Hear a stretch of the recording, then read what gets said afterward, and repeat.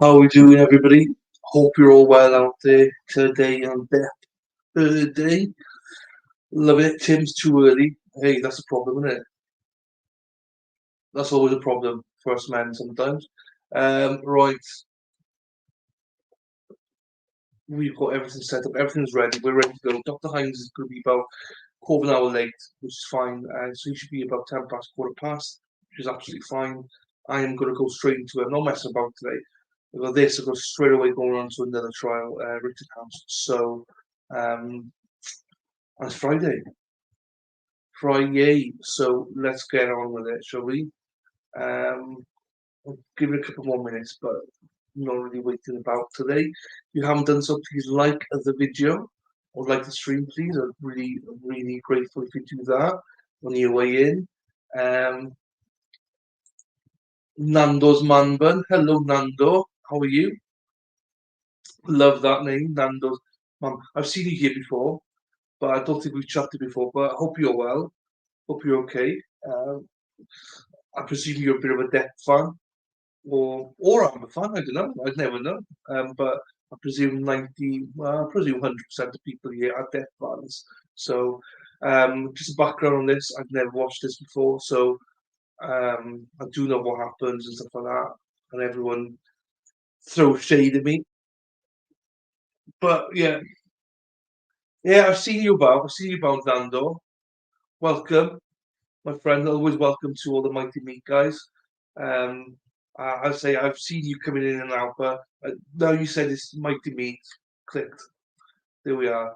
So I think that Mighty Meat's chat, 90% of them I think fit right in here, and vice versa as well. So you're always welcome. Well, even if people don't stay for my streams, I always like when people come in and say hello and stuff like that. So um, where are you from, Nando? Are you from the US or are you from the UK? Because I'm always intrigued to see where people are from. Tim's from Denmark. Tim's a bit early. I heard you had problems. You were a bit too early. That girlfriend of yours will not be happy. Tim, he would say, right on, Nando. So Mighty Meat doesn't even normally join me for this stream, but he's always in the chat for the Rittenhouse streams. He's been helping me understand the Rittenhouse trial, so been very good at that for me anyway, just to get a better understanding about guns and the US laws and stuff like that. So, right, we will give it one more minute. Nand Horsepanburn, Timmy. So give it one more minute and then we'll get going because there's quite a bit. There's like 6 hours testimony today on this one, and I've got to fit it into about 5 hours. So you know, okay, yeah. You said that joke earlier on yesterday, Tim. I'm not putting that on screen. Right, let's get going. Oh, what's that with that? Oh no, you're joking me. I got an echo. Hang on.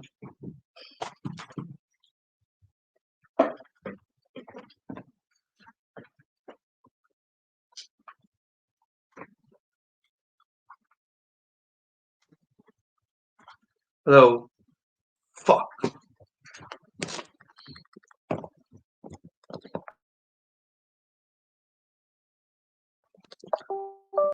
Hello. Hello. Hello. Oh, echo's gone. Thank God for that. Oh, thank God for that. It's a cross. Not cross yet, no. Nando.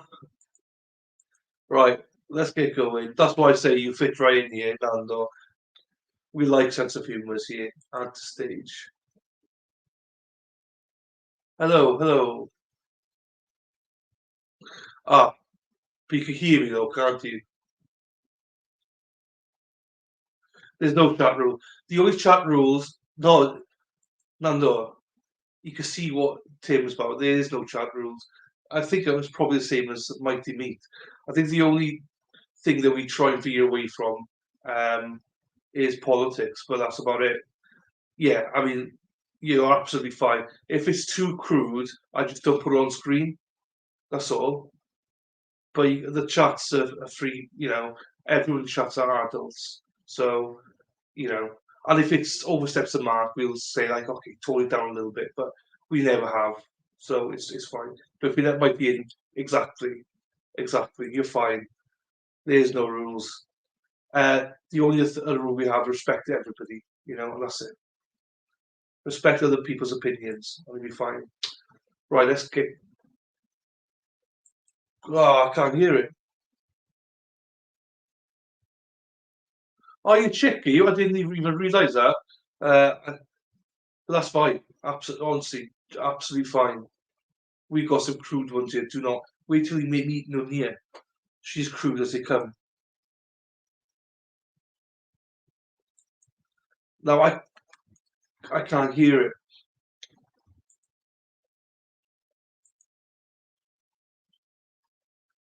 Tim, behave. Oh, I can't hear it. Jesus.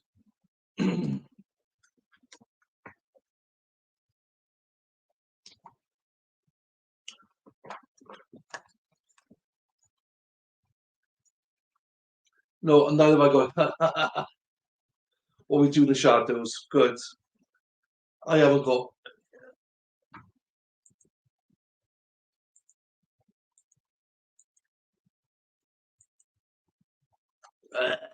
Why have I not got sounds?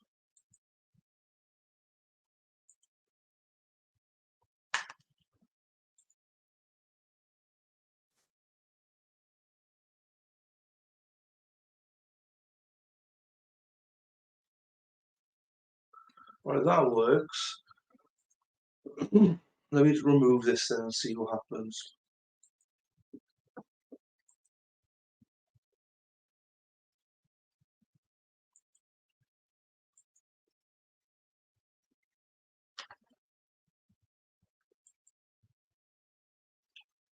What the fuck? Right. You know what's happening now. I'm have to tune this now.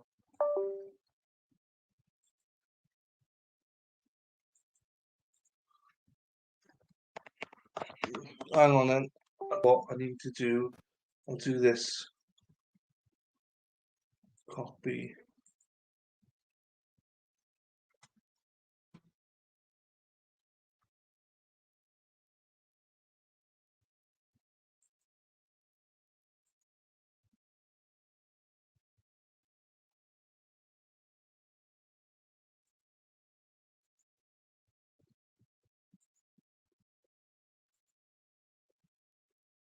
Lot of details, but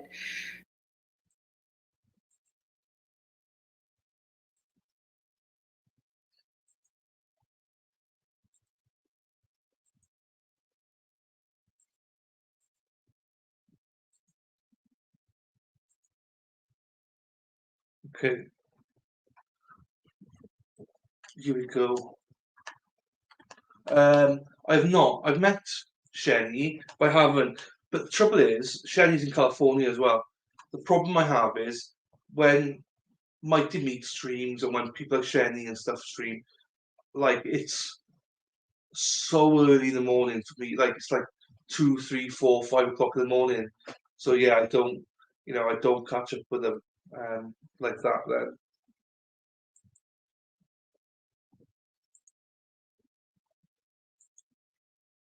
shut the front door.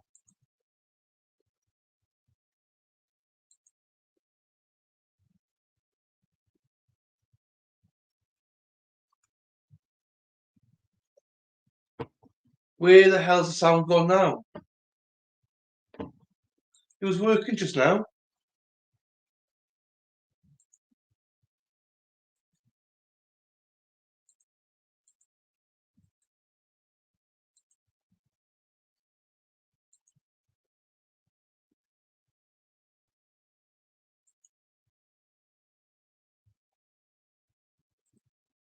This is professional stream, as you can see. a lot of details, but he was drinking at the restaurant, and the kids were kind of, noticing, but not really sure what to make of it. Objection calls for speculation and hearsay. She didn't say what they said. I'll sustain us to the last Okay. part of the answer. Okay, please continue, but don't say what they said. Okay, the kid said. Anyway, Johnny became upset with me for judging him. He was, it was like I couldn't win if I didn't do anything. If I didn't say anything to him about the drinking, if I didn't acknowledge it, it got worse. If I did acknowledge it, it was my fault and I was nagging. And I get it. I wouldn't like to be told what to do either. So, but it made him really angry. And the kids were on this press tour, and I was just concerned about them. I was concerned about them hearing us. Johnny screamed at me in the hotel room, and all I could think were the kids were in an adjoining room. What if they could hear us? I had just met them, and I didn't want them to think poorly of me and hate me, not knowing what was going on, in our behind closed doors. I remember it was name calling, and he eventually passed out. Do you recall what names he called you? Do you recall what he said? I heard at this time, nagging bitch all the time, called me a cunt. He even said that he made a mistake with me, and then he didn't want that when we touched back down, he'd get rid of me and I'd go back to, he said some disgusting things to me. I don't know if I need to repeat it. Okay, let's go. Michelle, can you bring up Defendant's Exhibit 1090? You indicated, I think, that he passed out at the end of that. Did you take this picture? I did. Okay. Your Honor, I'd like to move the admission of Defendant's Exhibit 1090. No objection, Your Honor. Thank you. 1090 in evidence. You can publish. Thank you. And where was Mr. Depp when you took this picture?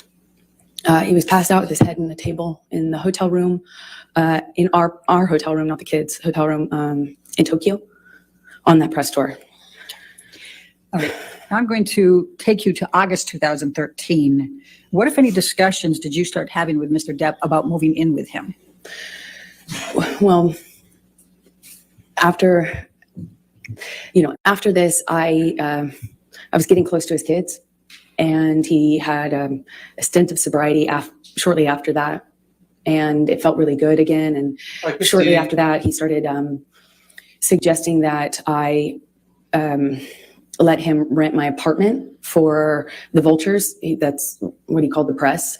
And he said now that we were like a known couple, now that it was out in the press, that my apartment wasn't like safe effectively for me. And I had a modest apartment in Los Angeles. And so he started saying I needed to have security on me, or we'd rent out the neighboring houses because of the vultures. And it was a conversation. And then that conversation evolved into that I should move in with him. Always wanted me to go with his security guards, wanted me to have his credit card. Obviously I wouldn't accept that, but the conversation about moving in became, hard to resist because I was increasingly becoming a part of his life and also loving his. Hi, Rosebud. How are you doing? Nice to see you again, Rosebud. It was lovely to see you yesterday as well. Loving his family and feeling like, more stability would mean more stability with him and his struggles with drug and alcohol use. And I thought I would minimize some of the jealousy and insecurity that he had. It was hard for me to justify working. Every audition, every meeting, every script I got was a negotiation or a fight. I had to justify it like as if I was saying, hey, let's have an open relationship. It was, and I thought that would be minimized if I could make him feel more secure. But, if we live together, certainly there would be more security, right? And that was my reasoning. So you talked about still reading scripts and things. What, if anything, did you do differently in terms of pursuing your acting career? Well, I've always been really independent, and I've never imagined not working. I've worked from the earliest time I can imagine. I come from, parents who worked until they literally couldn't anymore. I never imagined myself having to explain my job or justify my job, but I did, and I am independent, and I see myself as independent and strong-willed, and I had to bargain. Every time I'd get a script, it would be, I thought you weren't taking another job. I'd always say, are you kidding me? That's crazy. I have to work. I support my family. You know, when I moved out to LA, I'd get a check for, you know, a gig, $600 or something. I'd save half for me, send half to my family. You know, I kept having to justify taking work by saying, I'm supporting my parents, you know, I'm supporting my sister, I'm supporting my family, I have to work. And he would say, you don't have to work, kid, let me take care of you. My woman doesn't have to work. And that sounds really sweet and really romantic in some way, but it became a real fight. You know, every time I got a script, it was what kind of, you know, how I was dressing, what kind of behavior I'd have, how did I have a sex scene? And then I started saying, no, I won't take the sex scenes, or, you know, I'll take the part where I don't play, you know, that kind of character. Or then I started minimizing the kinds of kissing scenes that I had. And eventually I had to change the wardrobe that I could have in the movie. I couldn't have a sex scene, but that all, you know, it didn't happen all at once, of course. It was little thing after little thing after little thing. And eventually I found myself pushing as many scripts off my desk as I could, picking the ones that had minimal makeup, dressed as conservative as possible, finding ways to minimize the scenes I had where I had a romantic involvement of any kind. It was a constant battle and negotiation. So let me take you back. Did you, as a result of your discussions with Mr. Depp about moving in, did there come a time that you did move in with him? Objection leading. Overruled. Thank you. Yes. Please. And let me ask you this. You have talked about penthouse. We've heard a little bit about penthouse appointments and suites. Could you just explain to the jury the different places that Mr. Depp had in Los Angeles and what they were called, just so we have some context here when we're going through all this?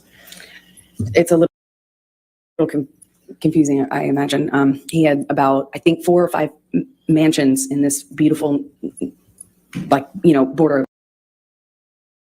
of Beverly Hills and West Hollywood. And they were all in a cul-de-sac, and we called it Sweetser because that was the name of this street. And there are 5 houses, I think 5 houses. It could be 4, all, you know, effectively he had the whole street. Then he had about 5 penthouses downtown on the same floor of the Eastern Columbia building, which you've heard about, the ECB. And Sweetser was, you know, Johnny's kingdom. One of those houses was like a whole house was his man cave. It was a studio, and it was where he made music and hung out. And we spent some time in there, but that was effectively Johnny's, you know, place. And then there was the downtown places, and they were effectively empty, save for some furniture and one of Johnny's friends, Isaac, who you met. And he lived there at some point before Johnny and I eventually decided to move in together. Let me just stop you there. I just want to make sure we're clear. Are we talking about the penthouses, or are we talking about Sweetser?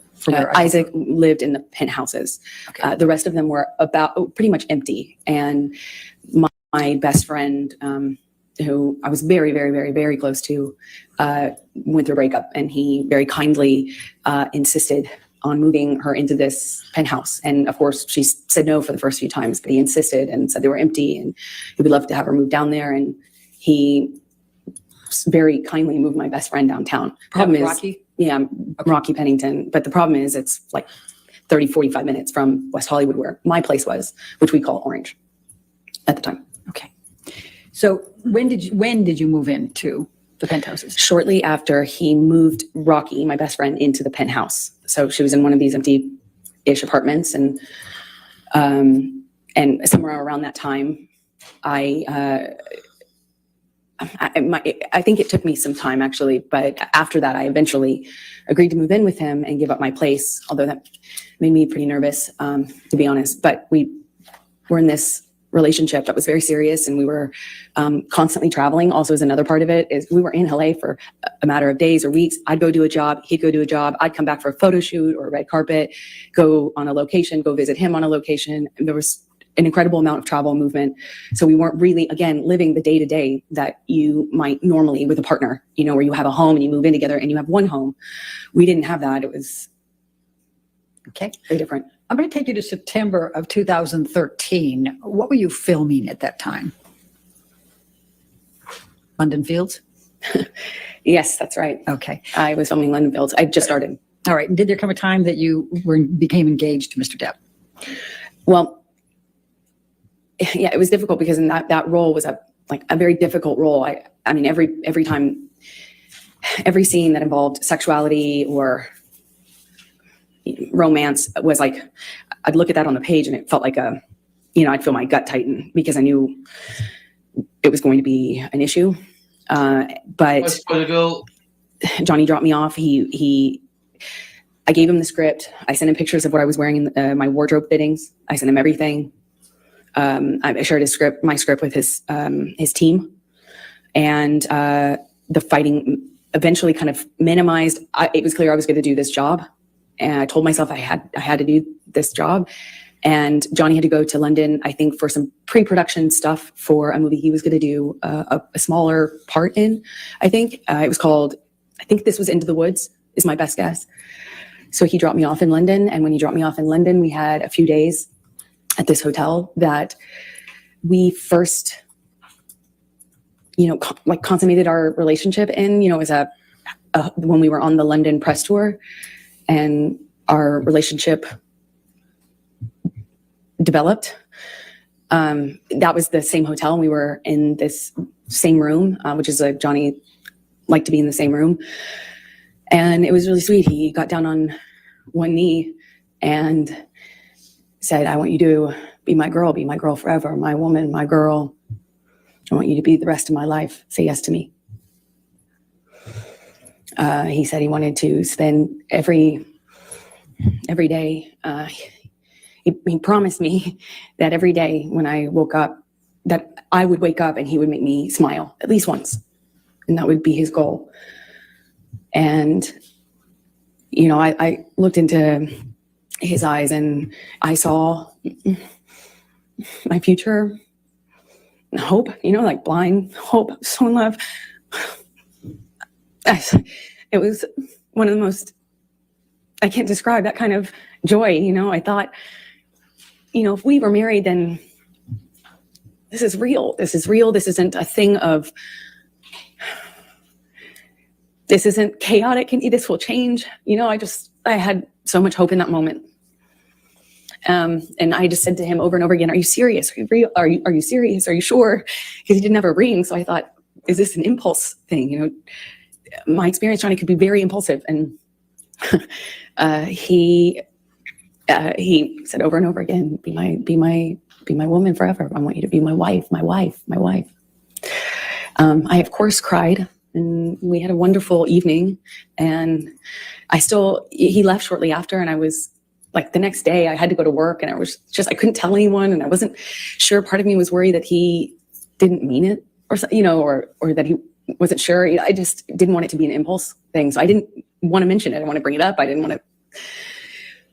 And I kind of I walked around for a few days like I had butterflies under my skin. And then he brought my dad out to London with my best friends. And my dad told me, Johnny has asked me permission for your hand in marriage. And I felt like the luckiest woman in the world. So while you were filming London Fields and Johnny had gone back to LA, what, if any, issues did you have with him on fraternizing with the cast? I'm going to ask, Michelle, can you pull up Defendant's Exhibit 188, please? Your Honor, I'm going to object on hearsay. Your Honor, I'm going to, let's pull up 188A. I've redacted everything but what Mr. Depp says All right. on 188A. 188A. And submission against interest.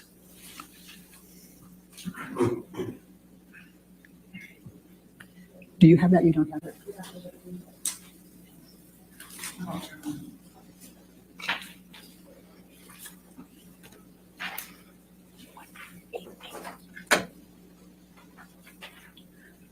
Give that a minute. While they're working on that, can you tell us what transpired between you and Mr. Depp when you wanted to do something with a cast member? So, as I said, he came to London for his own work, and also he dropped me off in London, where I had to be for a few months to film this movie. And he asked me to marry him. He brought my best friends and my dad out. They left. And shortly after they left, my co-star, one of my co-stars, invited me to go to a concert with him and some of the cast to kind of break the ice. And I'd be working with them for the next few months. And I already knew I couldn't be photographed even if it was platonic, I couldn't be photographed with men or women that other people could possibly spin as romantic. I had learned that but in January, the hard way. So I asked him permission if I could go to this concert with the cast. And I said, Johnny, that like, he's my co-star. Objection, Your Honor, hearsay. Don't tell us what the co-star said. Just tell us what your communication was with Mr. Depp. Objection, hearsay. Her communications are hearsay. I'll sustain the objection. I'm not sure I understand. If you want to approach this. Yes.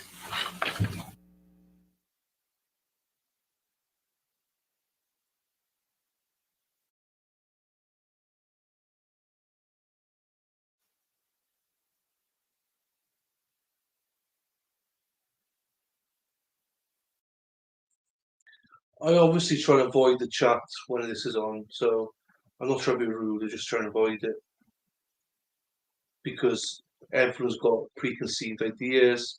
I'm trying to be impartial.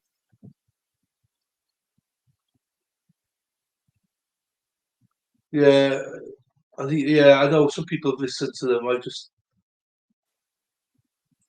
Jesus Christ.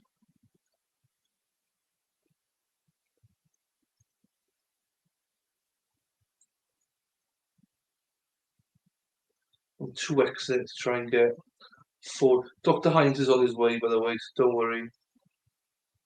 Everybody. Yeah. Okay. Oh, here we go.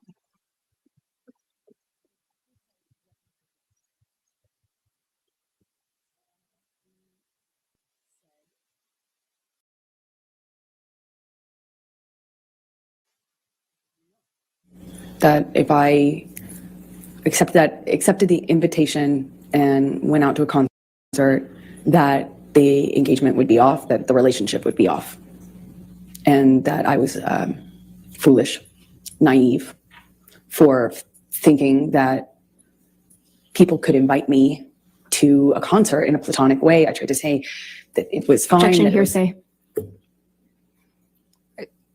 Isn't she testifying about what Mr. Depp said? I don't understand. All right, I'll overrule that objection. Please continue. he said I was foolish and naive, that no one could invite me to, how could I be so dumb to think that somebody could just invite me to a concert? Why would they want to hang out with me? Obviously, it was because they wanted more from me, and that I probably wanted more too. I was basically asking for it. You're going to go backstage. What are you going to say to the band? And then I know how this plays out. And who's the other girl going to be there? And how could you be so stupid? How could you be so foolish? You're more naive. You should be smarter than this. And I apologized. That whole evening, I think for a few hours, I spent on the phone with him, texting, calling, or talking, hanging up. He'd hang up on me, be upset, and then send me cryptic messages about my foolishness. And, I'm already doing a movie where I play this, character where I was empowered. Like, I read the script and I thought this character was empowered sexually. And by the time I got Johnny's feedback on it, I had been convinced that actually I was just being used, I was just being used. It was clear that that was all I had to offer, and I was too foolish to see it. And I'm just going to stop you right there because I'd like you to take a look at Defendant's Exhibit 188A. Mhm. Is that in front of you? Do you recognize this portion of the text chain between you and Mr. Depp? Yes, I do. Okay, and this is on September 9, 2013? Yes, it is. Okay, and are these statements Mr. Depp made to you during that evening that you just described to the jury?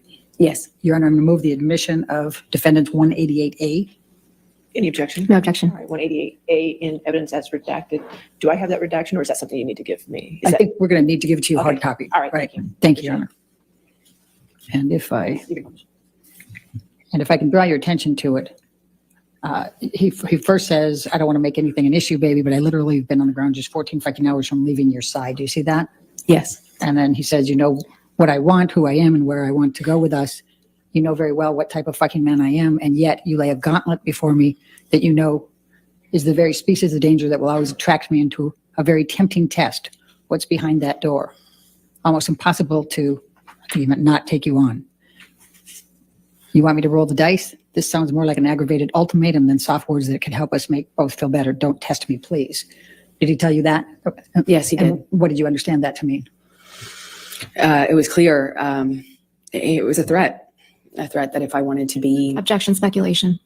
I think she can say what she understood it to mean. Sustain the objection. Okay. All right.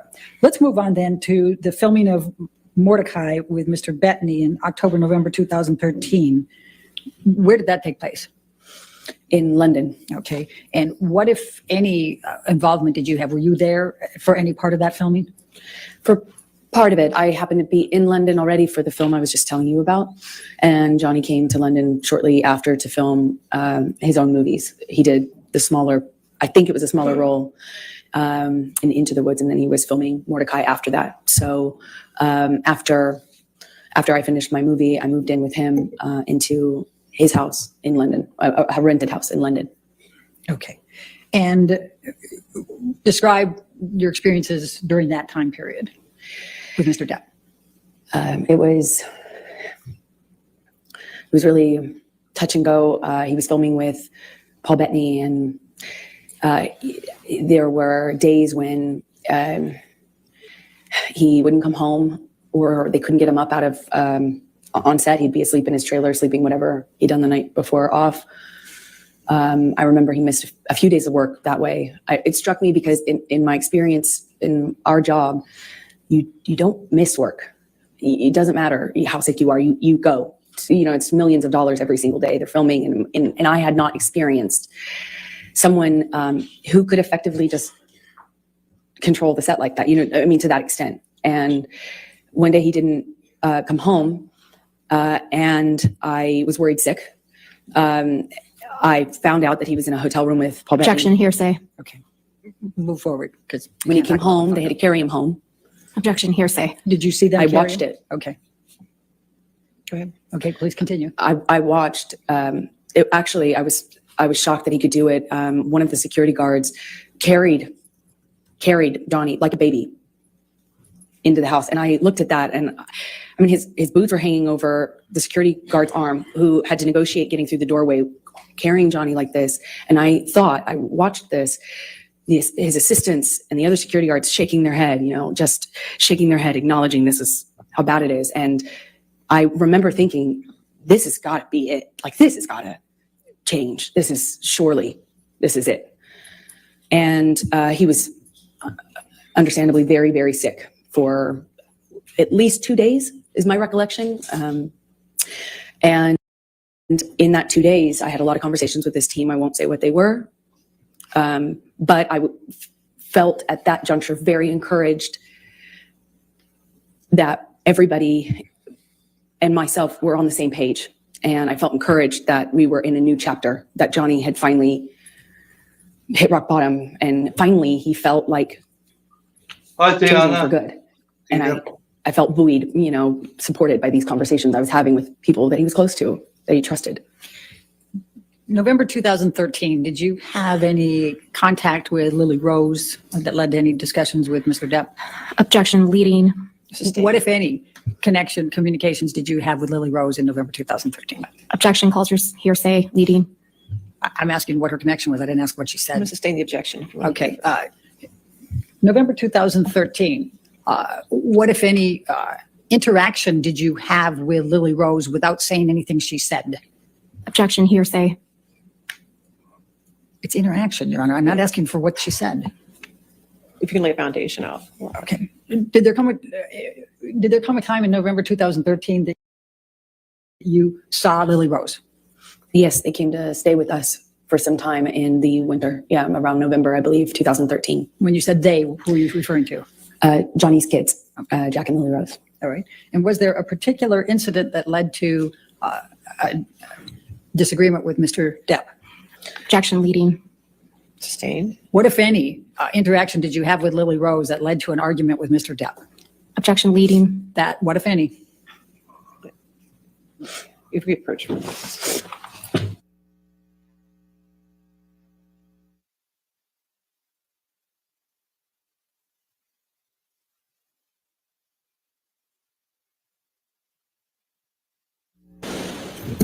Did you have an argument with Mr. Depp relating to Lily Rose in November 2013?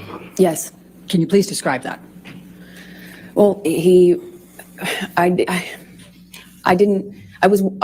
was, these kids were, I found them to be these beautiful, wildly intelligent little weirdos in the best way. They were, I was falling in love with them. And, they were in my life at that time, a short amount of time, but I loved it. And I started to feel very protective. And, Johnny's sobriety meant that he was there and then he wasn't. And the nature of our lives with the travel and work meant he was there and then he wasn't. And Lily Rose at some point had a crush on a. Objection, hearsay, and lack of foundation. I'll overrule for them. Thank you. Please continue. This argument happened because Johnny was, I didn't agree that this gentleman, it was a famous musician over the age of 18, spent the night at the house, and I felt protective over Lily Rose and concerned. And naturally, they were not my children. It's not my place, and I understand that. I know it's a sensitive subject, so I understand why Johnny got so upset with me. But that and the introduction of the weed with his daughter, she was so young, I just felt protective. Again, it's not my place. I understand that. And I made him really angry by weighing in on that. Okay. Did there come a time that there was a family engagement gathering? Well, we celebrated Thanksgiving out in London. The kids were there. There was a stint of sobriety following how sick he got on set with Paul Bettany after one of his drug binges, and he kind of just came alive again. He even played a prank on me about having relapsed when he hadn't relapsed. I started to kind of feel that with the kids being around. I did think that maybe this was it. We were on a good path, meaning to sobriety, that this was it. And our life was peaceful for a minute. It went back to being wonderful. There were these moments that just felt so wonderful. Objection, Your Honor, non-responsive. All right. I'll just sustain the objection. Okay. Take us to the engagement. There was an engagement party, correct? Then, yes, come Christmas of 2013, Johnny had rented this beautiful mansion in Malibu on the beach. It was gorgeous. And he brought my family out, and his family was out, obviously, in LA. And we stayed in this rented mansion, and we're all together for the holidays. And one evening, we were going to his mother's house. His mother, who you've heard about, was older and sick, but at home being cared for. And one evening we're going to have dinner, Christmas dinner there with her around the time of her birthday as well. And my best friend said, "You should." Objection, hearsay. Sorry. Wasn't that to prove the truth of the matter, but go ahead. Go past that. What did you do? We went to Betty Sue's house, his mother's house, and Johnny proposed in front of our families in this big, surprise. He surprised me, got down on one knee, and I cried and hugged my mother and hugged his mother, and he gave me this enormous diamond ring, and it was a nice time. Okay. I'm going to take you into January, February 2014. You employed a woman named Kate James. Is that correct? Objection, leading. What, if any, relationship did you have with Kate James? She was my assistant at the time. I hired her sometime in 2012 and had as minimal contact with her as I possibly could. So, and why is that? She was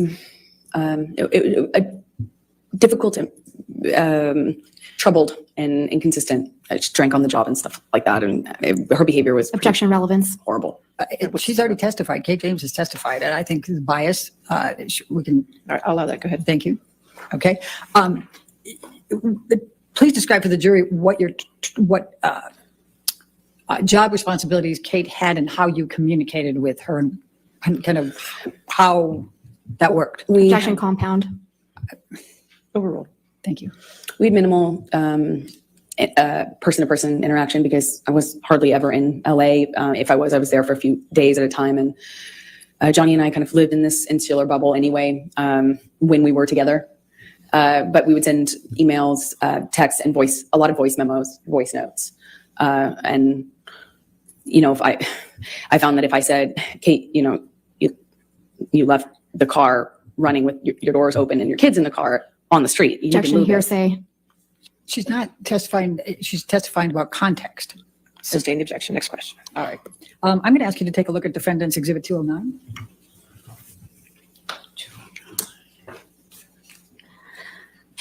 Your Honor, I'm going to object on hearsay grounds.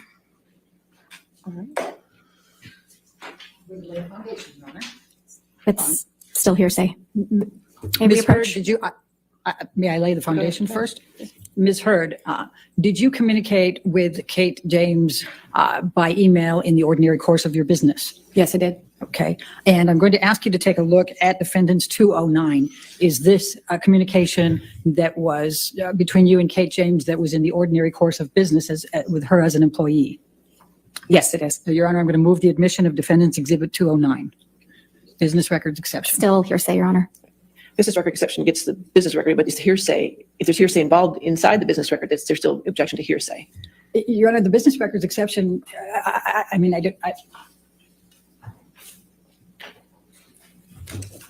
don't agree. I think that's the point that hearsay can. Approach.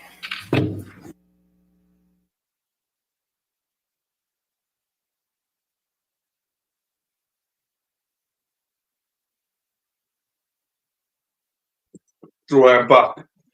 I was making coffee and just having a little bit of tea there. So, is a cross today then, Spider Girl? Do we have reached a cross today, or are we still on this direct? Hello, Dandy. By the way, snuck in there. How are you, Dandy?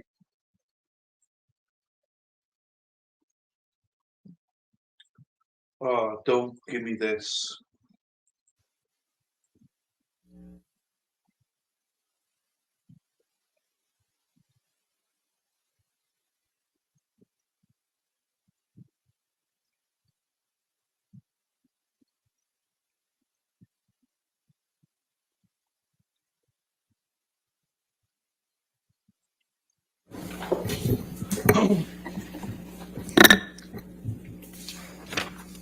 What, if any, communications did you have with Kate James about your issues with Mr. Depp? Objection hearsay. Your Honor, Ms. James has testified. I'll sustain the objection. All right, well, we can take that down, Michelle. In the February, I'm going to jump to February, March 2016. What, if any, communications did you have with Mr. Depp about a prenup? Well, after the engagement, but before the engagement party, I started to feel like it would make, I know that he earned significantly more than me, he's a successful actor. I wanted to eliminate any doubt in his mind and in other people's minds. So I brought it up to him and brought it up to my therapist. Objection hearsay. She's just saying that she brought it up to her therapist. She's not saying what she said. But please focus on Mr. Depp, okay? Of course. Johnny said he would tear it up. He said, if you ever brought one up to me, or if I ever saw one, got my hands on it, I'd tear it up. Only way out of this is death. Only way out of this is death. And I thought it would be like, I didn't care either way, but I did feel that it would eliminate suspicion or doubt, and it would make things easier. And I told him over and over again, are you sure? Are you sure? Maybe we should do this. And one time he said to me, he's like, kid, are you already thinking of how you're getting out of this? Are you already planning to get out of this, kid? You already planning on leaving? It was around the same time as the moving in together conversation. He accused me of having one foot out. and they kind of were happening around the same time. I still had my apartment and we're engaged now.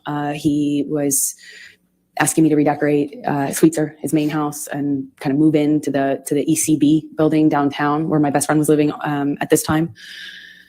While the decorations and the remodeling had been done on Sweetser. And so these conversations were kind of happening about how to build our future together and how we were going to move forward together. And I would have forgotten about the extent that we had those conversations early on in the engagement if it hadn't been for my therapist's notes. I'm sorry, if it hadn't been for your what? If it hadn't been for my therapist's notes, which were Okay. taken at the time when I was talking to her about this and my conversations with Objection, hearsay. Okay. I'll We'll sustain the move objection. on. Okay. Let's take it to March 2014. Did there come a time there was an engagement party?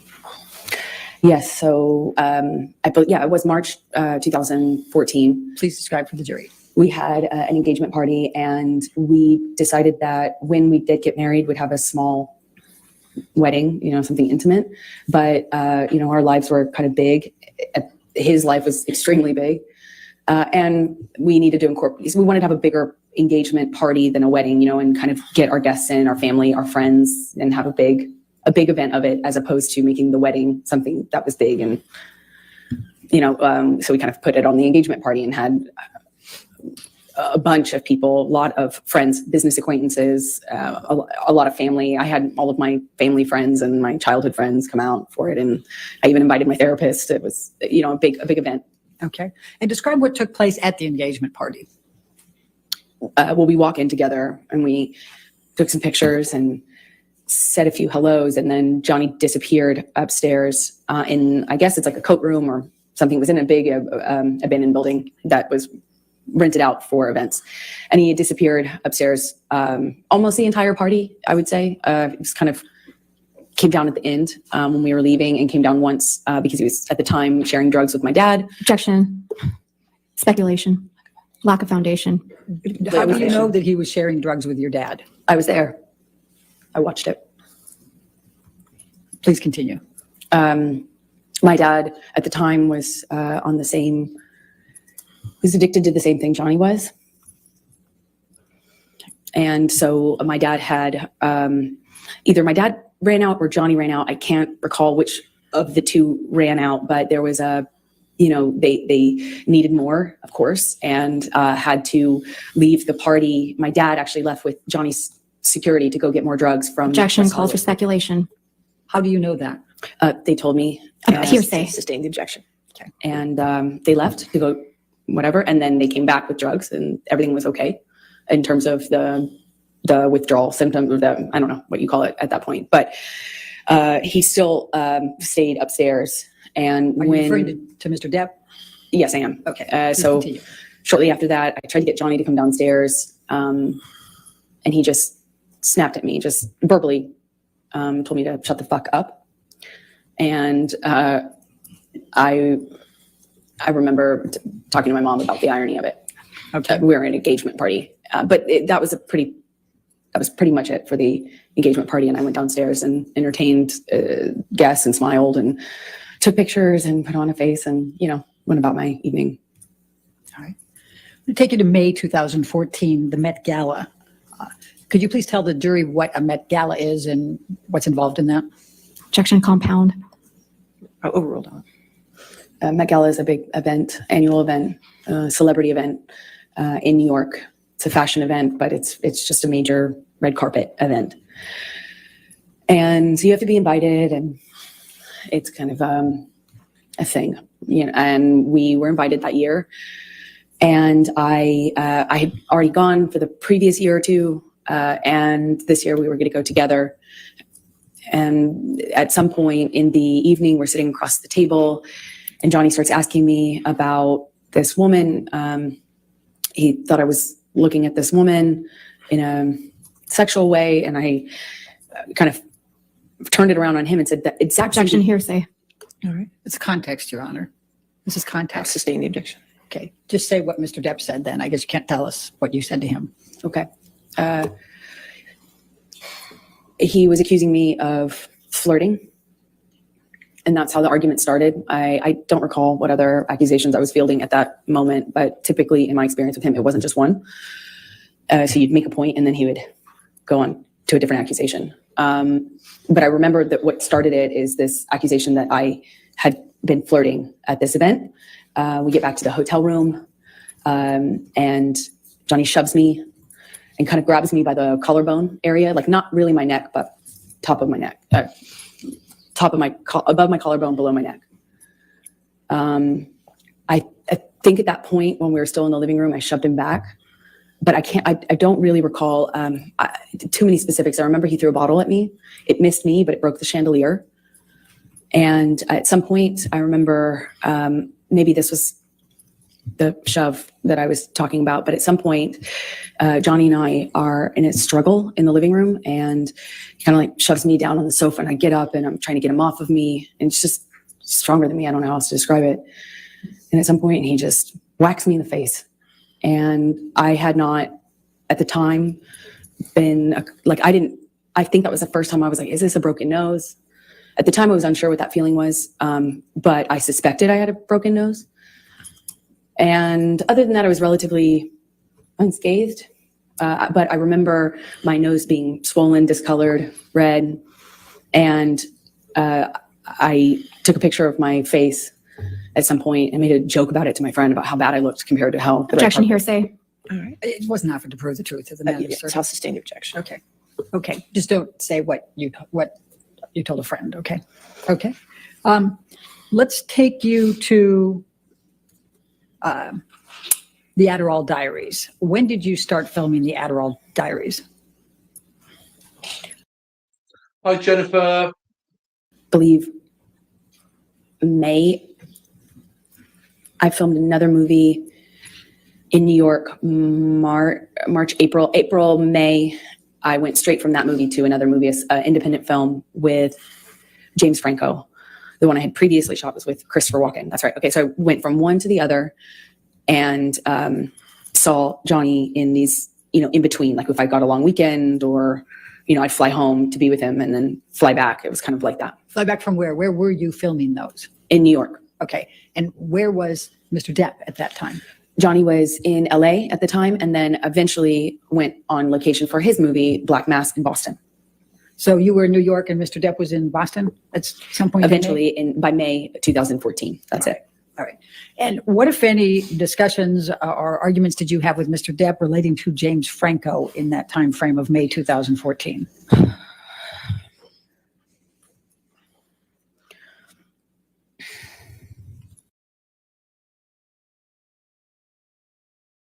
It's a nightmare.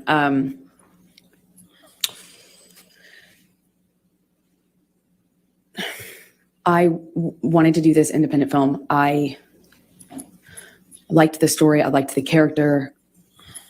I told him I'm not going to wear makeup in the thing. Objection, hearsay. Apparently, Ms. Barrow, if you could approach, please.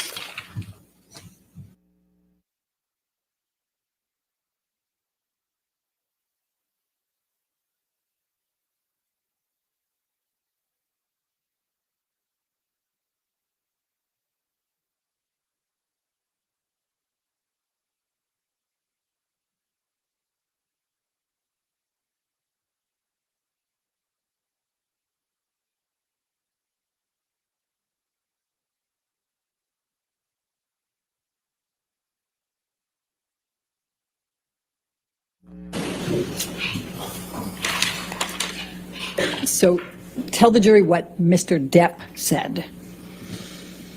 He was mad at me for taking the job with James Franco. He hated James Franco and was already accusing me of kind of secretly having a thing with him in my past since we had done Pineapple Express together. So I'm going to take you to the Boston plane incident. We've heard about that earlier, May 24. Can you please describe for the jury what took place on May 24 relating to the plane incident? Well, I had spoken to Johnny, he's in Boston, I'm in New York, and I spoke to him. He had already been upset with me and accused me in like many arguments about not telling him about scenes that I had, if I had a kissing scene, any sort of romantic scene, and I wasn't explicit about what I was going to do, then I was accused of having withheld information and hiding it from him. So I didn't want the fight, of course. I didn't want the argument, but I had to kind of eggshell tiptoe around how to tell him when I had any sort of scene like that. And I did tell him in this occasion. Objection, hearsay. We need to stay with what Mr. Depp said, okay? Okay. So he was upset with me, but he didn't sound coherent so much on the phone. He was yelling at me about how could you tell me this? How could you tell me this when I'm filming, when I have this scene that I'm doing? How could you tell me this when I'm working? Obviously, couldn't tell me any other time because we were both filming, and I told him as soon as it was relevant. But he kept saying, how could you tell me this? How could you just tell me this?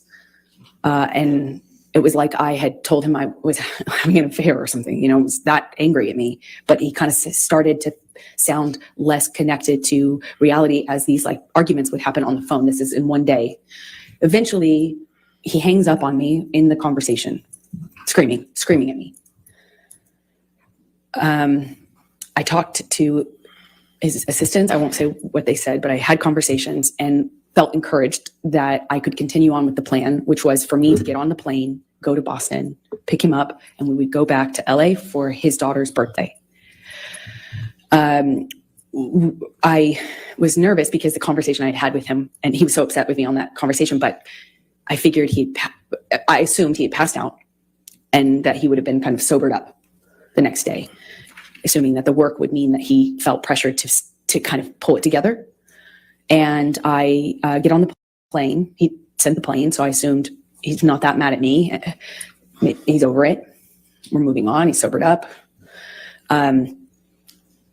There had been a lot of talk about a sober plan, like a full detox, a full recovery, a doctor, a whole plan.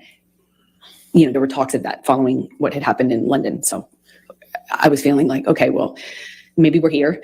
And I get on the plane, it touches down and the SUV pulls up and it sits on the tarmac for a very long time. He knows I'm on the plane waiting for him. So I kind of started to anticipate that things weren't as I hoped, meaning that he was sober and had slept it off. And I'm sitting on the plane for a very long time waiting for him, and he finally opens the door and I see him get out of the SUV, and I can guess by how he's moving, how he's walking. I didn't realize at the time I had already become really sensitive to these little changes because my life changed depending on what he was on.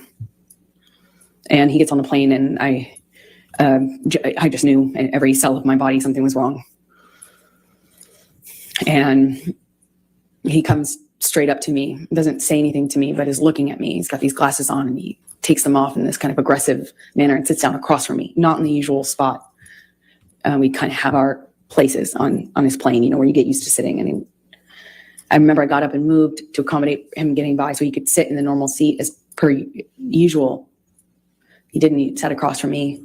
At some point, and I don't really remember the exact sequence of it, we take off, and at some point he's asking me what's wrong with me. What do I have? Do I have something to tell him? You want to talk to me about your day yesterday? And then it gets, I already know that he's drunk. I already know he's using, he reeks of weed and alcohol. I mean, his breath smelled so bad, and I could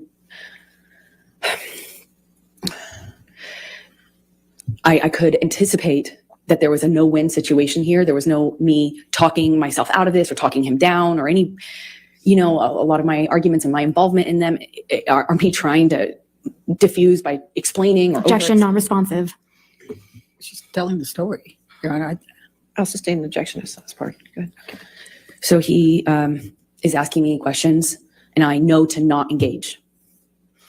I was polite. I made sure to answer minimal amount of, the minimal amount that I could. I moved slowly. I was trying to be polite, but not engage because there was no win. And he kept going, he kept asking me. Eventually he went from, do you have something to tell me, to, you want to tell me how much you liked it? Tell me, did he slip a tongue? It got worse and worse, just more. It went from asking me about how my kissing scene went or how the sex scene went to asking me what James Franco had done in the scene, to being really explicit about my body, he was talking about he was saying really disgusting things about my body, about how I liked it, how I responded. And then he started just straight up taunting me. I know you liked it. He called me a go-getter. He called me a slut. And also this is happening with security and his assistants on the plane. And I remember I felt, Jonathan. I struggle to be able to tell you how embarrassed I was, because he was speaking to me in front of people in this way, asking me if I liked it and if I was wet, and why I wasn't looking at him. And that was proof I wasn't looking at him. That was proof that I was asking for. Did I ask James to do this and this to me? And how about if he does those things to me? Insert sexually explicit descriptions of what he accused me of wanting or deserving. And I, at some point in this, get up and move to the front of the plane. And I remember getting up so slowly. I didn't want to aggravate him. I didn't want to give him any excuse to pounce on. I didn't want to upset him. I didn't want him to flip a switch and get worse. I just remember very slow movements. And I slowly get up and move to the front of the plane. And he starts throwing things at me. Ice cubes, utensils. He's calling me a go-getter, and then an embarrassment, talking about what an embarrassment I am. I don't know how many times I moved seats. I wish I did. I remember moving more than once, and Johnny came to me each time, not the other way around. He sits down in front of me at one point, and because I'm not answering him, I was looking out of the window, and he slaps my face. And his friend is in our proximity. And it didn't hurt my face. It just felt embarrassed. You do that to me in front of people. It was the first time that anything like that had happened in front of somebody. I got up to move again, and he's just taunting me, having a laugh, screaming, and then just straight up mean, calling me names. And it was oscillating between those things. And I get up slowly again, and I just resolved to just sit the rest of the time up at the front of the plane. And as I get up, he kind of kicks the swivel chair into my hip, kind of just hits me. And I look at him, and he asks me, what are you going to do about it? I just stared at him. I just stared at him and wanted him to see me. I wanted to get through to him. Didn't feel there was it felt like there was a blackness in his eyes. I wanted to look at him. I wanted him to see me. It didn't even feel like him. And as I'm walking away, slowly trying not to be, I was being very deliberate about my movements. Wasn't saying anything. I wasn't engaging. I am walking away from him slowly, and he tells me to hurry the fuck up. Hurry up. And I just look at him one more time, wanting to penetrate the monster to see the man that I love underneath that. The man I loved. And he tells me to hurry up again. And I pull my gaze away from him. I walk away from him. My back is turned to him, and I feel this boot in my back. He just kicked me in the back. I fell to the floor. I caught myself on the floor, and I just felt like I was looking at the floor of the plane felt like a long time. And I thought to myself, I don't know what to do. I can't believe he just kicked me. No one said anything. No one did anything. It was like you could hear a pin drop on that plane. You could feel the tension, but no one did anything. And I just remember feeling so embarrassed. Felt so embarrassed that he could kick me to the ground in front of people. And I mean, more embarrassing, I didn't know what to do about it. I got up and I walked to the front of the plane. I sat down and I just looked out of the window. And Jerry Judge Security and my friend both kind of under their breath asked me, are you okay? Objection, hearsay. I spent the rest of the time looking out of the window. The objection. And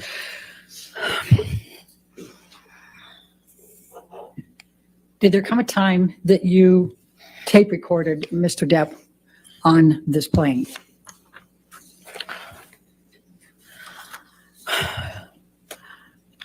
I want to sit here and say that I was telling myself I needed to leave him. But as he got worse, he demanded the oxygen tank from the flight attendant, excuse me. And he continued to drink and then eventually started howling like an animal and passed out in the bathroom with the door locked. And was howling. And I at some point pushed record on my phone because there was that 5% part of me. Objection, non-responsive. I don't think it's non-responsive. She's explaining what led up to her tape recording him and why. I mean, I can ask her, Okay. well, that's all. Why did you tape record him? Because I knew that Johnny wouldn't remember what he had done. I knew he would not remember. And if Calls for speculation.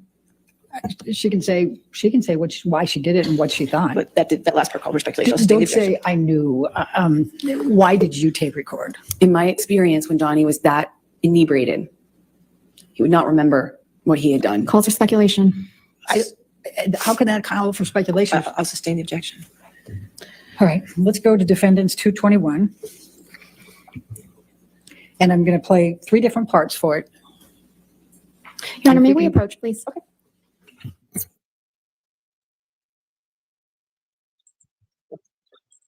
I missed them all during, so between this trial and the Rittenhouse trial, these two form a huge portion of the YouTube channels that are pretty big nowadays. I'm way behind, Jonathan. I'm years behind everybody else.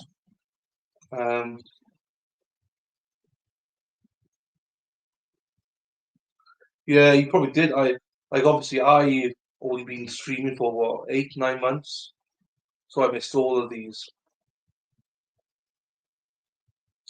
I started streaming end of March. With 9 months. I've been streaming for about 9 months now. Whoa. That's like, I'm waiting for a baby to come now.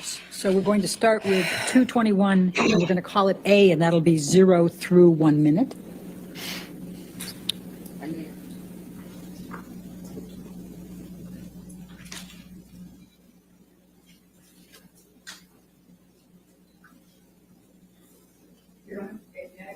Okay, sure.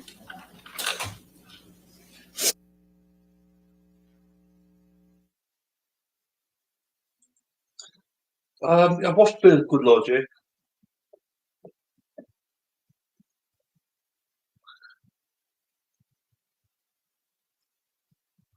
But some of them took breaks and stuff, I think, after this as well. I don't see some of those names now. The first one with 0 to 1 minute. And can you turn up the volume just, I mean, there's part of it that the noise of the airplane is a little bit loud, but to be able to pick up the noise.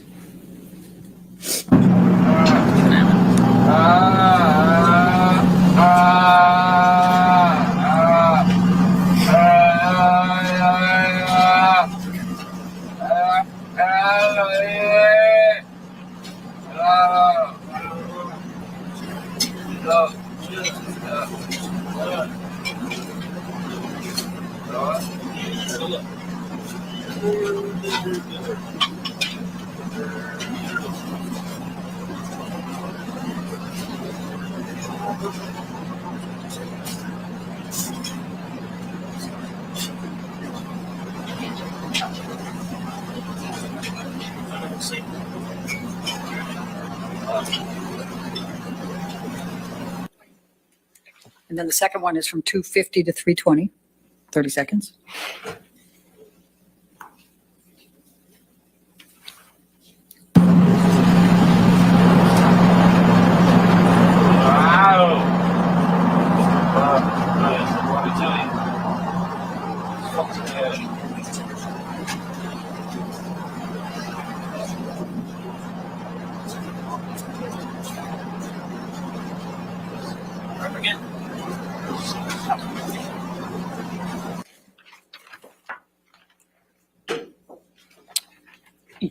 221 is in evidence. All of 221 is already in evidence. So may I play the third one then, and then we Yes. can take the break? Yes. Thank you. can play- That would be at You can play 9. all of it if you'd like.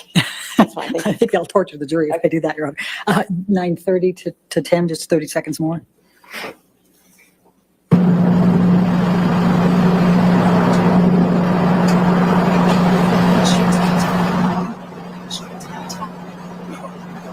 I'll take this fucking idiot. You should get sick.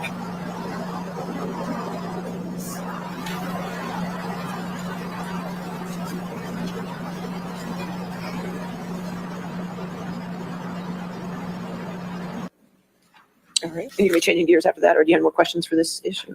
No, I think this would be fine Okay. for a break. All right. Ladies and gentlemen, let's go ahead and take our morning break then.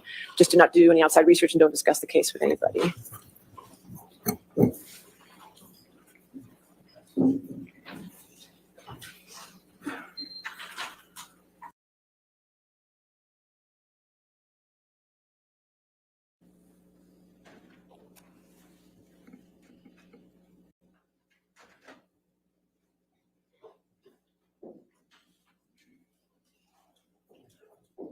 All right. Thank you. All right. You can see your next question. Thank you, Your Honor. Amber, following the plane ride, what did you do once you arrived, once you landed in LA? I called for a cab. A car to pick me up, met me at the private airport, and I left. I got straight off the plane as soon as we touched down. Johnny had been saying what he would do to me once we got on the ground, and I didn't know how long this cycle would last, so I wanted to just get out of there. I went to a hotel and called my friends to join me, which was my coping strategy at the time. Okay. I'm going to ask you to take a look at defendants 204.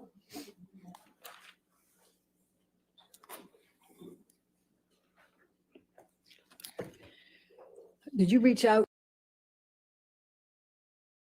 to, Objection, Your Honor, hearsay and leading. Your Honor, I would direct Your Honor's attention to the first one in blue and the third one in blue, and I would say present sense impression and the state of mind at that time. Right, your approach. Yes.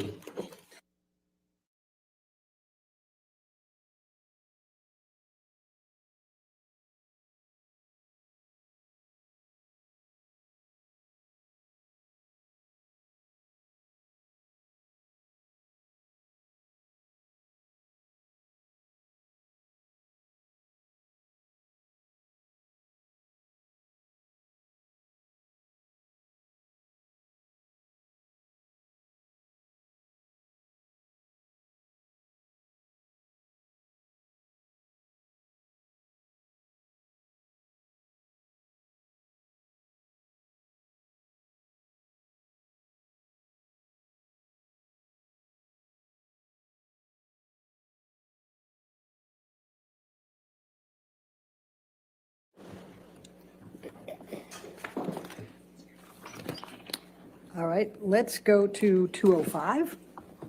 Defendants 205.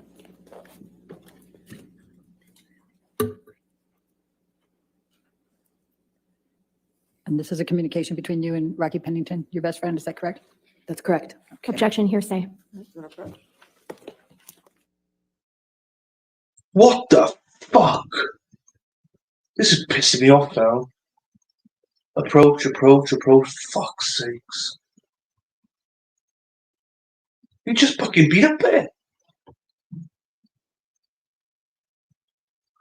I'm 2xing it if people think what I'm doing. I'm 2xing it.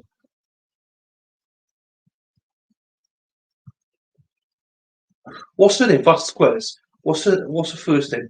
She's got a hell of an arse on her. And I don't mean that in a sexist way. I'm complimentary. She looks good.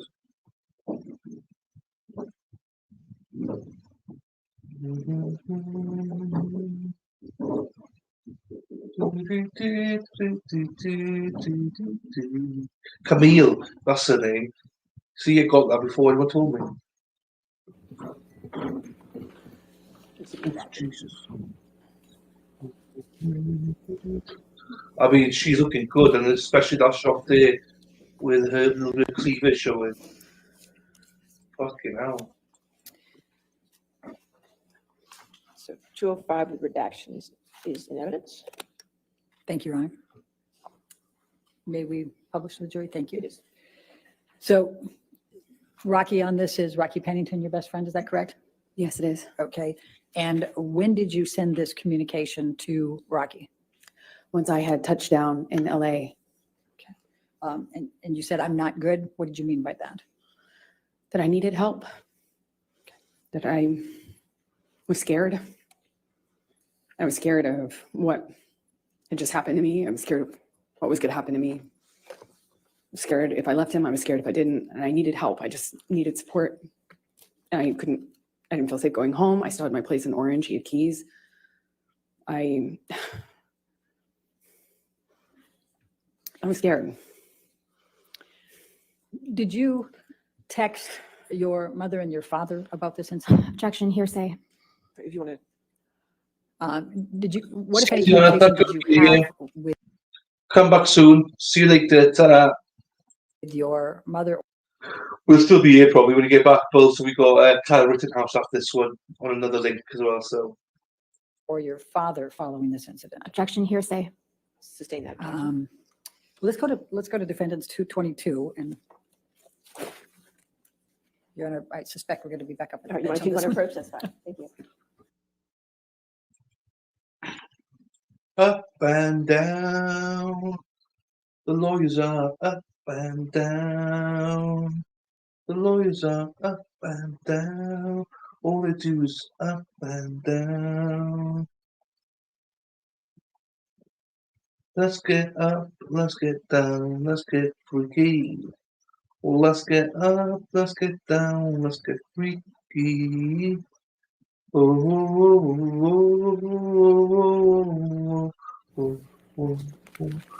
Camille dancing. Camille looks lovely. What, if any, lovely. communications did you have with Kate James following the Boston plane incident? Objection, hearsay. Your Honor, if we go to 224, Okay.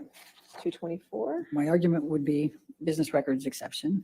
right, you want to come forward? We can do it. Shut the front door. What is going on?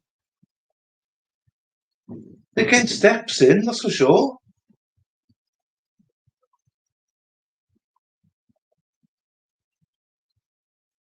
This is ridiculous. This is ridiculous. This whole thing is ridiculous. Ridiculous, ridiculous. This whole thing is ridiculous. Oh, oh, oh, oh, oh. Lovey, get on with it.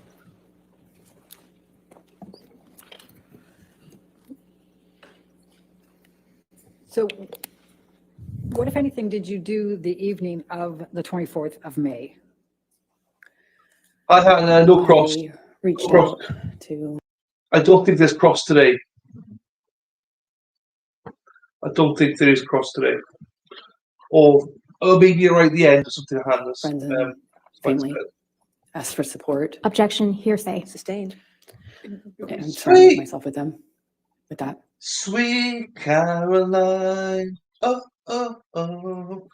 What, if anything, did you do for Lily Rose's birthday? That's why we had gone back to LA. Johnny was sick after having passed out on the plane. So I took her to dinner. We went to Benihana's. It was, again, put on my smile, took her out, tried to make her feel loved, and celebrated for her birthday. And then I booked a flight out to New York to go back to New York, obviously without Johnny. I'm going to ask you to now turn to 225. And Your Honor, I'm going to be referring to the last two blue spots. Hello, Sharon. Hello, Sharon. So Sharon is a mod with Recovery Addict, and she does pop in her and Samantha pop in now and again. So always lovely to see you, Sharon. Happy New Year to you as well, my darling. Hope you have a great time up there in England, over there in England. Thank you. We will have a fantastic stream. Thank you. And I hope you have a nice little break from Recovery Addict. So Happy New Year to you, my darling, and I'll see you soon again. Thank you, Sharon. It's on that page with the state of mind, mental condition. It doesn't, it's still hearsay, Your Honor. May we approach?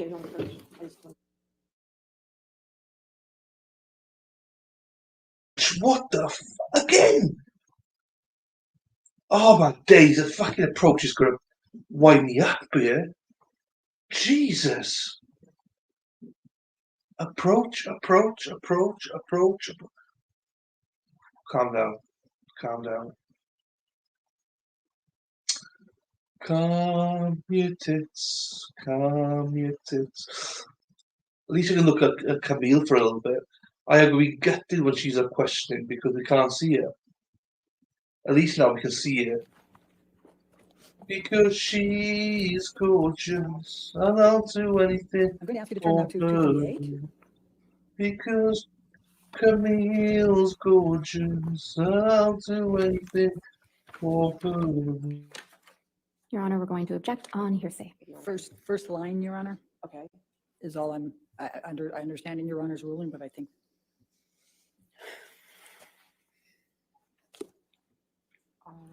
We will be drinking on door. Shut the front door. Are they going up again?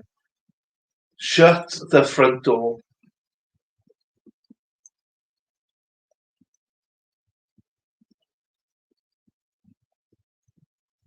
If I was watching this live, I'll tell you what, I would have slammed my laptop by now. At least I can fast forward it to exit. My days. Dr. Smeagol, who's that?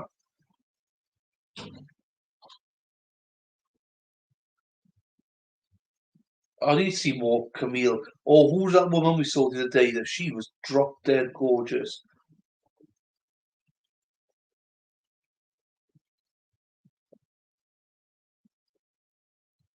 I mean, this is just, it's ridiculous. We are nearly 2 hours in now. I need to get this going. Because I would go, yeah, I suppose lunch break as well now. Okay. so. Tell us please tell the Probably jury what you did gorgeous. over that night, the next day, and at the hotel.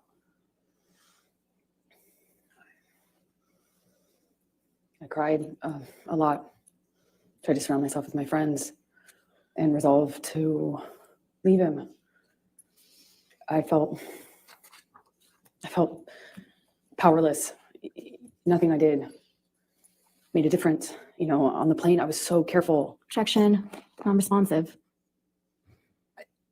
Please just tell us what you did, and you can tell how you feel, but don't go backwards, okay?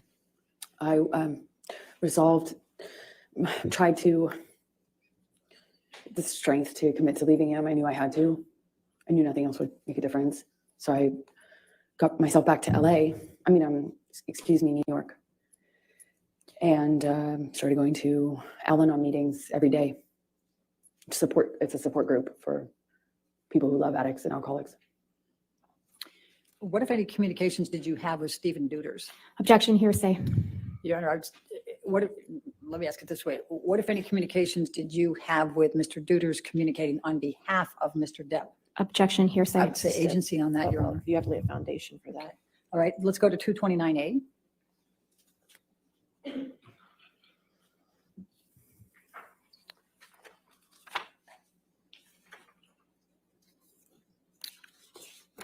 And could you, without saying what the content is, can you tell us who this text message is with?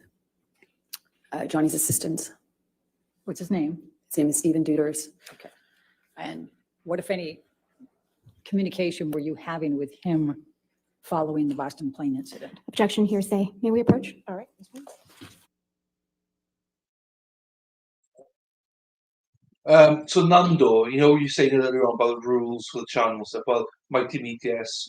But also, if you know Jonathan, then you can understand there's very lax with our rules here. Jonathan's actually a mod in Discord, if you believe that or not. So that shows you how lax we are in the stream. Dr. Muffins, I tell you what, she was. Oof.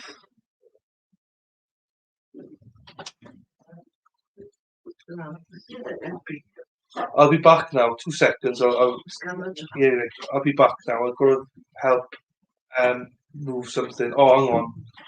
Whilst I'm here, in case Dr. Ket, I won't give you a massive intro because I've got to go.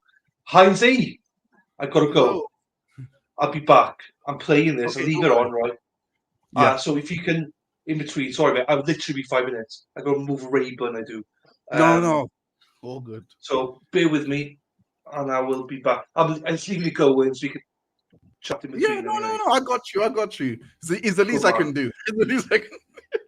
Come on, I'll be back now.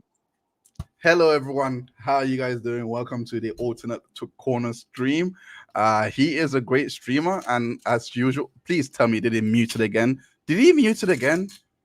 Is it just me this time? Oh, did he mute it again? I think he muted it again. Oh no, Doctor. I don't think Dr. Muffins will be back onto rebuttal. Oh yeah, Dr. Muffins. I love her. She's amazing. Hello, Nando's man bum. Lioness also reminds me of Dr. Doofenshmirtz. Listen, Dr. Doofenshmirtz of Phoenix and Phobia. That is Dr. Spiegel to Did a you T. communicate at all with Mr. Depp in the days following the Boston plane incident? Yes, I did. Please Hey, tell Jennifer, me how you those doing? communications. I heard from him directly. I also heard from him through his assistants who were texting for him. Objection, Your Honor, hearsay. I'll sustain the You- objection. You're not allowed to testify about the text messages with his assistant, but can you tell the jury about your communications with Mr. Depp? Okay. It's kind of confusing because he was texting through them. Objection, Your Honor. I'll sustain the objection. I'll strike that from the record. You'll disregard that testimony. Please answer the question. Just confine it Love to that's the great. communications you Came had. with down Mr. strong Depp. on that. That he was sorry and told me that he was in a blackout. He didn't remember everything, but what he did remember, he was ashamed of. He begged me to forgive him. Said he understood and forgave me if I never wanted to speak to him again. He texted me at one point and then I didn't respond right away. And These texts are nowhere to be again, seen, by the way. that he These understood texts are nowhere to be seen. that I had made Oh, my decision. hey, to move Hannah. on, and good luck, and I was better for it, and then continued to contact me. I spoke to him when I was in New York on the phone, and he said that he was he had a chip, or that he was going to meetings. That he, I think at the time, mentioned sober. Another celebrity that was kind of advising him on sobriety, or not advising him, but encouraging him. And he was saying, well, look, me and this person, we even went to a meeting. I've got 3 days sober, 4 days sober. And that was the last time. The monster will never come back. Monster will never come back. And because it felt like it felt so much worse than it had ever been before. And because I had, Right, I am going to be away for about half an hour. So don't ask me. It's a nightmare, right? I'll take a picture. But so when is lunch break on this? It should be. Are you able to give control? I can sort it out. I'm not sure. You see, hang on. There's about an hour there now. Right. So about 50 minutes. So I'll be back in before then. All Keep right, an cool. eye out on it. I don't think I can give it, otherwise I would, mate. Right, I'll be back. Sorry, All bud. right. No worries. Hey, also, you all prefer him to me anyway, so it's all good. This is all good for you. They don't. They like you. They like you. It's not me. Okay, but you gotta press play. Don't just leave. Press play. I went to New Thank York you. and I was trying to get my strength to leave him. I actually thought that it kind of would be the turning point. Love Dylan. I thought I had Oh, yeah. Objection, effectively Your Honor, non-responsive. Overruled. Thank you. Fun Go ahead, fact. please continue. Amber Heard is the only one on record thought to have a I thought things blackout, would change. to actually not Did you, know. draft I'll any explain kind that in a of, bit. email to Mr. Depp to express your emotions and how you felt about all this? Objection, hearsay. Well, let's go, also lay the foundation, Your Honor. Let's go to defendants 239. 239. Okay, so while they're doing this, basically, Amber Heard was the night that they were complaining about their foot being scraped, etc. Amber Objection, Heard was hearsay, Your Honor. apparently I would say on both present Xanax. sense That's what impression she and said. definitely I was state of on mind. Xanax. I cannot remember it the way you remember it, Same etc. objection. She is the only person I have found So on all these audios did you to not ultimately remember what has happened. to Mr. So Depp for her to say all of what this, you first it's a drafted up farce. in an email without saying anything about what's in the email? That calls for hearsay, Your Honor. I'm just asking if she did. No, what she said. Correct. Okay. Overruled.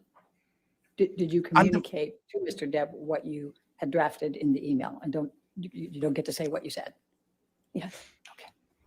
And what, if any, response did Mr. Depp have to your sending that email to him? He came to New York to fight for the relationship, for me, to prove that he was sober and he was committed to changing.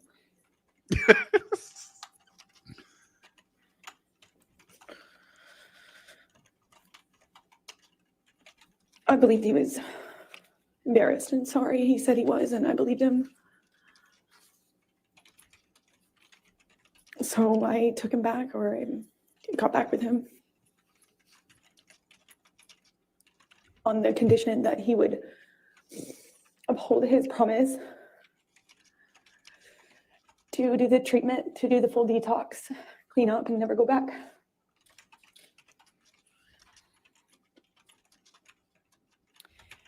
So I'm going to take you now up to the June through August 2014 timeframe. And I think you testified earlier, and others have as well, that Mr. Depp brought in Dr. Kipper and his group, correct? Yes, I did. Could you please describe for the jury what those next few months were like?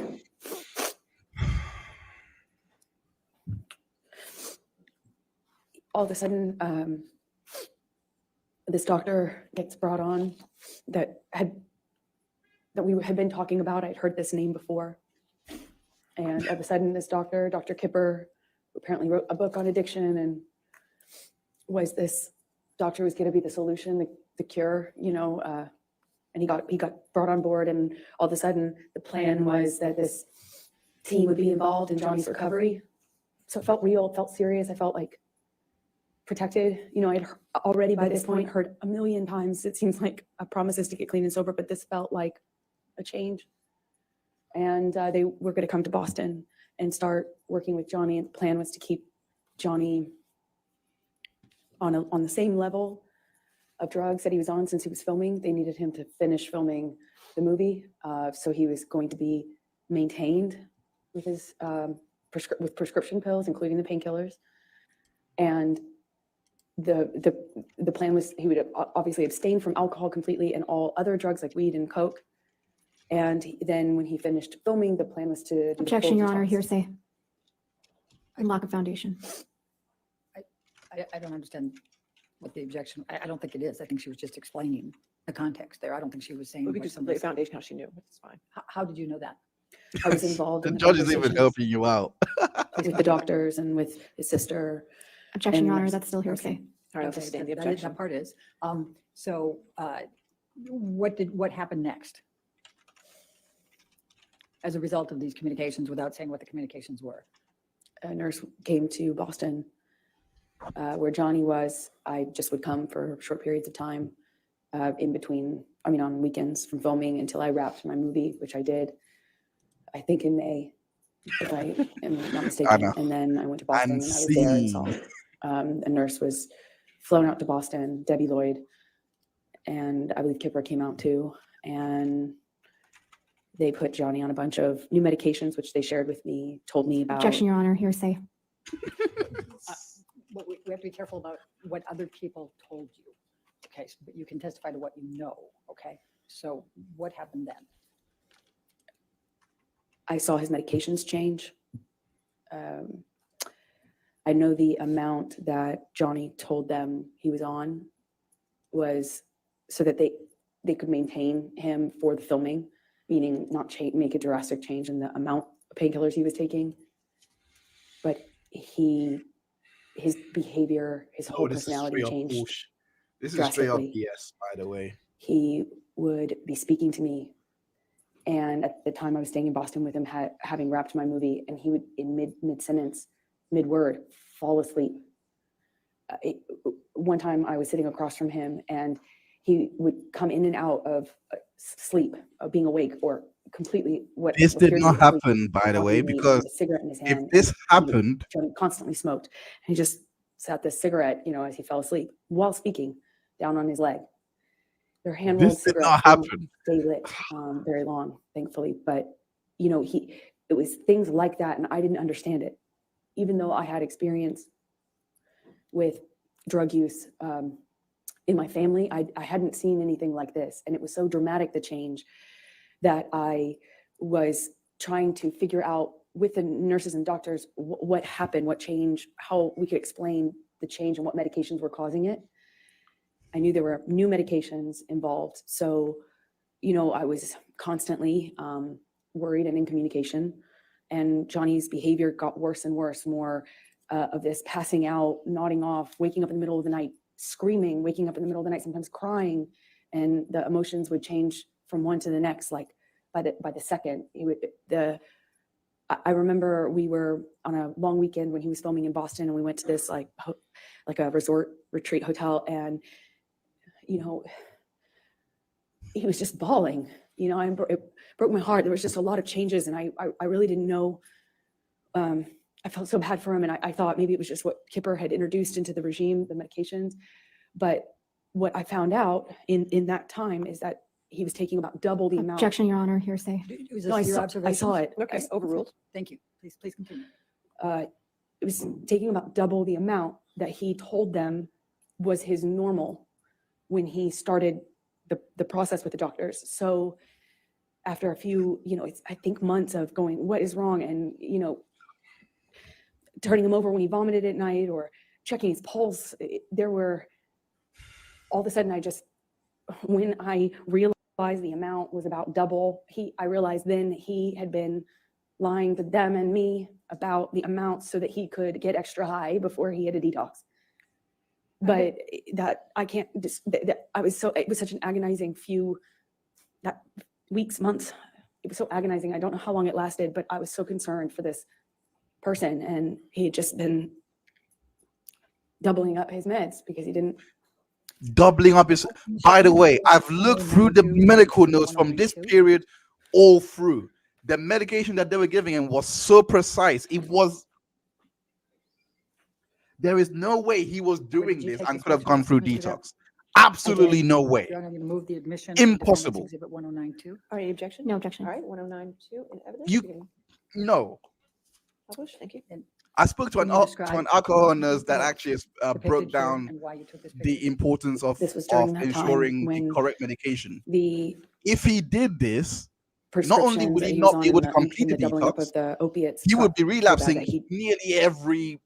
Sorry. he was like this just throughout the day, off and on, and then he would take Adderall and he'd be really animated and ready to go, and then it would be this again, and it was so erratic and it changed so quickly, and I naively now really did not understand what was going on.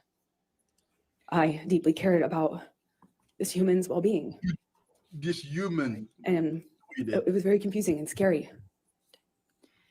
So did there come a time then that Mr. Depp went into detox for He Roxycontin? lies so much, man. Codines or whatever they're called. Yes, when he finished filming, the plan was to do the detox, and that's what we did. And when was that? That would have been early August of 2014. I believe we were there for, I think, a week to 10 days, 8th through the 18th, more or less. And we've heard some testimony about this, but can you please describe for the jury what took place during this detox on the Bahama Islands in August 2014? It was, for the first few days, okay, peaceful. The nurse, No, and then later No, nurse and doctor not were staying on credible. a different part of the island. A few minutes drive by ATV, like 10, 15 minute, by one of those ATV vehicles. But we So communicated via walkie-talkie and occasionally through text. And it was okay at first. And then the behavior, then it just really wasn't okay. It was up, down, he'd be mad at me. Then he was wanting a hug. He cried a lot. And then he, wanted to have sex a lot. this is the same guy that was getting high, extra high. How did I post? This is the same guy that was getting extra high. By the way, her testimony was he lied about the detox to get extra high, but yet he was fine. What you're telling everyone is he was not a threat when he was high, because clearly you guys had a peaceful period while he was high and lying about his medication going through detox.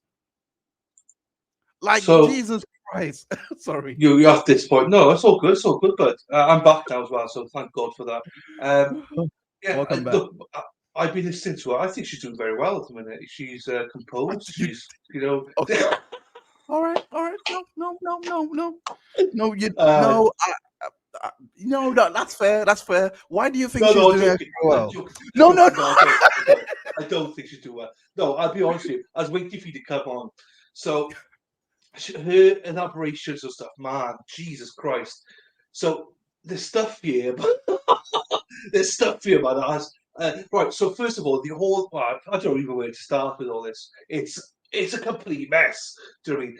So I just think I actually don't know where to start. I don't know what to say, because I think the embellishment of her testimony is one thing. Because right, no one else has said that he is abusive in any way, right? Across any testimony at all. So that's not credible what she's saying, because no one's seen it. No one's seen any of this stuff. What are you on about, type of thing? So you cannot. So you bullshit him, basically. You bullshit him with a lot of this stuff. So there's that. Then you've got fucking Elaine, who does not understand what hearsay is, and there's objections coming from the beautiful Camille. It's just like, this is trying to fucking mess. And yeah, I can see now what people mean about Amber or testifying. She's just over elaborating on everything. It's actually pissing me off. Yeah. No, it's much worse for me, because I'm listening, because I heard the testimonies, and I've heard this testimony before, but I wasn't doing it with these notes. I didn't Yeah. do it knowing these notes. It was only so if I rewatched this knowing these notes, I probably would have been a lot more concise Yeah. when I was doing my docuseries. But then again, it would have been maybe too biased. But Yeah. what she is describing is impossible to actually happen in reality. The reason why I say it's impossible to happen in reality is because, for one, even if we were to take her word for it, I think I already said it. She just testified to this guy lying to her doctors in order to get extra high, or get extra meds to get extra high, right? So this is a massive, as she has posited, a massive risk factor to getting abused, because that's how he is when he's high on opiates and all that, blah blah blah blah blah, blah, he would be abusive, right? So Yeah. he's doing all of this, and then she goes on to say the first few days of detox, it was peaceful, we were fine, everything was fine. So which is it? Was he getting extra high? He lied about his drugs, right? Was he getting extra high?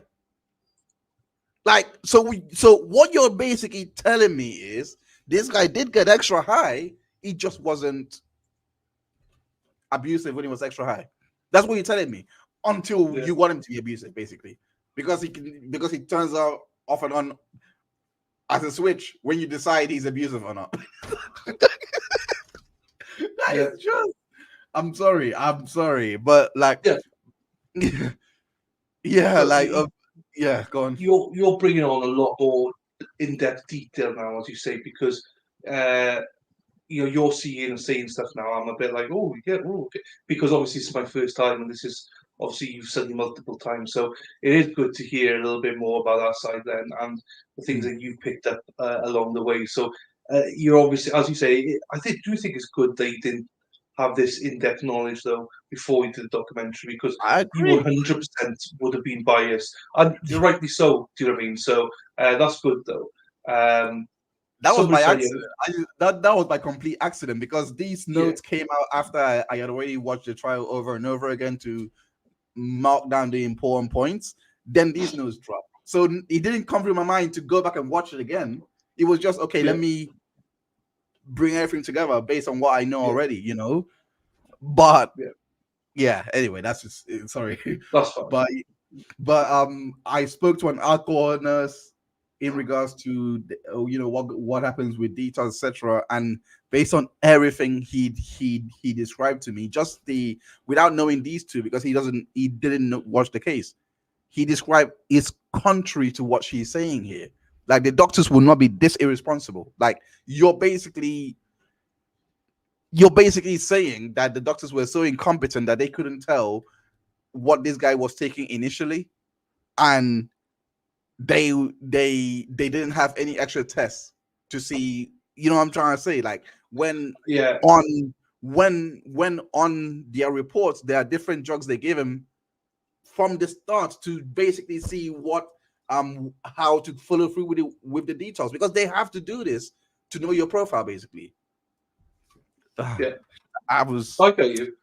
I get you. But I say you're adding a lot more depth into it now with that knowledge that obviously, I which is good. completely forgot she made this testimony. That's all. I just completely forgot she made this testimony. I was like, Yeah. no way is that accurate. I was like, no, I completely forgot. I completely forgot. Sorry, can continue, my guy. Yeah, let's I hope continue a little bit. Let's yeah, I continue a hope little bit, yeah. No, it's all good. It's all good. It's all good, buddy. Right, continue a little bit, yeah, and then see Hot, what like, else which comes is up. just not like Johnny at all. And it was just like that. It was just up, down, mood. And it was like I felt like a constant was catering to the mood, that whatever he was going through at the time, I was just trying to adapt and kind of roll with it and provide support. I was taking his blood pressure. I was on a schedule and constant communication with the nurses about delivering the meds, giving him his meds at a certain time. I was just trying to take care of him. And a few days in, I guess the effects of the detox really started to change. And it went from this like erratic behavior up and down to just really down or mad. He would burst into anger at me, yelling at me. I crossed the table. I walked away from it at the table. I crossed the table in a certain way, and he screamed at me about that and tried to overturn this table. Luckily, it was bolted down to the deck. But I remember him shaking it and screaming. And at a different point, he was really calm and sweet and thanking me. And then another, he looked like he was balancing out, and we had a conversation, and he was saying he wanted to quit the detox, and he couldn't do it anymore. And I was trying to find the language to encourage him. I was trying to remind him how much he wanted that, how much he had told me he wanted that, how much I was reminding him, he told me all the time, I saved his life and he wouldn't be doing this without me. I was telling him these things, and I was at one point in our conversations, I told him about how Objection, Your Honor, hearsay. Please try to continue without what you said, please. I said something to him, and he got so angry at me, he slapped me across the face, but he did it like while crying. It was the weirdest thing, just crying, saying no woman had ever embarrassed him like that. No woman had ever made him feel like that. I heard that for the rest of the trip too, just on repeat. And I felt bad. I feel bad, still feel bad.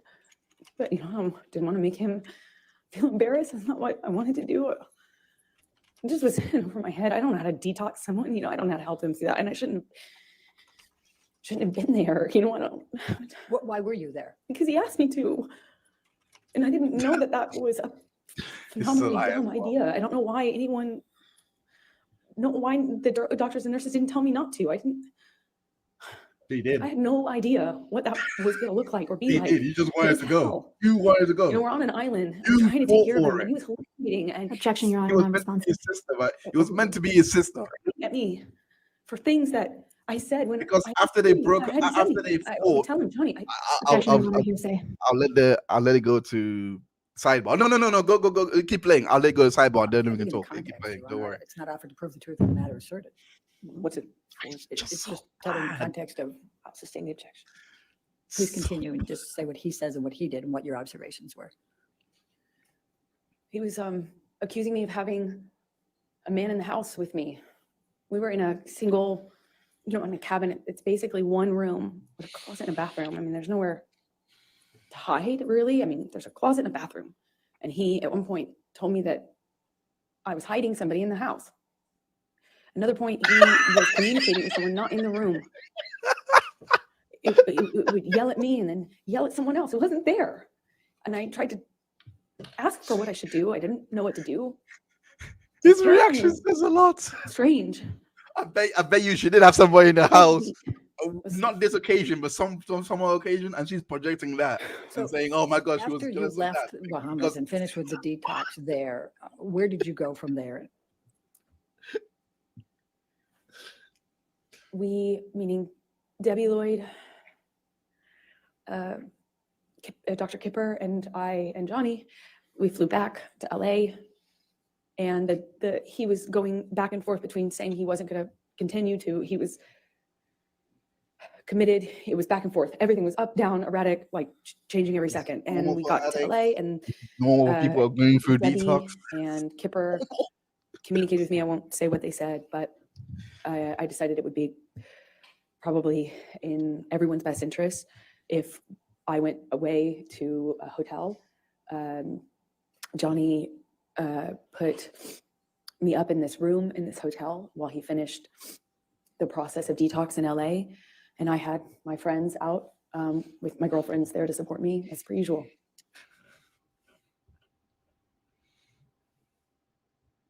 Oh no, buffering. So Michelle, can you pull up 272, please?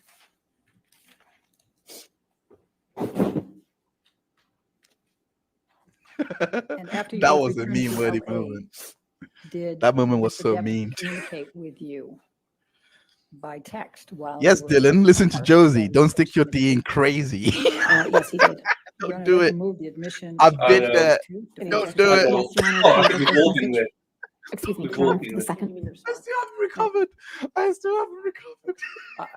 It's just present sense impression, but I'm understanding Your Honor's Yeah. rulings on that. Okay, So did you want to redact it? can we That's fine. redact? Oh, that they are moving forward message? now. So basically, they're moving forward now. So while they're doing this, they had a fight on the island. She was told to go. There's document of this, email, etc., saying it's the best thing for her to Any go. objection to The saying it's sister, redacted? who was No, meant to thank do you, it in the Your Honor. first place, who it makes more sense because she has business interest in this guy. Amber, I'm going to show you now. You know, what that's is his- defendant's that's the exhibit manager, you know what I mean? 272, And this is Yeah. on She was meant August to do 20, it, 2014. but It's a she text fought message from to do it- Mr. Depp to to do it you. with him. Do you see that? She was sent Who's that? away. Yes, I do. Okay. Yeah, that's the And one. That's the just one so that here. we can highlight here. He's calling you. He says, just to let you know that I'm fine, my angel. I miss you, of course, but this was the right thing to do to speed up the process. I love you more than life. Yours, Steve. You see that? After this was You- sent, the sister So came in What, immediately. if any, expressions was Mr. Depp giving you at this point that he was angry with you ever having to help participate with the detox or to be on the island or anything along that line? Because abuse Objection, victims Your never Honor. ever, suck up to the allowed it. abuser. No, For they trying to keep are the record angry clear. all the 272 time. has already been entered into evidence without that redaction, so there wasn't any objection. So I would wish I could have both sorry. sides to keep track of their evidence. It's not No, my good. job to keep. It's so Thank you, Your bad. Honor. And I just got a note to that effect. So Okay, so 272 is an evidence without, you can clear the redaction and publish it. It's really the party's responsibility to take care of the record, not mine. my apologies on that one, Your Honor. You gotta stop looking at a jury, man. Her looking at a jury is so weird. Everybody. All right, and I overruled the objection, so she can answer the question. Thank you, Your Honor. I'm sorry, can you remind me what the question was? Yes, That's fair. that's fair. What, if anything, did Mr. Depp say about that you were torturing him on the island and he didn't want you there? Very confusing for me to hear that because even though he was hallucinating and angry at me at various moments when he would have these kind of episodes, I did nothing but try to take care of him. I'm not a nurse. I did my best to support him. And he thanked me. He thanked my mom. He thanked my dad. And told me, of course, I saved his life. That he wouldn't be able to make this change without me. And that this process was horrible and hard on him and us and me. But that he was so thankful that I was there for him.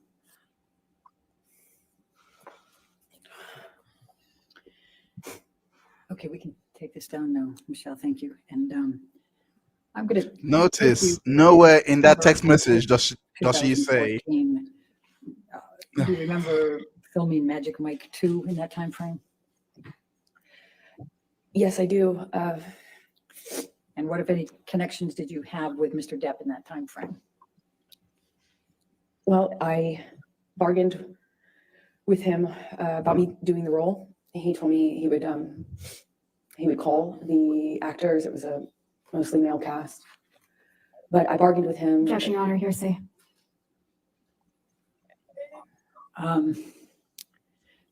Don't say what you said, just say what he said, okay? Mhm.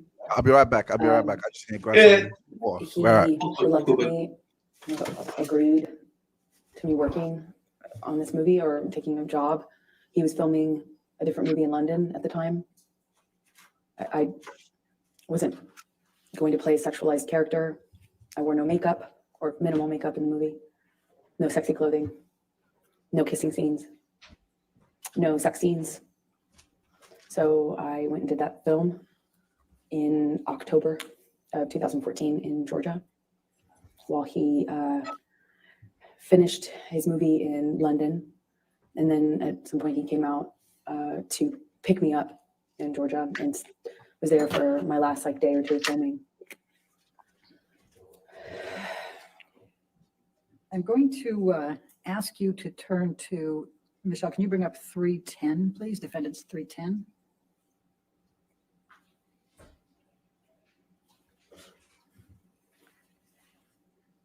Did you have communications with Mr. Depp about auditioning for another role in this time frame? Objection, Your Honor. I'm going to object to the exhibit. That's hearsay. I'm not sure who's in the text exchange. It is text exchange, Your Honor. So, but the green is Mr. Depp. And the one I'm most focused on is on the second page, Your Honor, the top. The green bubble on the second page? Yes. All right, so just that text?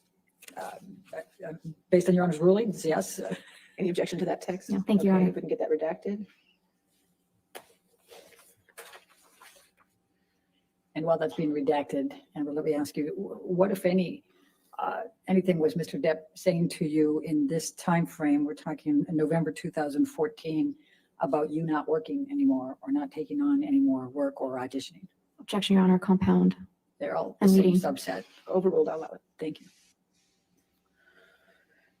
Johnny was angry with me for working. I had finished my job and I needed to eventually find another job, meaning a movie, to work on. And he was furious at me for, he found, we call them sides. They're just pieces of an audition, pages. And he found something that had been sent to me to consider auditioning for. And he blew up at me for, yeah, I think what he said to me is that I didn't tell him, that I didn't ask him, and that because he didn't know about that audition that I hadn't done yet, that I had been hiding it, and was furious at me. I ended up not doing that audition, I believe. Well, there was a few, one or two in that time that I did I did audition for, and one or two that I didn't. Going to ask you now to take a look at what is Defendant's Exhibit 310. Do you recognize this email from Mr. Depp? Yes, it's a text. Your Honor, I'm going to move for the admission It's of. in evidence, 310. Oh, okay. It's evidence Thank with you. redactions, so I published it. Please tell the jury about this text and the context. This was Johnny's response to me apologizing for having an audition. Thank you. All right, now I'm going to stay in November of 2014. And did there come a time that Mr. Depp told you that he understood that you were not going to accept any more jobs, that you were going to stop working? Well, Johnny said this to me in an argument, in a bit of rage is the best way I can describe it, and kind of alluded to me having agreed to not work anymore, which if you don't know me, is preposterous. There's no way I would agree to that. Although I did make concessions and gave up a lot of Objection, these Your Honor, fights. hearsay. That wasn't Overruled. Thank you. Please continue. So he reached out to other people and to me to that effect, furious at me for taking meetings. There was one in particular I wanted, one meeting I wanted to take because it was a project in development with a sci-fi writer. And I remember I wanted to take that. These things were just, they were just constant fights. But in between them, when things were good between Johnny and I, he would be, he would word it to me like, I'm trying to look out for you. You say that you don't want to be objectified. You're doing it to yourself. But at first it was because I dressed a certain way or had sex scenes. And then it just got more narrow and more narrow and more narrow what I could do without being the blame for why the industry, Hollywood, the entertainment industry was putting me in a box and objectifying me. So it became my fault. And I believed it. I believed it. I adopted a lot of these changes myself, not because Johnny, said you have to do it this way, but because of all the other things that he said and did. I eventually found myself making decisions about my own career, about how I dressed, about how I wore my hair, how I presented, where my eyes were cast when I walked into a room. And I believe those were my own decisions. Yeah, but did there come a time in November of 2014 that you engaged in some couples counseling with Dr. Cowan and you and Mr. Depp? We attempted to. I had stopped seeing my therapist in 2014. I couldn't sustain seeing her and be in the relationship with Johnny, and I chose Johnny. Eventually, Dr. Kipper introduced me to his close friend, Dr. Cowan. And I met with Dr. Cowan to let them share communication about my care, my treatment, both what I said to Cowan and what I said to Dr. Kipper, who had become my physician as well. He also put a nurse on me that would be my travel companion, and that travel companion would keep tabs on me and report to Dr. Kipper, who reported everything to Johnny. Objection, hearsay. Calls for speculation. I'll sustain the objection. Okay, so tell us about the couples therapy in November 2014. So Dr. Cowan, this man who is friends with Kipper, who's treating me, agreed to see Johnny and I together. And I don't know how many minutes of that went on before Johnny stormed out, knocked something off the table on his way out. You get it, Susie, you get it. Storming out of the office, slamming the door. All right, so I'm going to take you up to December of 2014, and specifically December 17, 2014. And I'm going to ask you to take what, if anything, do you recall of an incident with Mr. Depp relating to Clive Barker? He was the sci-fi writer that I liked. Well, fantasy sci-fi writer. I kind of had a dream project based on a book that I loved of this author. He's just a weirdo genius artist, writer. And I had a meeting with him through another director about a piece of property he wanted to make into a movie. And I just remember I believe we were at the ECB. It was in December of 2014 when Johnny found out that I had this meeting scheduled, and furious at me.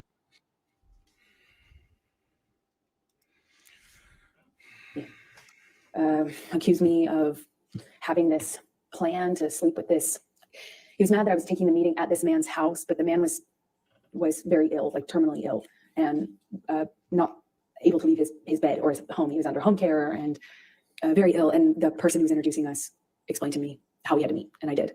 And that was a big problem for Johnny. At first, it was that he was concerned about my safety, and I thought that was sweet. And there is something that I thought was sweet and romantic about that. But combined with the drinking, it was not very long before I was being accused of full on having this other plan to sleep with the writer in order to get this part that I was already being, basically offered to develop. And it was just this. He switched from he was accusing me of having this ulterior motive with this director, the director having it with me, then with this writer. And the important thing I can try to get across in this moment is that nothing I said, no amount of explaining, apologizing, accepting, not accepting, agreeing to not go, nothing worked. Nothing changed.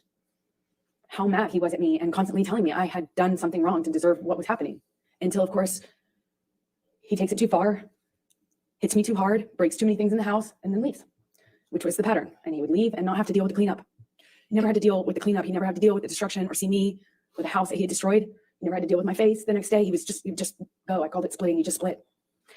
And eventually I'd get an apology of some kind, or I would get an offer to have him come over. He would offer to come over and talk or give me my peace or give me my goodbye.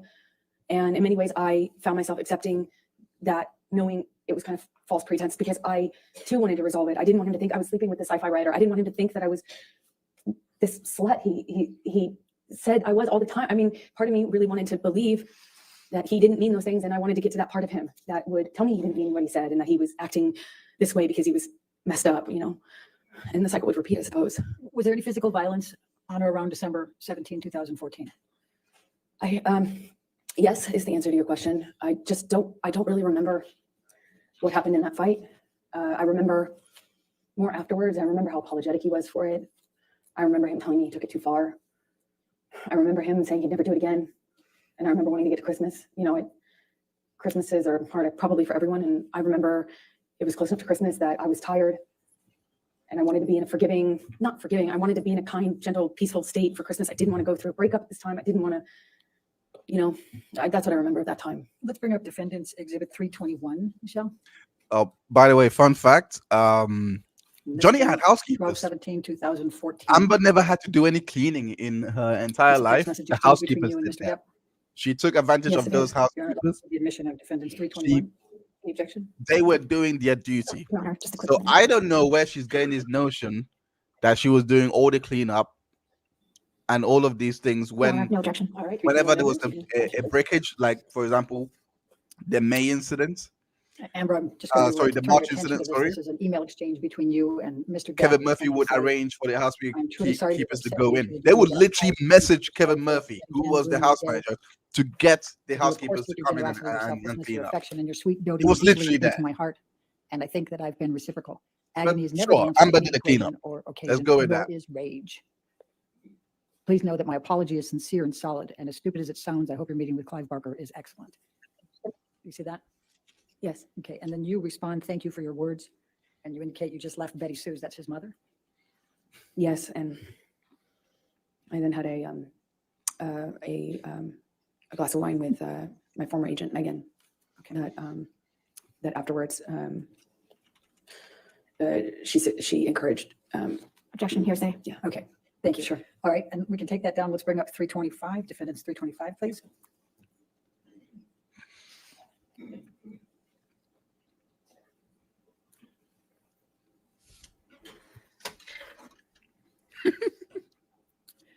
And this is an email exchange the following day, 12/18/2014, is that correct?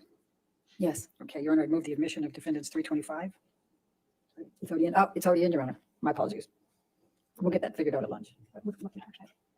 It's already in, It's so been in evidence. Does anybody over there have the list of evidence that's already in evidence? Okay, we're making sure. ours indicates it is. It's in. It's in evidence. Without redactions, Your Honor. It was redacted. I don't know what it Well, was redacted The to. redactions don't, That's how it is in evidence, Mr. Murphy? We can check, we'll check our copy. thank you.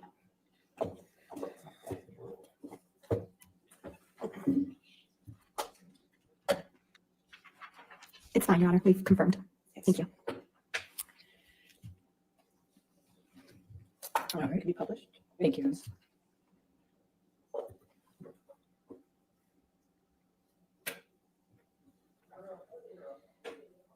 You can see it on your screen? All right, we'll take care of that during the break. If you could just share it there. Oh, get it? Okay, thank you. All right, good. Okay, thank you. So this is from Mr. Depp, right? Says it's a way, I've let it go too far, went too far. Do you see that? Yes, I do. I always regret it when I jump, or worse, when you jump. I don't want to be conditioned to continue that behavior. Therefore, I'll put in heavy work with shrink. What is your understanding of what he's referring to with shrink? By the Action, way, culture, speculation. Did you By the have way- understanding of what he meant? Yes, I knew exactly what he meant. no. By the way, this context here is very important. All through September 2014 to December 2014, Depp had reported to his therapist that Amber had been beating her up. Reporting to the therapist that she was also cheating on her, and she was out at the rap party that they were that she later on was complaining of him being out for too long or going to a party rather than spend time with her, sort of thing. So this was happening before that. Amber at this point was already jealous of the nurse that was taking care of Depp, because again, remember, they were separated from the detox, right? So he was away from her. It was noted on by Amber's own nurse that she has jealousy whenever they would separate. She could not handle it. She had that separation anxiety. So all of that is important because everything that you're seeing here is him doing the same thing over and over again, saying he wants to go, etc., and she will blame him, because the reason why it's important is because he actually said to the therapist, I want to leave. I don't want to do this anymore. How can I leave? How can I do it? He tried to do it, and it blew up, and he's like, okay, you know what? Maybe I'm not trying too hard, maybe, and this and that, because he didn't handle it the way he was supposed to by a therapist. So this is what you're reading, basically. This is the aftermath of them going into a verbal fight, because he was trying to be, like, nice and all of those things. However, it didn't go that way. He went out of character, and he's like, you know what, maybe it's my fault. Let's try again. Basically, that just for because she twists everything like this. And the key part in here is like, you and I to be slinging these insults. That's what he's apologizing for. Is the insults that he was saying to her, rather than actually try to get his point across. Anyway, that's all. Sorry, sorry about that. Yeah. Okay. And what did he mean? Shrink is shrink. What did he call shrink? Johnny called shrinks, meaning a psychologist, therapist, shrink. Okay. I'm sorry for being less, for your disappointment in me, for my behavior. I'm a fucking savage. You see that? Yes. All right. Gonna lose that. The devil is all around, right? Now, you respond to this. And of course, before you go there, and he says, I am well aware I should have been bigger at the moment, and that it will never again manifest in negative experiences. It can be done. What a killer concept to visualize. You see that? Yes, I do. And you respond, I love you. I miss you already. Correct? That's right. Right. And what, if anything, is that consistent with the cycle that you have described? Well, the language he used after particularly violent episodes was savage, monster, devil. That's what we ended up both calling his other side, the side of Johnny that would do and say unbelievably horrible things. It was very different from the other Johnny. That was, in my opinion, the exact opposite. And this is typical of the apologies that I would get when he took it too far physically. I was encouraged because I thought it meant he understood that he could really hurt me. Sometimes I didn't think he understood how much he could hurt me physically. I mean, so after this,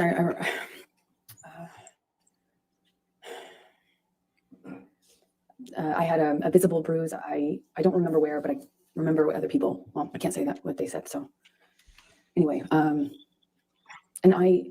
you know, in these fights, would try to stand up for myself. By December 2014, I was pushing back. I pushed him off of me. I tried to hit his hands away. I tried to always get back up, which not sometimes, almost always made it worse. Always seemed to provoke him. But I tried. And worse, I Nurses yell at always him, I'd scream at around. him. I call him ugly names. So ashamed of the names we call each other. It was awful. It was awful. We both got into that pattern. It was so, I felt so angry that this was happening to me. And it just felt so unfair, It felt like nothing I could do. Felt like nothing I could do would change the sobriety patterns. Felt like nothing I could do would stand up for him. And nothing I did made him stop hitting me. Nothing. So, I tried for over a year, maybe two, of just not responding physically, not responding verbally, just staring at him. I tried to freeze. I tried to go to a different place. I would try then lashing out verbally. I would try to threaten that if he hit me again, that I would call the police. Police were called several times, but I tried to do everything. I even threatened to leave him, and tried to leave him, and nothing was working. And I think by this point in our relationship, we're both saying awful things to each other, screaming at each other. And unfortunately, when Johnny started hitting me, he just went. I'll also describe it. Sure, this might be a good. Okay, a good lunch break. All right, well, ladies and gentlemen, we'll go ahead and take our lunch break at this time until 2 o'clock. Please do not discuss the case or do any outside research, okay? Thank you. Or do it again. I want to get better for you and for me. Oops.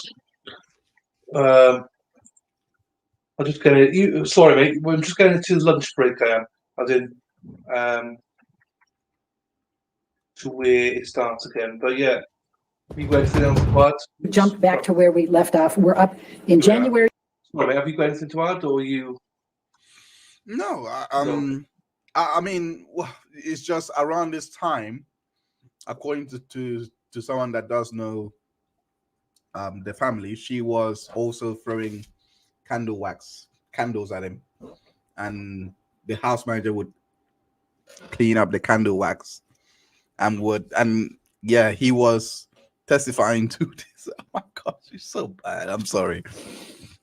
The amount of reversal that she's doing, like shamelessly as well. Like, okay.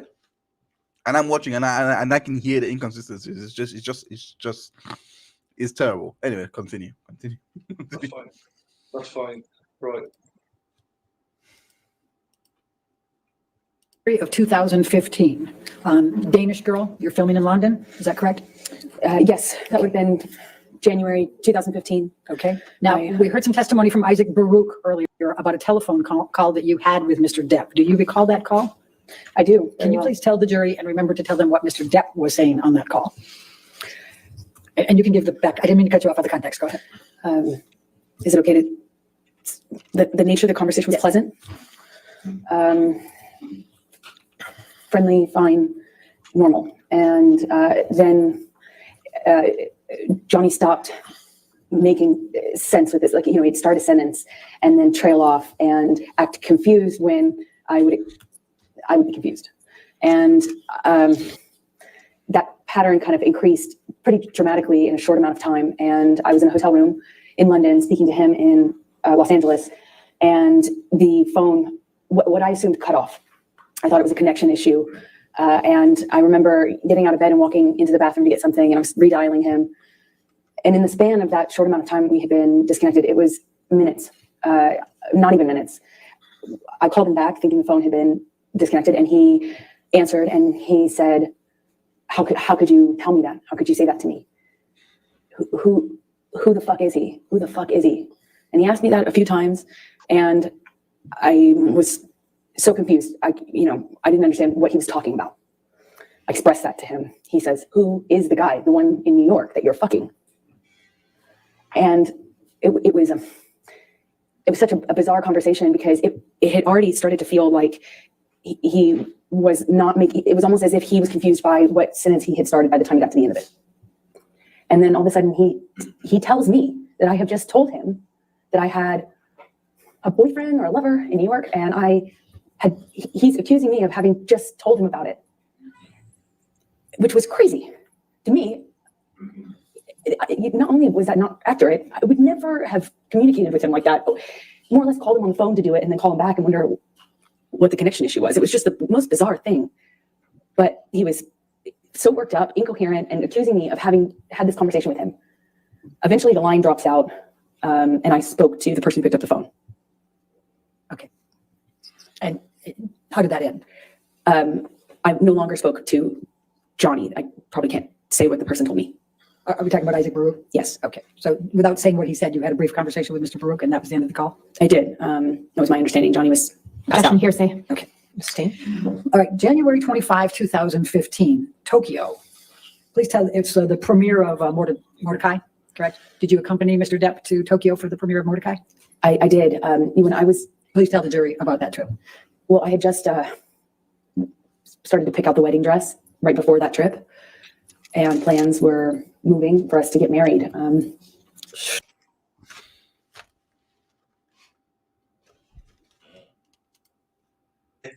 Mary Viviana from New York. Happy New Year to you as well. Nice for you to pop in. Thank you, Mary. Mary quite contrary. See you soon. Thanks, Mary. Shortly after this trip, so we took this trip to promote his movie. I went with him. We got in an argument in the hotel room, and I said, I don't remember what I said to him, but I said something snotty to him that provoked him. It provoked him. And when I walked into the hallway, he grabbed me by the arm and slammed me up against the hallway wall, and I kind of struggled with him, tried to push him off of me, and I managed to get out of his grasp enough to take a few steps, and I kind of curved around and went into the closet. And by the time I made it into the closet, he had me by the hair, and I felt like he was just wailing on me, but in a really sloppy way, like hitting the back of my head, and kind of wrestled me down to the floor. I mean, it felt to me like I didn't even have a fair shot, because I wasn't facing him or looking at him. I was walking away from him. Or else, I would have at this point even I would have tried to defend myself more, but I didn't. I kind of felt like it didn't see it coming, and he just wrestled me down to the ground. And I remember he was screaming at me. I mean, like really screaming loud. And what I remember of that is trying to get up and him kind of wrestling me back down. And at one point, put his knee on my back. It's kind of like kneeling on my back. And I just had this like struggle with him. And I look at him and he's still got his glasses on. I just remember looking at him and thinking that was so, he just looked like he hadn't been through anything. He still had his glasses on, sunglasses. And he was screaming at me that he hated me, that it was over, he didn't want to marry me. He was disgusted. He was disgusted. He made this mistake. It was a big mistake. And everyone hated me. And I remember crying on the floor. Just, more than anything, I was heartbroken. I thought maybe he was serious. I thought maybe, God, he doesn't love me. Maybe he really feels this way. It broke my heart. Broke my heart. I wanted to marry him so bad. This is the man I loved, Yes, it was awful at times, but I loved him. And what he was Objection, Your Honor, non-responsive. Overruled. What he was saying to me hurt just as bad as anything else. I just remember that he left me on the closet floor, and as embarrassing as it is to say, I went up to him. At some point, I don't know how much time had passed. He was sitting at the piano in the living room of the hotel room that we had.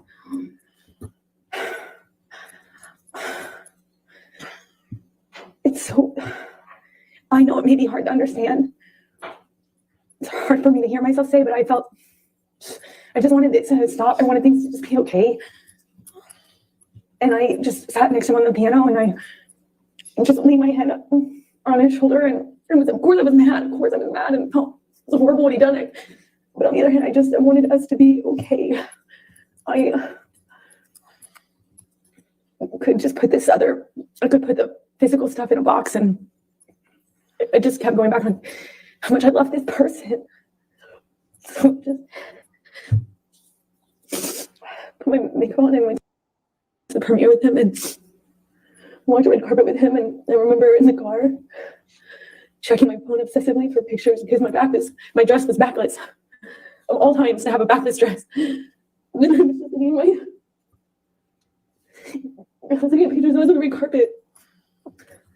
It was surreal, because I was checking for bruises and making sure that nothing, like there would be no marks on me, and we just looked like this other thing on this red carpet when it was just Fun not like fact. that.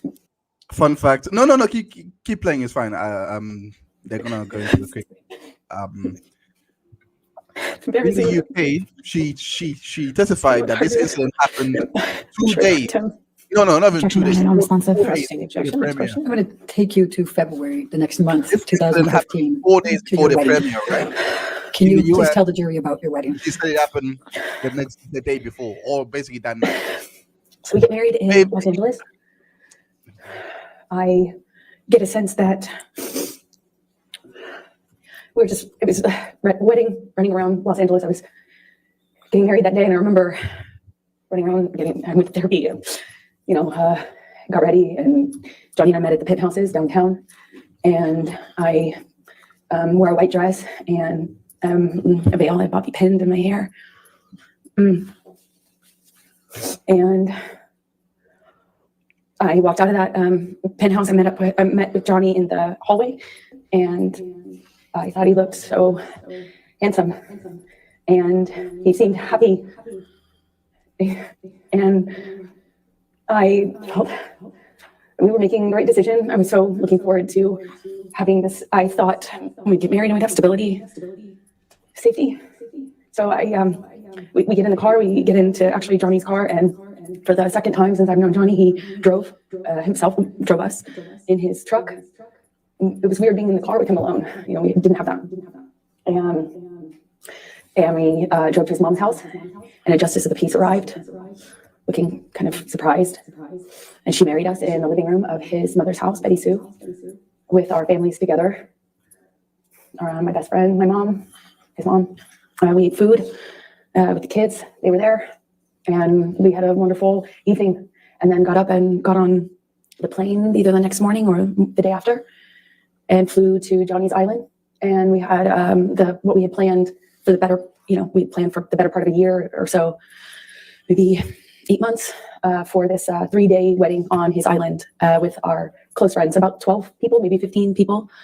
And we had these little houses built, like not tents, but not houses, these little, for the guests. We had them built and designed on the island, and we had people come out, and it was magic. I was marrying the love of my life. It was complicated, but I thought it was the love of my life. And we had our friends and family out, and we had this 3-day event. The first night of which was supposed to be he and I separate with our relative parties. So me with the bridal party and him with his fellas. The bridal party, we had planned to do a cuddle puddle, have mushrooms and drink wine, and have our own girl party separate. And then the next day have the wedding festivities. We were going to be married around sunset and on this beach, not the beach that Johnny had named for me, although I think we originally planned on having the ceremony on that beach, but it was changed at some point to the other beach. And we walked on the beach aisle, and said our vows, and the sunset behind us, and we took pictures with our family, and we shot the bird, meaning the middle finger, up at the paparazzi helicopter plane circling around us while we were on the altar. And we danced and celebrated. And then I left the island because I had to go work. When you say you left the island, you had to go to work. What were you working on that required that? I was filming The Danish Girl in London, which is the film that I had been in London for in January when Johnny was hallucinating on the phone with me. I was there doing kind of prep work for that film.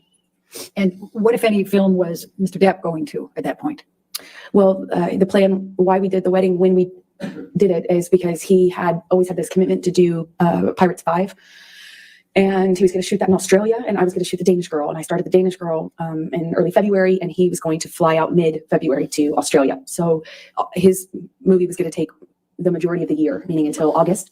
So maybe longer. So that the plan was to do it when we did it, so that we didn't have to wait until the fall of the following year. So shortly after I left, Johnny returned to Los Angeles, and then flew from Los Angeles on to Australia to shoot Pirates 5, excuse me. Okay. And what was the plan for you when you finished with Danish Girl?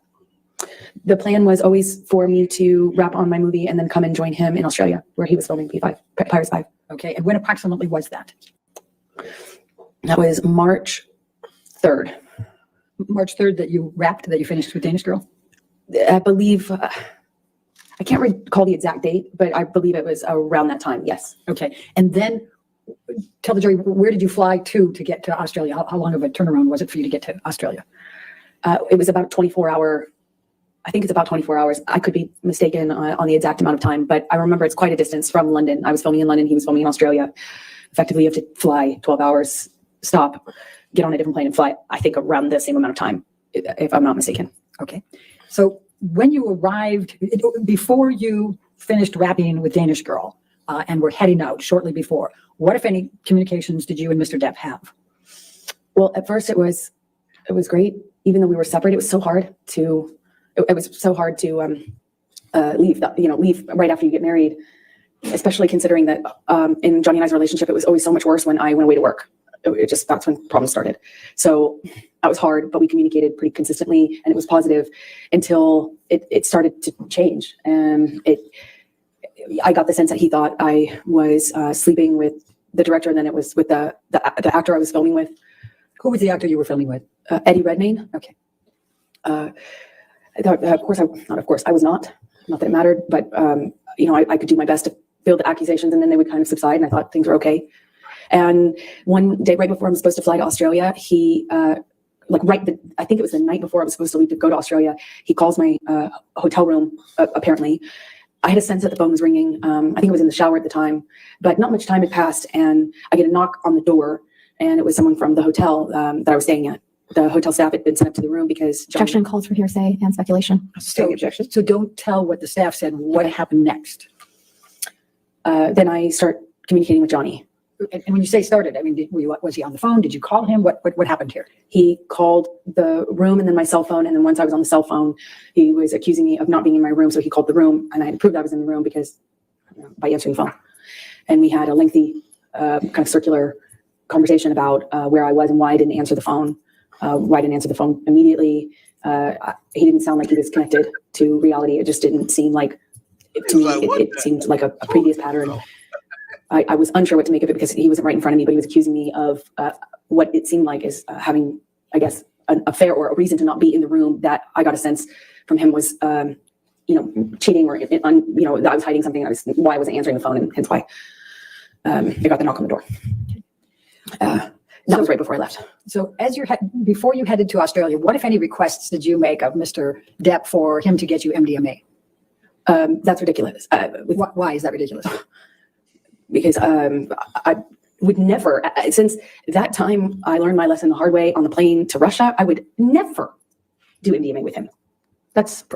I'm asking for a problem in that case. Like that, I would never do that. Okay. So you flew to Australia and met with Mr. Depp, right? And I'm going to, can we pull up defendants 1809? And Your Honor, these are some of the pictures that Mr. King, you may recall, was testifying earlier, said he had on his phone, and then those were given. So I don't have these, is what you're saying. Okay, that's fine. 1809. correct. I'm just going to show you a few pictures. Amber, do you recognize, and I realize you didn't take this photo. I'm going to move the admission of it, though, Your Honor. Sorry, in objection 1809. Yeah, thank you. All right, 1809 in evidence. Let me pass one up and give one to the other side. We tried to, given the strangeness of this. May I put you on? Yes, thank you. I appreciate it. And do you recognize this photo? I do. And could you tell the jury what this is? That is the driveway leading up to the house that Johnny was renting while shooting Pirates 5. Okay. And then I'm going to try to make this a little faster, and I'm going to go 1810. Ms. Bernhoff, if you have a series of photos, if you Yes. want to show council what they are, maybe we can get it all together, and then you could just Yes, go on with your questions. yes, in fact. And these are all I will represent, ones that we got from Mr. King. All right, if you want to take a look at them. And Your Honor, if I may just approach, I'll give you the whole stack. Okay, that's fine.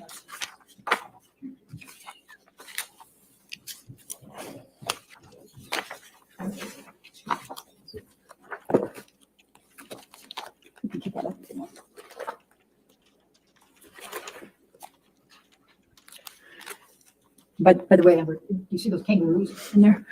When I was pulling up to the house, I saw kangaroos as well. This was a pretty big driveway. It was a pretty I don't have any isolated. objection. Sorry. No objection to any of them? I don't believe so, Your But Honor. make sure you look through them all too. I just want to make sure. Thank I'll you. go ahead and read them to the record once you have looked through them all. And then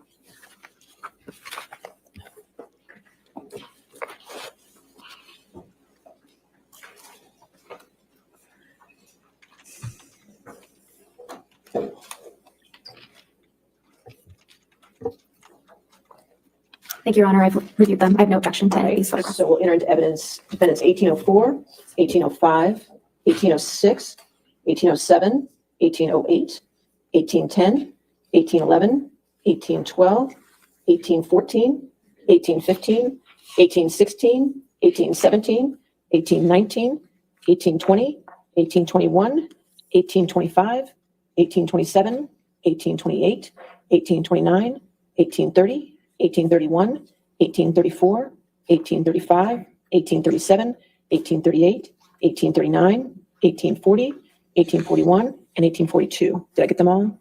I believe so. I want to make sure more than believe so. We agree that's all in evidence? Okay, they're all in evidence. So as long as you're just going to be referencing those photos, we'll keep it on before you publish them. Thank you, Your Honor. Appreciate it. Okay. Whose home was this in Australia? It was I think like a well-known sportsman, racing cars or something of that nature. Okay. Let's say, Michelle, if you can pull up 1810. Is this another picture from that home? Yes, that looks like it's the view from the bathroom. Okay. And then let's go, Michelle, if you can pull up 1811.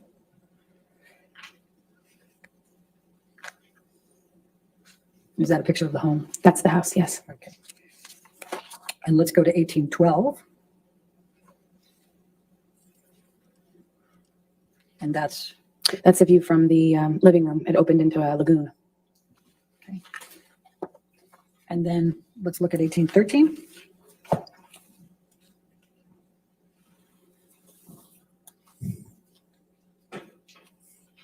I guess that's just another view, a little over of the swimming pool, correct? Yes. Okay. And then let's do one more, 1814. This is inside the house. Yes.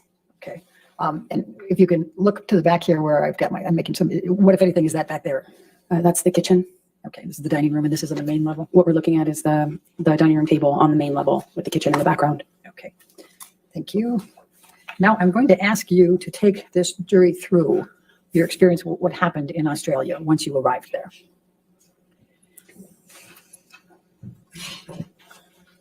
Well, I was nervous because of the conversations that I had with him before I left. And then in transit, I stopped in Dubai and spoke to him too. So I was a little nervous, but he indicated me that he wanted me to come. He said, I miss my wife at the end of the phone call that we had in the airport. I called him from Dubai. And he said, I miss my wife. I miss my wife. I felt, okay, safe to, it's good. And I missed him so much. That's all I want. All I wanted to do is see my new husband. I flew in. I arrived early. I walked into the bedroom. I was so excited to see him, and he was so like he'd lost a ton of weight.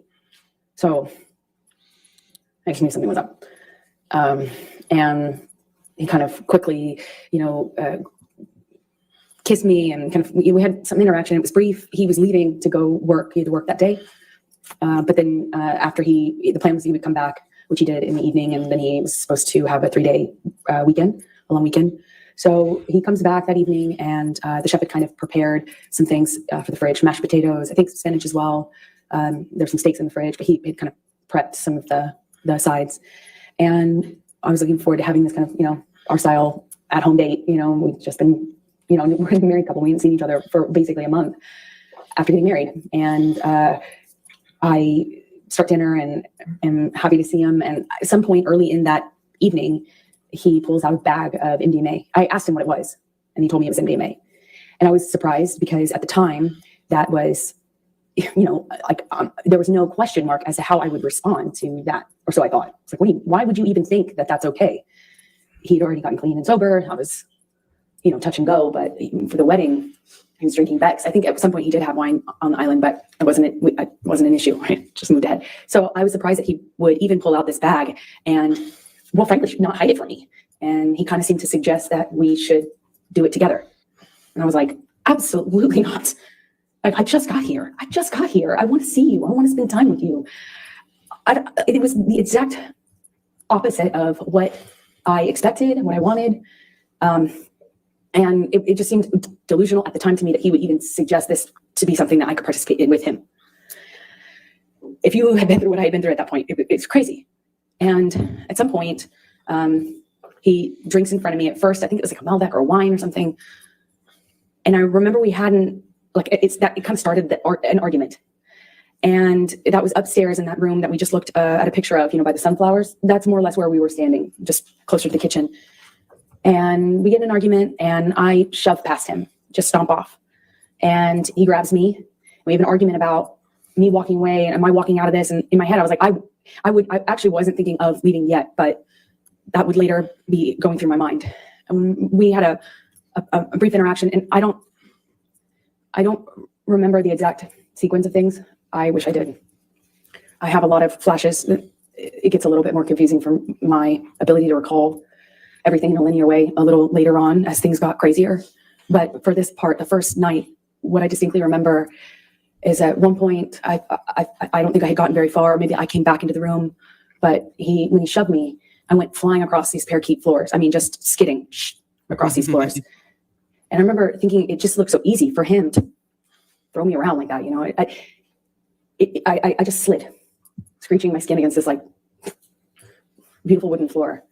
And we had another argument that was a spin-off from that. It was just kind of this on-off sort of thing that I remember eventually in this interaction, he shoves me up against the fridge. He has me by the throat, and he just was holding me there by my throat. And I wondered if it was the drugs. I wondered if it was him. It hadn't, in my recollection, hadn't been that long. He has me up against the throat. He's kind of bashing me against the wall next to the fridge. We're kind of moving in that area. And at some point, I'm in his face.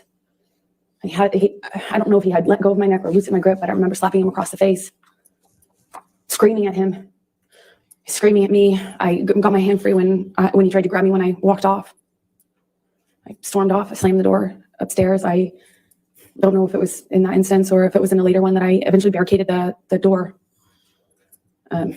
It wouldn't stop him from coming in. He could come in the other doors. There's there's a back door, there's patio, but at least I'd hear it.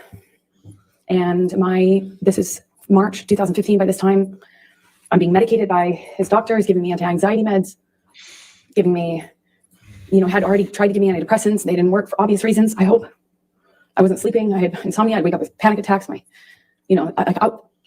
needed to sleep, but my ability to do so was really, really compromised at this point. And I kept thinking that I just wanted to hear him or know if he came in so I could be aware, so I could be ready for what was going to come in with him.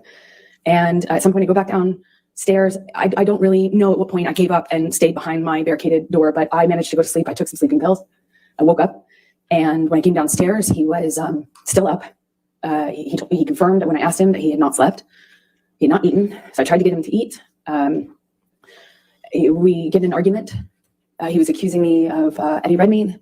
And by this point, he thought I was working with Billy Bob Thornton on the movie I just shot, but I had already worked with him a year earlier. But he was very upset about him and the gentleman that invited me to a concert in London. My co-star, he was upset about these people, even though I had done that movie a year prior. Who was that? It was Billy Bob Thornton, Jim Sturgis, and Eddie Redmayne that he was upset about. And let me just stop you for a moment. Have you seen Mr. Depp take any drugs by this point? Oh yeah, sorry if I left that out.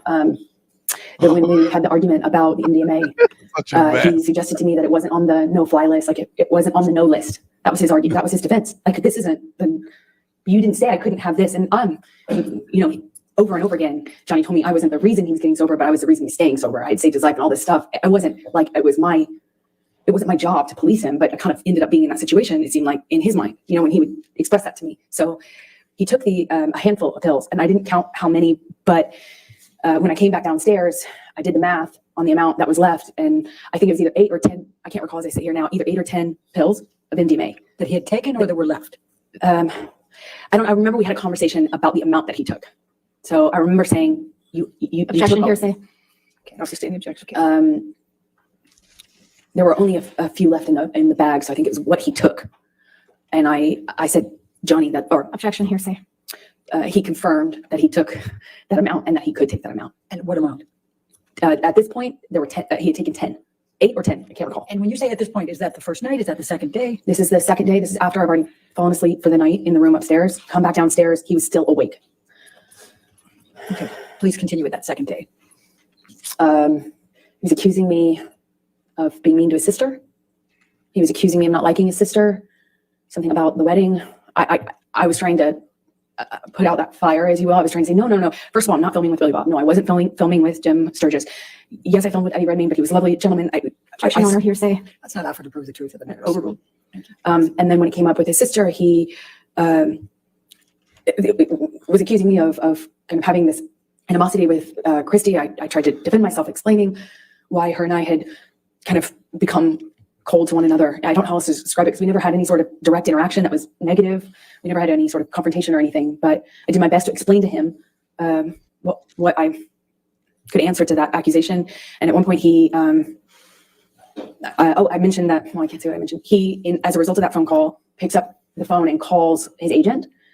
I don't know why, still to this day.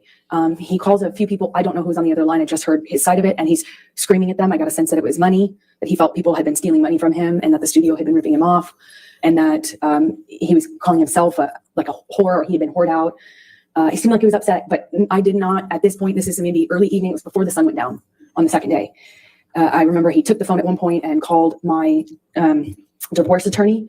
I had at some point prior to this got a divorce attorney, or not a divorce attorney, a domestic relations attorney to do a post-nup, because we got married in February, and there was never any mention or talk from Johnny about a prenup, but I had interactions with his sister. And so I thought, okay, I'll get a lawyer and let's do a post-nup. When Johnny found out about that, or when I reminded him of that in Australia, he went outside and called my divorce attorney and fired her and said the only way out of this was death. Again, and I heard that already at this point, March 2015, probably 25 times. So he's screaming at her. He calls his agents. I hear him talking incoherently, screaming incoherently at my lawyer and his agent. He comes back inside, and I genuinely didn't know if he was still mad at me or if it was about me at all. I didn't know. It didn't seem like it was connected to reality at all. At some point shortly after that, I have been saying to Johnny, I need to sleep. Let's eat some dinner, baby. Let's relax. Please, like, calm down. In my head, I was thinking that it would genuinely change if he just got some sleep. He needed to sleep it off. He needed to come down off the drugs. Clearly, the combination of what he had taken pill-wise with whatever else he was hiding from me was not good. I had recognized that sort of delusion. I'd recognized that sort of unattached to reality rage. I had recognized the patterns of those kind of loops where he's yelling about things that aren't even being discussed or talked about. I knew already that he just needed to sleep it off, clean up, sober up. And I thought we could. I remember I went to the fridge. I got out the steak so that they would, be ready to cook. And I got out some of the food I was going to put together for dinner. I went upstairs. I don't know if I came back down in my nightgown at that point or if that was shortly after, but the next thing I remember is coming downstairs and looking for him. We had an interaction that I can't really describe. It didn't make a lot of sense to me. He was just belligerent, throwing things, screaming at me. And I realized I was back on the shopping block. I realized I realized that the arrows were pointed at me again. And I tried to defend myself. I was explaining, trying to say that. Objection, Your Honor, hearsay. It was not offered to prove the truth of the matter. She hasn't even said it yet, but try not to say what you're saying unless it needs it for context or something. Try to say what he's saying. I'll sustain the objection. Okay. No, you can't do He that. was just belligerent. I don't know how to describe to you because it wasn't making sense. It wasn't making sense. I don't know how. I don't know how the immediate next string of the next part of the violence actually even initiated. But again, he has me up against the wall, and I remember this time he slams me up against the wall hard. I mean, I hit my head hard. And this is a wall next to I say kitchenette, but it's more of a bar. I remember there were these cooling fridges, and I remember kind of being slammed up against those. I remember pushing him off of me. I remember the name calling, the whore, the slut, the fat ass. I remember a lot of name calling.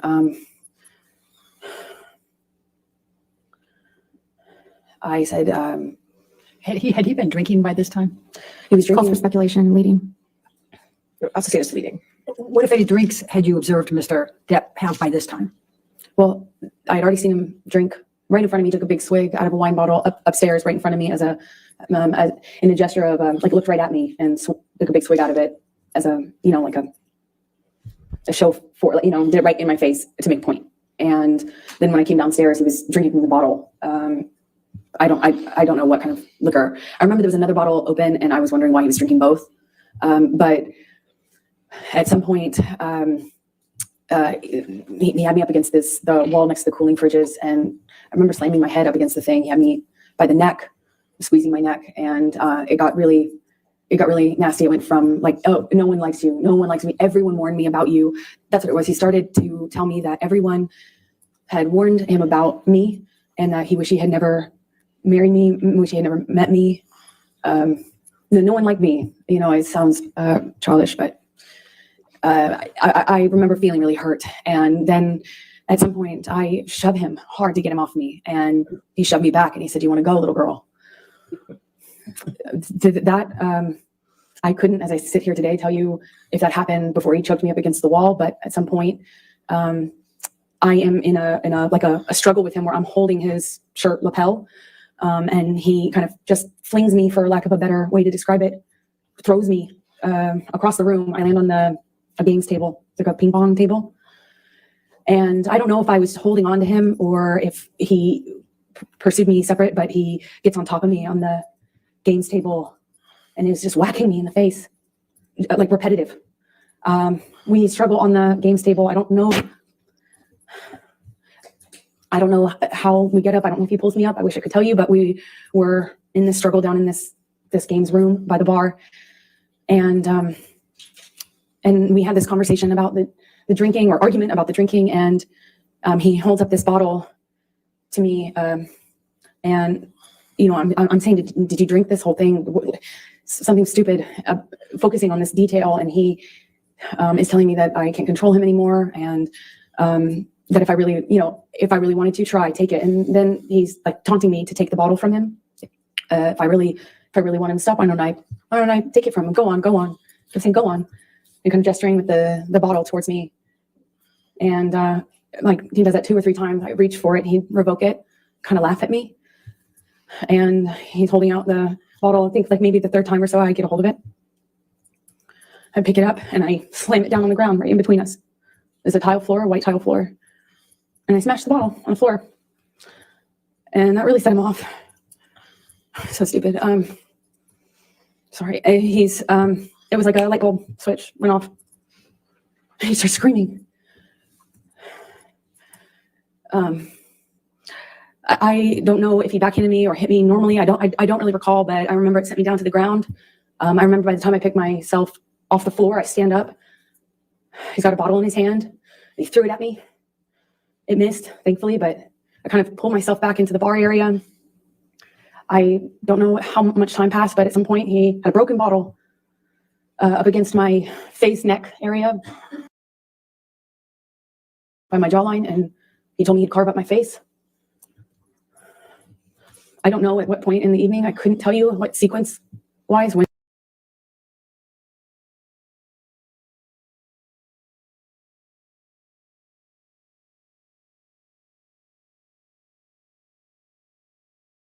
Miss Vasquez. I can't wait for Cross. I can't wait for Cross. That happened, but it was terrifying. It wasn't the first time he said that to me. He said that to me on the plane as well.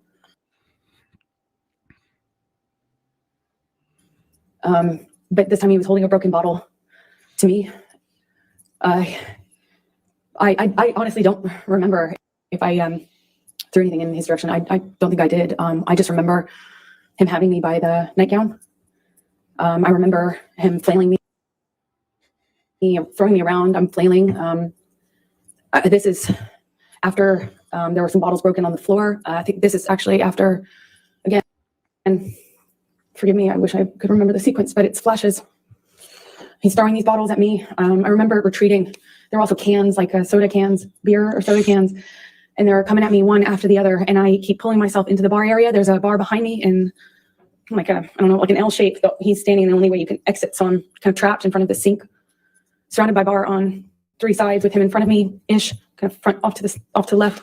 And he's throwing these bottles one after the other. And I can feel glass breaking behind me.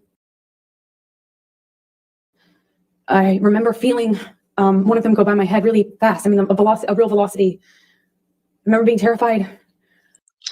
Hi, Nicole.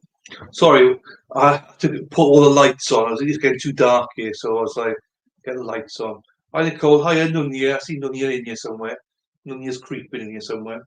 Hello, beautiful people. Hope you're all well. Dr. Hines. Hello. I was just thinking, have we got anything? To be quite honest with you, there's nothing here that I've been like, that's quite jumping out on me in the sense of going, geez. It's more of like, here we go, more story time. Do we have to go through this story again? There's nothing here that I'm like, she resembles any kind of truth, I don't think, that I've heard from her so far. No, I mean, to be quite fair, I mean, it's probably gonna get to this, but she didn't introduce this piece of evidence into the UK, into the US case, and I don't know why, but it's a cut on her arm that she took a picture on the day, by the way. She took a picture of the car in her arm, but in the US case, she put a picture that was photographed by paparazzi months later, like April something. She took a picture of the same cut on the day, on that day. So, but the cut on the arm is the only proof. But it's so bad because she hides her face. And I'm wondering, because what she's describing is she's been hit, thrown to the fridge, all those things, done all of that, all of that. But you're hiding your face when you're taking a picture of your, and all you have is a cut, like literally a cut, like it's a straight line. The bodyguard that died, unfortunately, was on record, her recording, saying that it's self-inflicted. I've seen those cuts before. Like I've seen those types. It's self-inflicted, most likely. Which I'm like, of course, he's a bodyguard. He's worked with high profile. Of course, he must have. I'm not sure on this one because I'm blanking on his experience. But I think he is had that military background as well. So it's and I'm looking at it and I'm like, yeah, it does look self-inflicted. But even if it isn't self-inflicted, you're telling me everything that you've described, that's your only injury, just a cut here. Nothing wrong with your face. But this guy's punched you in the face so many times. To me, that's weird. But that's all that stuck out. Yeah, no, that's fair. I mean, look, I can sort of understand. I think that, like, there's bias here, obviously, on your part, and there's a bias on my part because I'm listening to chats. If you look at the chat for like 10 seconds, the bias is there. So I'm trying to think, like, how believable is this? And, you know, I'm sure if you've experienced some of these things, maybe it is believable. I don't know. Honestly, there is a lot of bias on my part, and I will admit that I mean, before I put it to one side, I will say I read this study because someone, a criminal, a psychotherapist that works with criminals, done a study, and I'm gonna put this on the next part. She basically said it's not that difficult to go on forums and research these real cases and make it your own. That's how easy it is to fake something, but it's very hard to defend against that because it's not like you can go on forums and find out, oh, how can I defend against a false accusation? It doesn't exist. But putting that bias aside, because despite there being a case there, people faking it, etc., on and having this plethora of material to pick from, hearing that she hasn't got to the deep part, so maybe you're not gonna, maybe there is a testimony that she made that would lose me, but if someone has been through it, I don't think it helps her. but that's my own point. But putting aside, there is an element in there that if you've been through something similar, you may believe her.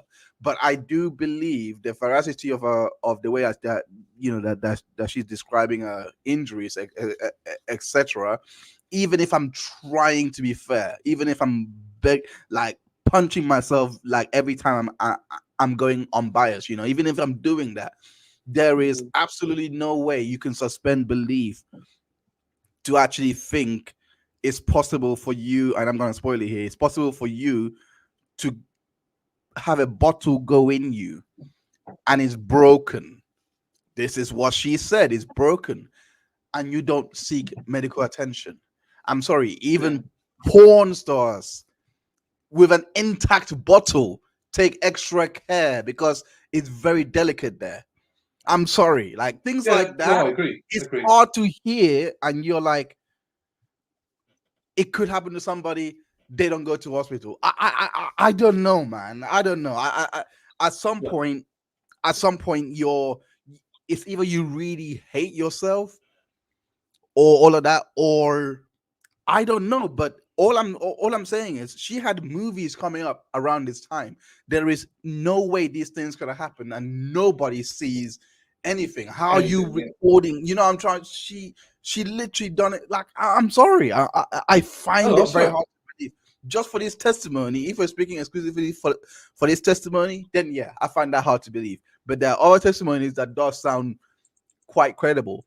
Like that, like for example, I've always had we've been through already, but the Boston plane one, that Yeah. testimony, that could have been a factual thing, even if I was to you know uh dissect her positioning on the plane, etc. It could be like he did kick her. That could be the case, like that. But I don't think it happened because I can't imagine, because he didn't have justice assistant on the plane. He had someone that worked for the label on the plane, like that is recording. Like there is no way he's seeing this and he's like, oh, it's Amber, we'll forget about it. It's not Yeah. gonna happen. What I'm trying to say? Like there's so many No, I things do. in I here. do. I'm trying, like, I'm sorry, but yeah. No, don't be sorry, man. So good.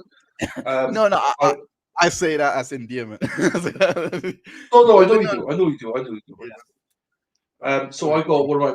I've got to put this up because it's one of my bosses. If I don't put it up, I get an angry message afterwards. So Josie here, um, one of my main bosses here, she said, "Delan, even the first time I heard her, this was not believable to me. I knew nothing of this case when I watched.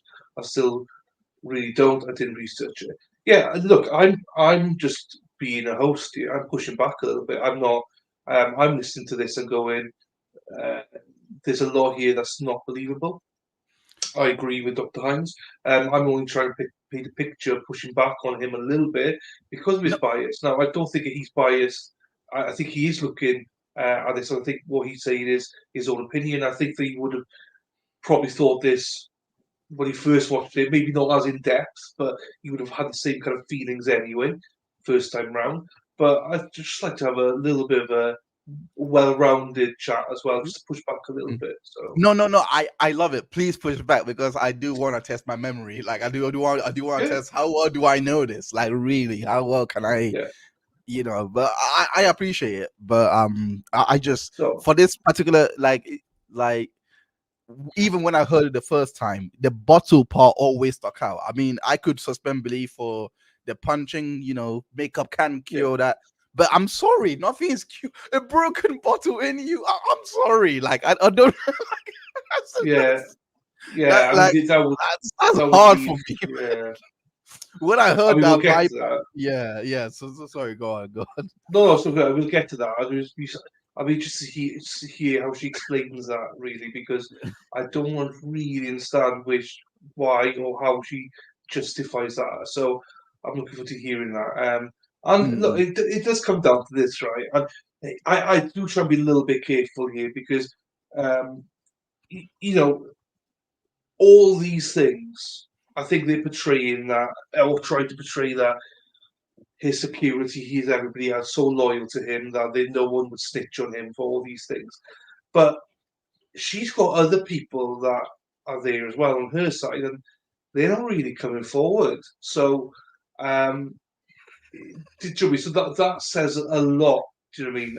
As well, especially how people, even her, she's pictured him as a bit of a great guy that does everything for everybody, helps them all out. We've seen so many instances of that, and then no one's given us any instance, past girlfriends, anything like that, where it's like he's been so abusive or so controlling.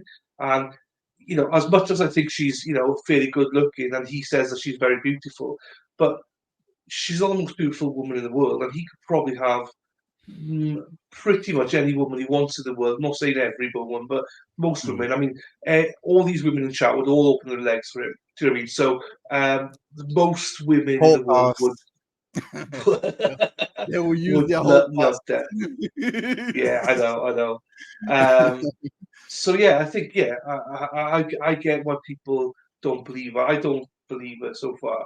I'm just trying to give obviously benefit of doubt a little bit here, but no, I don't. I think.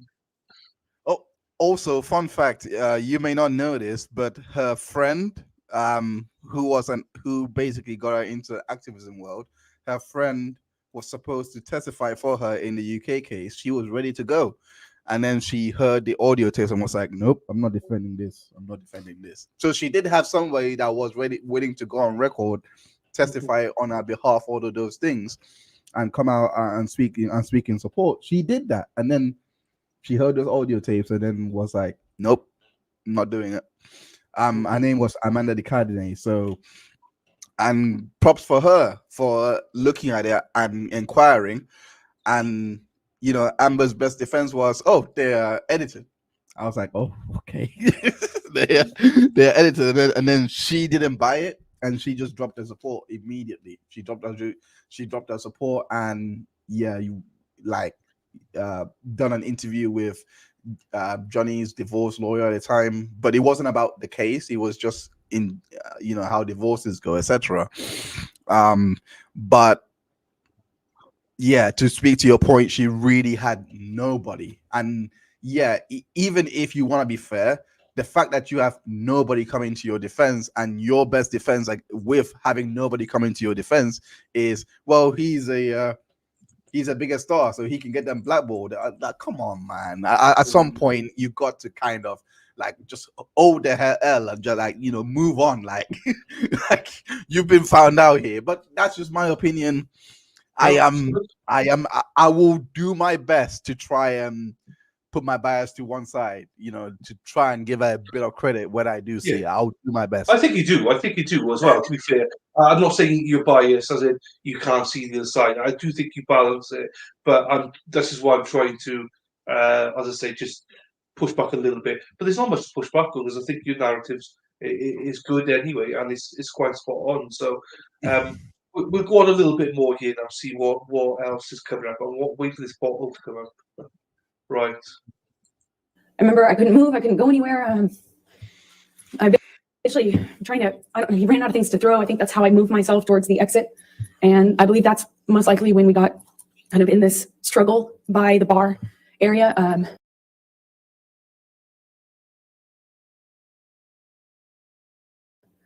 Because I remember my feet slipping on the tile as he was slamming me from the wall to the countertops.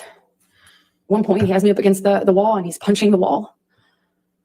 He had my nightgown, and it kind of ripped it off my chest. I remember at one point he's teasing me, taunting me that he has my breast in his hand. My nightgown came completely off. It was ripped off of me. So I was naked, and I'm slipping around on this tile and trying to get my footing. And I remember slipping on this tile of glasses underneath me, and I remember just trying to get my footing. I felt really destabilized and felt really vulnerable. I'm naked. He's flinging me around, and at some point, I'm up against the wall, and he's screaming at me that he fucking hates me, that it ruined his life. Remember, I ruined his life over and over. And he starts punching the wall next to my head, holding me by the neck. I get free from him. I kind of step back from him, and it's like his energy shifted to the phone. There was a wall-mounted phone on the on the wall next to where my head was. And he went from punching the wall to like realizing there was a phone there. And he picked up the phone and he's screaming. He's like at the top of his lungs, screaming, I fucking hate you. I fucking hate you. You ruined my fucking life. And screaming at the top of his lungs, and picks up the phone and starts bashing the phone against the wall where I was just being held. And I remember kind of having some distance on what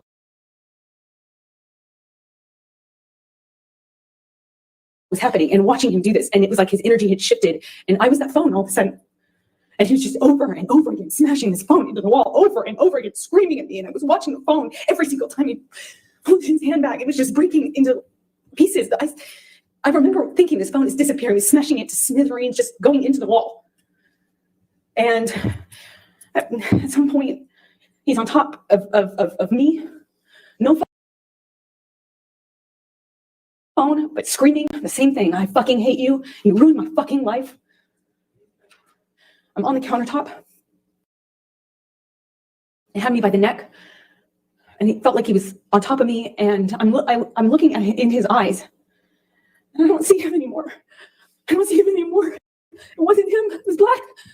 I've never been so scared in my life.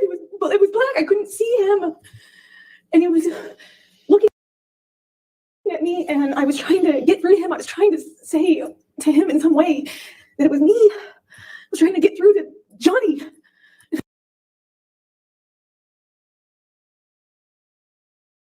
I couldn't see him. I couldn't see him at all. Fuck's sakes, come on. And my head was bashing against the back of the bar, and I couldn't breathe. And I remember trying to get up, and I was slipping on the glass. My feet were slipping. My arms were slipping on the countertop. And I remember just trying to get up so I could breathe, so I could tell him that he was really hurting me. I didn't think he knew what he was doing. I don't know how.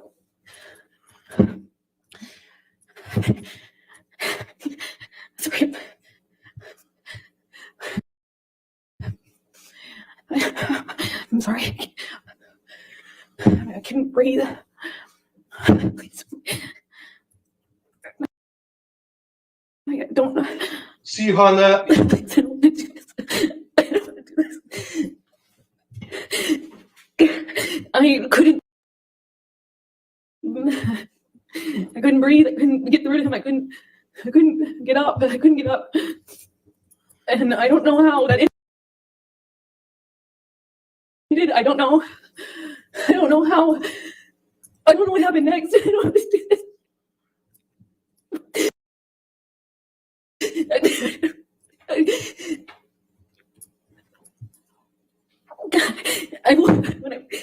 The next thing I remember, I was bent over backwards on the bar, meaning my chest was up. I was staring at the blue light, and my chest was on this. My back was on the countertop, and I thought he was.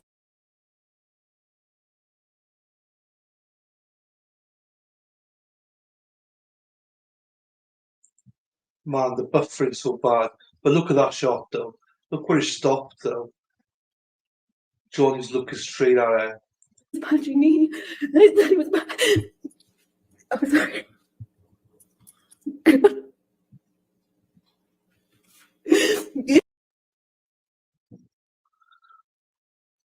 You're on mute, by the way, Doctor. Yeah. No, I just said I have no words for this.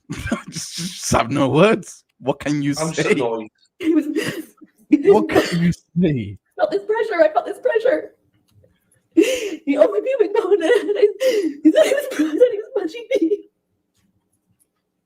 I just saw his arm. I could feel his arm moving, and it looked like he was punching me. But I could just feel this pressure. And the worst part about this It was like, is in the UK case, when her former assistant heard her make this testimony, she actually, because I don't think she was going up, I think she had already finished testifying, so she wasn't going to testify until so she had finished. But when she heard this testimony, she told the Daily Mail that no, Amber stole my sexual assault story, like, because this happened to her, like she got bottle, you know. Yeah. And when I heard that, I was, yo, that's That's you what I know, that's I was done, because at that point you're like, okay, well, who's the, if you want to be fair to Amber, okay, ex-assistant, she can say whatever she wants, you know, disgruntled employee, blah blah. You can make that case, but at that point, who do you believe? Because this is sexual assault we're talking about here. You got to choose which one you want to believe at this point. You know, you can't just discard her and say you care about women, because why is she making it up then? Like, you know, why is she even doing all of this? It's not involving her, you know. So, but when I heard that, I was like, oh God, that's so bad, because because they were close at a point. She did confide in her in regards to that, and it was just, anyway, I just thought just anyway. I'd heard something. I think Spider Girl told me something about that, but I'd forgotten about it, to be honest. That's horrible, you know. Yeah. So, So when I heard that, it just confirmed the belief that this couldn't have been real, because what she is describing and the fact that she never went to hospital, but for someone that I believe who went through that, didn't even, I don't remember reading that she's gone to hospital. She doesn't even share that. Do you know what I'm trying to say? Like but she, I don't know. yeah, there would be records of this. There would be absolute records of this. It'd be, the way she described it and everything. It sounds like the whole place would be a mess. And she would be a mess. Johnny's hands would probably be broken if he's punching a wall.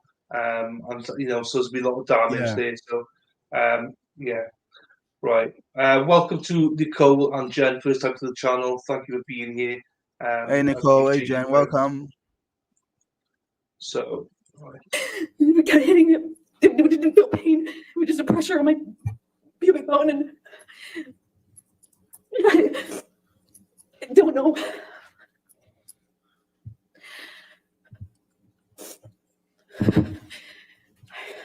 I don't remember what I said. I just remember being really still, not wanting to move. I remember looking around the room. I remember looking at all the broken bottles, broken glass. And I remember just not wanting to move because I didn't know if it was broken. I didn't know if the bottle that he had inside me was broken. I couldn't feel it. I didn't feel pain. I didn't feel anything. I didn't want it. I looked around and I saw so much broken glass that I didn't know if he would know. I didn't know if he would know if it was broken or not. And I just remember thinking, please God, please, I hope it's not broken. I don't know how that ended. I don't know how I got off the countertop. I just remember it being in the bathroom. I remember retching. I remember the sound my voice was making. I remember I lost control of my bladder. I remember just retching. I remember there was blood on the floor.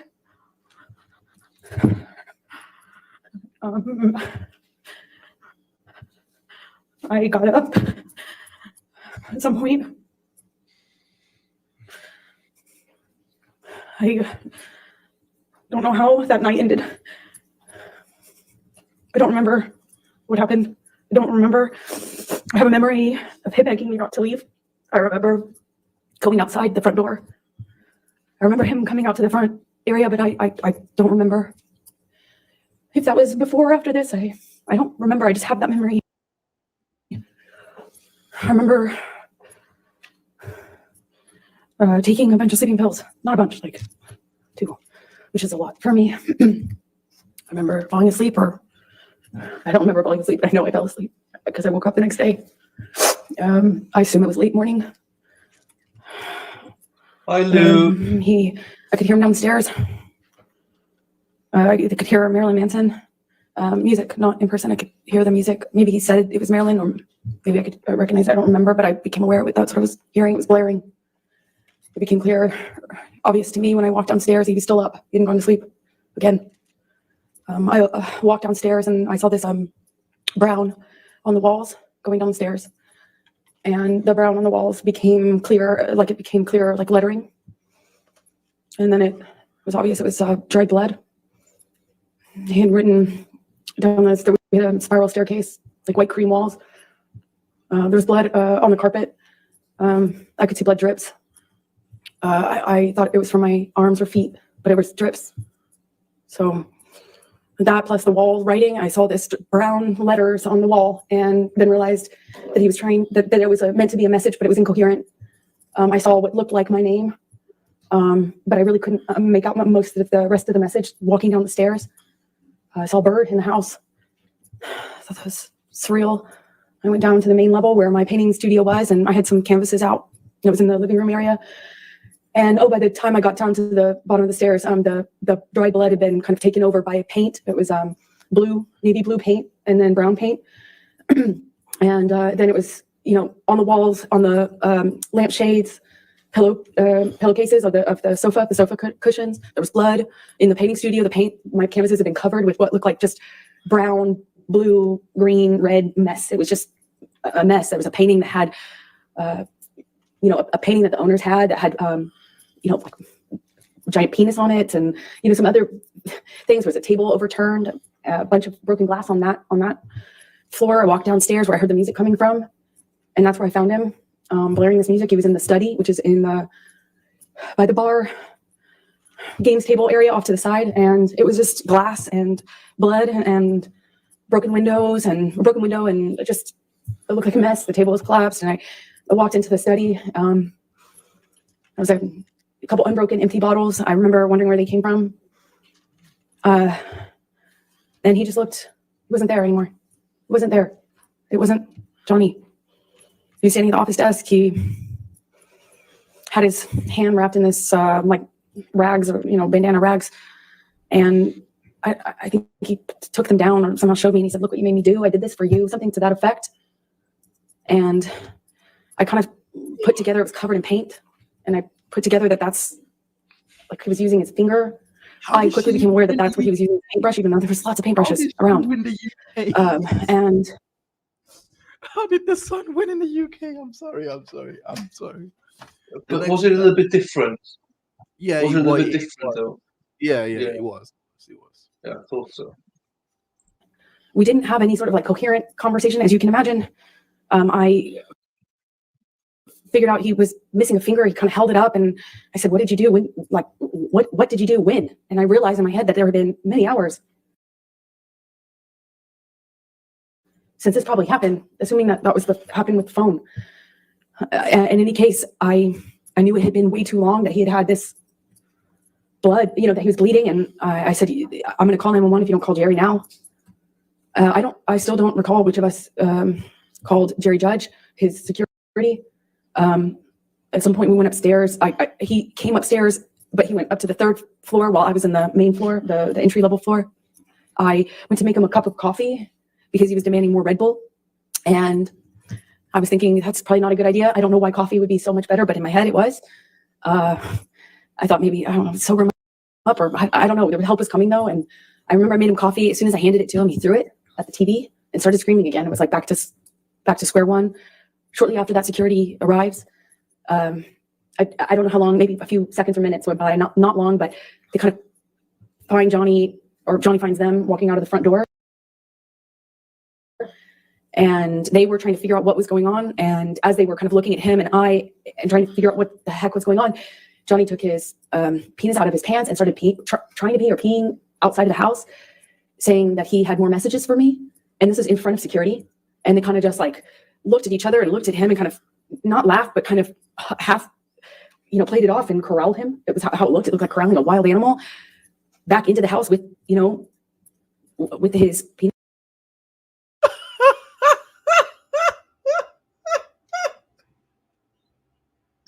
Did you already see the testimony by the security guard that said, I think I remember seeing Mr. Depp's penis. I love that Scottish accent. I think I remember seeing Mr. Depp's penis. So out of his pants peeing or trying to pee. That's what he was indicating. And he went to the wall of the house. And I remember him standing at the wall trying to leave me more, saying he had more information for me. He was going to leave me more messages, more information for me. It made no sense. And Jerry Judge, his security, and one of the nurses.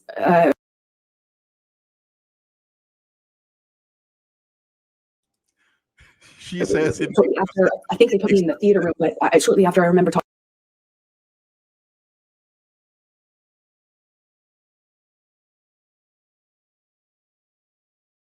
to one of the nurses, and she was trying to give me drugs to sedate Objection, me. Your Honor. Hearsay. Trying to give her drugs. She didn't say anything. Thank you. Keep going. And I just remember crying and rejecting what they were trying to give me, and fighting with them about how much they were trying to give me. I felt like I needed to figure out what was happening with my life, what was happening with Johnny. I didn't know he was okay. I didn't know. I actually had no idea. Could this be something? Fun fact: she has always rejected. She has anxiety, really bad anxiety. So from the medical notes from September 2014, when her nudes were leaked, 23rd, I believe, 23rd of September 2014, when I'm not sure if you remember this, but there was a whole industry-wide scandal where everyone's nudes got hacked and they were released to the web. Hers was released, and she was having anxiety all over the place. She blamed Johnny for it, and the nurses were trying to give her Seroquel, to calm her down. She rejected that and took half. The same thing happened here, where again she was having anxiety because she literally just threw a bottle and cut the guy's finger off, and she was having anxiety. So they were trying to give her those anxiety meds. She took some a lot lower amount than what she took in for the other incident. Again, all anxiety, right? But now she's saying that she was rejecting all of it. There's her own nurse, because when she takes when she takes medication, she has to go report it to her nurse. Her own nurse records her self-reporting this, that it was self-administered, all those things. I don't know what the hell this is. I don't know what you talk about rejecting all of it. Like, what are you talking about? Because she's now trying to make it seem like they were drugging her out of, without her consent. Sorry, Well, go on. I'm just clutching at straws. Clutching at straws. He could die from, if anything, just the drugs and alcohol. I mean, that alone. I didn't. I just remember being scared and being in this theater room, this dark theater room, and not knowing what the heck was going on. And I eventually was taken up to my room by one of the nurses.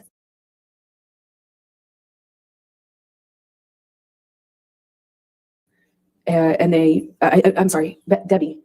And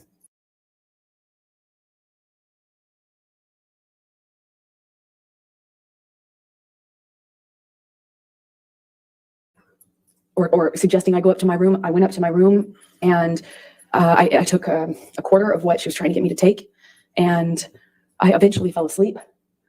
I came back downstairs to look for my phone, which Johnny had picked up before security came in. He picked up my phone and said, "We're going to get to the bottom of this." And he wasn't making any sense at the time. I understandably just nothing made sense. But he picked up my phone and was saying, I'm going to prove this. We're going to get to this. We're going to get to the proof of this, something to that effect. I don't remember his exact words. And he pushed record on my phone. I didn't actually at the time think that he had done that. I had no idea, but I did know that I didn't have my phone when I woke up and went downstairs to get it. It was dead. It was sitting out on the dining room table by where Jerry Judge was sitting. Jerry Judge was on the phone and talked to me, and I went back up to bed, took more of this sedative, and fell asleep. And then I think the next day, went to the closet and took out the clothes that he hadn't painted on. I guess when he went back upstairs, he had just it looked like what he had done is dip his hand in a bucket of paint and just wiped it on my clothes. And he picked up another portion of my clothes and put them in the bathtub. And I don't know if he added paint or if he just had touched them with paint, but it was this ugly navy blue brown paint. I packed what was packable, what hadn't been destroyed, and eventually left Australia with Ben King, who you met. on the way there. And let me stop you there because I want to ask you some more questions about those 3 days, and then we can talk about Ben King and going home. So do you recall what bottle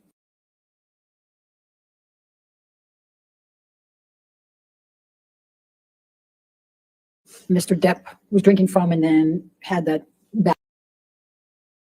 and forth with you and you threw on the ground? Objection, Your Honor, compound leading. Sustained. Do you recall what the bottle was? No, I don't.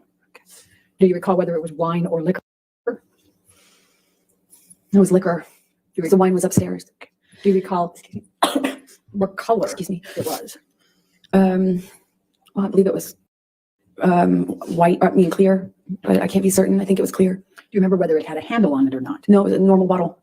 Like I remember because he was holding it like this and gestured to me to take it. And I did try to reach for the bottle. It was a normal size, but for life of me, I can't remember like what brand. Okay. When you woke up that third morning and came out of your room, what, if any, food did you see? Oh yeah, I forgot about that. Objection, Your Honor, leading. Overruled. There was mashed potatoes smeared all over the bedroom door, on the wall, in various places. But I remember opening the door, being really confused at first as to what it was. That little like specks of green in it, I assumed to be spinach.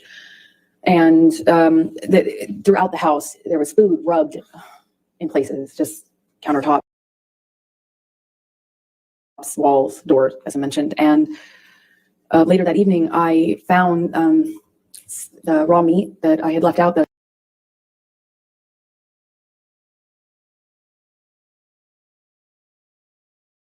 steak, all over the house. There were pieces of it. It was cut up.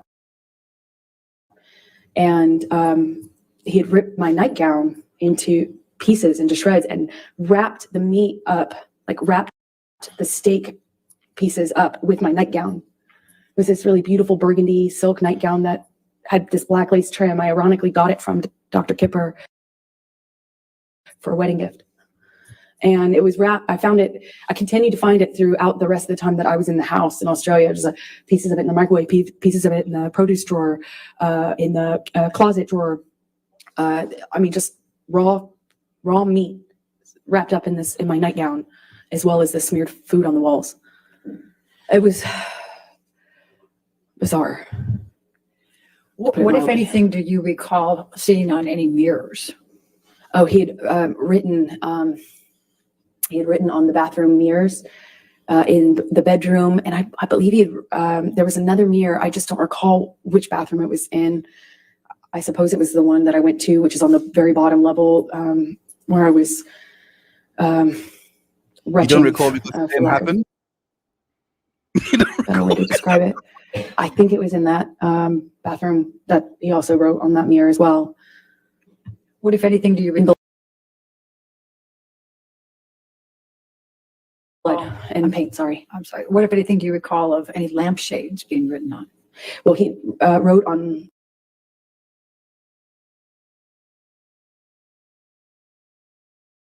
messages to Reading me, as fuck. Things to the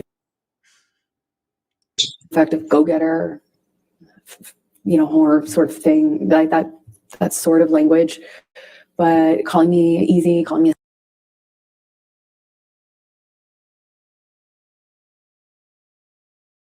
Oh, this buffering is doing my nothing, man. It's slut, calling me, like just things about ego and what a whore I was. But it was hard to make sense of it because it was clear he was just out of his mind. It was, he wrote on a back of a pillow in blood, and you can tell because it dries like in this ugly brown color. He wrote on the walls going downstairs. Like it took in fact, you could see where it looked like he had run out of blood because the messages became, the markings became clearly letters, and the letters kind of became like I could see where he had clearly run out of blood or wasn't bleeding enough and went and got paint, and then it became paint and blood. You could see both. You could see where he went back with it. Same with the mirrors. I could see where all the dried blood was, and then I could see a different set of markings with paint and some other material. So I'm going to go back to the time in the bar, and I know this is very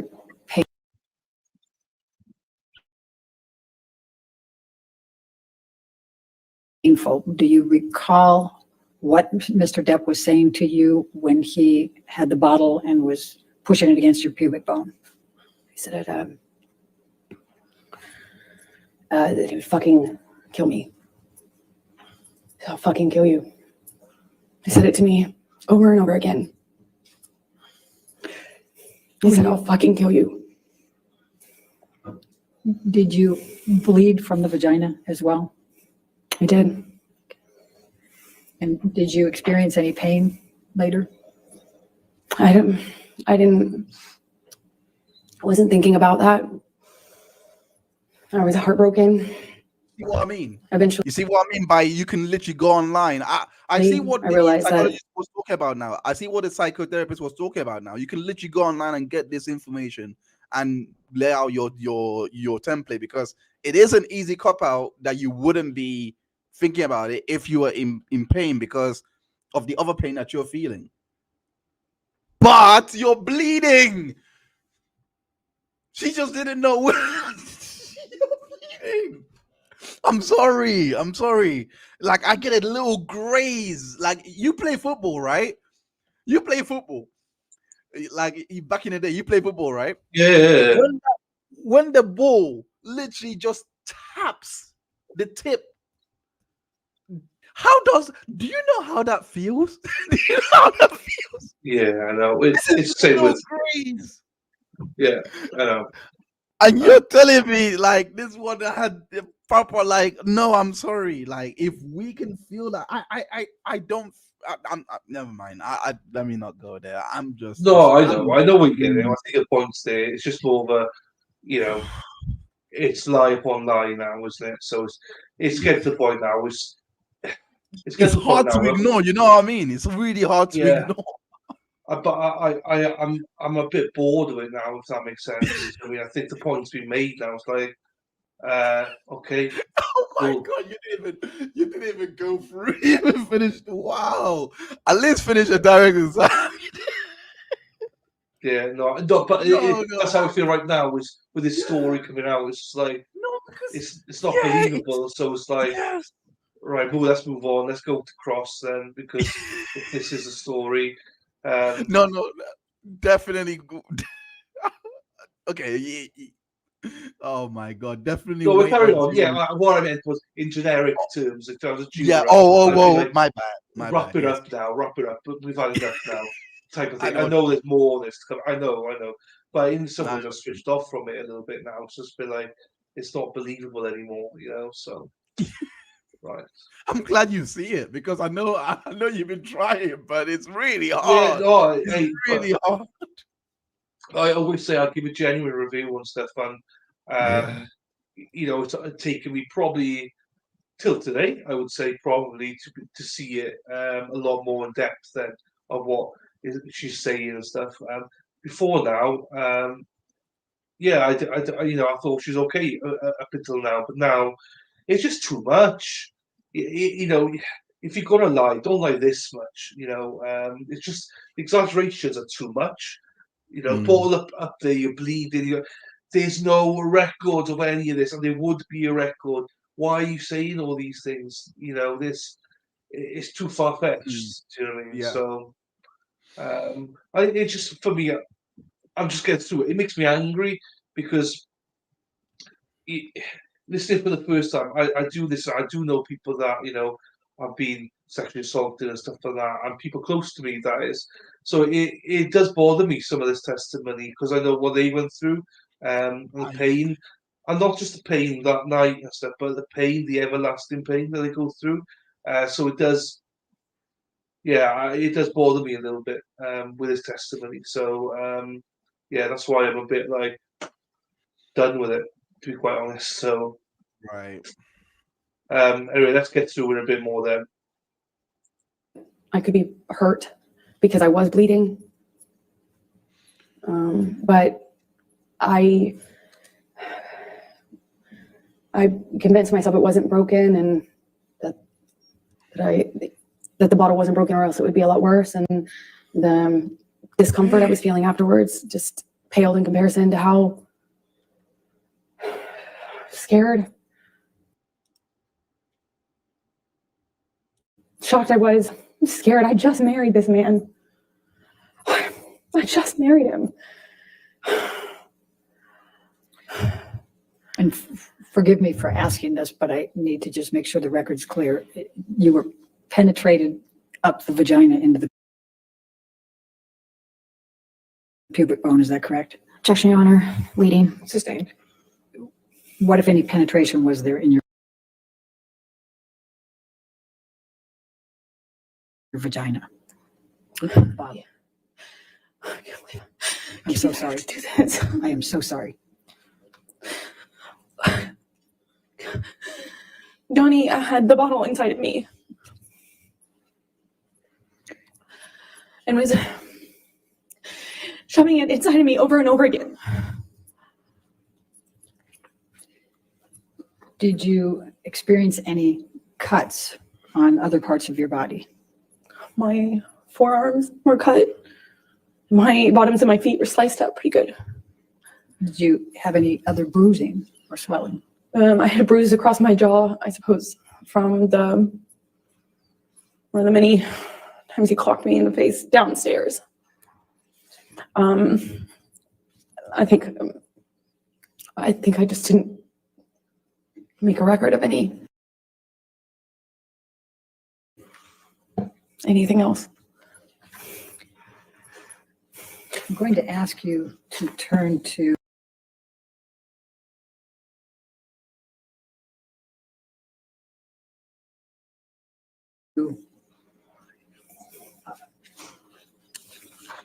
let's go to He's losing it, man. He looks like he's losing it. actually, let's go to 1815. It's like, what's going on in my life? Look at him. He's like, oh my God. I can't imagine being him listening to all this. You know, it's man to be accused of this stuff is sickening. Do you know what I mean? In his position, I would, you know, Jesus, I don't know how he's still composed. You know, fucking hell. Oh, he got kicked out. So we're having technical difficulties. My download and upload speeds are great, but for whatever reason, I think it's traffic-wise, the internet keeps buffering this, and the weather is not great. The weather tomorrow is supposed to be super, super bad as well. So yeah, I'm not looking forward to streaming tomorrow with that weather. So maybe Dr. Hines got impacted there with weather. We'll see when he comes back. Michelle, if you can bring that up, defendants 1815. And I think these are all in Your Honor, so if we Yes, could publish. they can all be published. Yeah, sorry about that. What? Annoying mices, you know, that it's got the buttons on the side of it. You press it, yeah. Mate, it's when I first started streaming, I used to click that and get kicked out of streams. It used to annoy the hell out of me. It's a super windy weather. Yeah, we had storms, Lou. So yesterday I lost internet. They shut down the internet for a few hours. Hang on.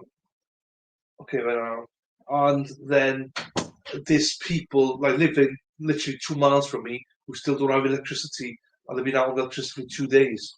So I'm praying that we still continue to have electricity, but it's bad, man. It's bad here in Wales where I am. So I think it's impacting the stream as well. It must be because I've never been this glitchy before.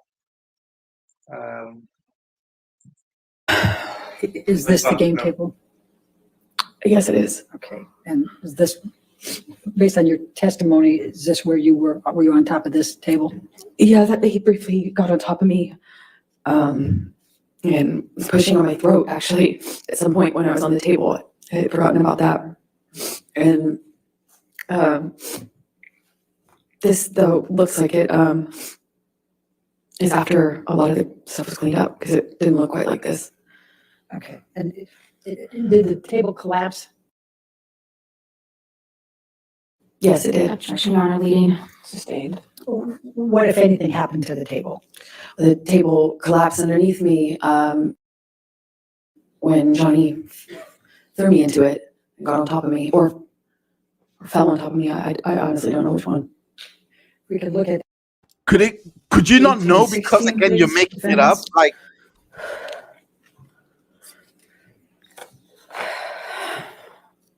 do you recognize you this? don't recall what's whether depicted it in this fell on picture? top of you. Like, how does it? How do you not recall this?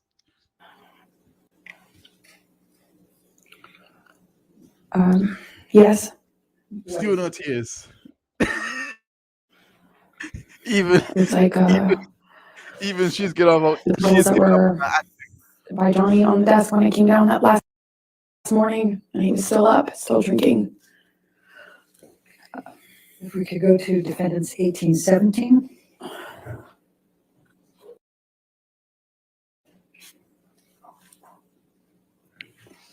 The bottle shape. The bottle shape. I'm sorry, go ahead.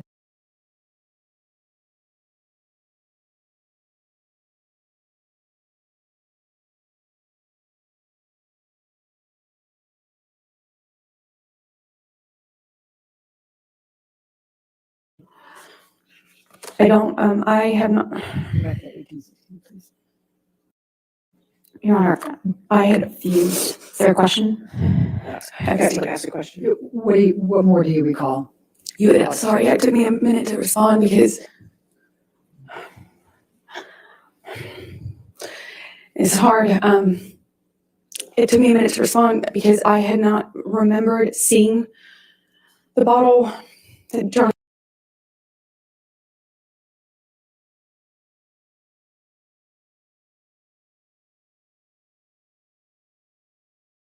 was using on me. I didn't have a memory of seeing it. And this picture, I wasn't aware of until just the other day, yesterday, the day before. And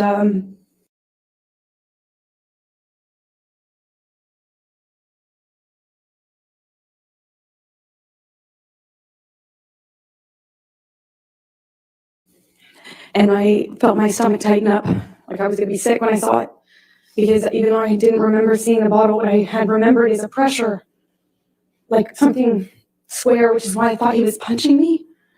I had. I was feeling the square, something firm. I've just got off Crete. I got my dinner here, so I'm just gonna eat my dinner. Hitting me, like butting up against my pubic bone. Over and over again, I felt that pressure against my bone. It felt like a flat surface. Oh, damn. But when I realized it was an object or bottle, and not his fist, which is what I thought, because his arm, I could see his arm while he was holding me down, saying he was gonna kill me, but I thought it was, his arm looked like he was punching me. And I hadn't seen this bottle, I didn't know, and then this came out in Ben's evidence because he didn't share it until this date. Objection, Your Honor. Sustained. And so I recognize it.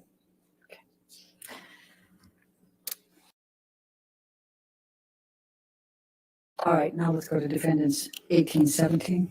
Do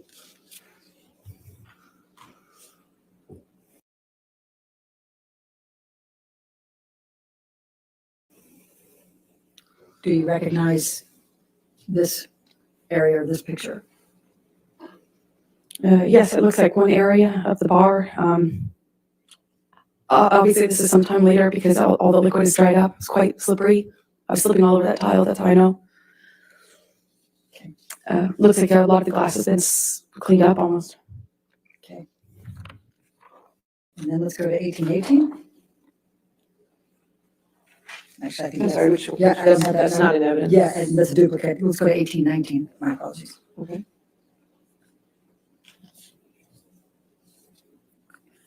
Do you recognize this? Yes, I do. What is this? This is close to where my feet were when I was dangling off the counter, when he had me on the countertop by my neck. My feet were slipping on the tile, and I just remember my feet. I remember feeling glass underneath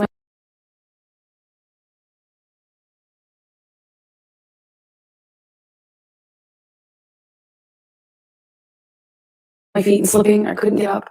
I couldn't alleviate the pressure on my neck as he was crushing me. That's around that, not around, that's next to that. All the way at the end of the picture is the bar where I was standing when he was throwing bottles at me.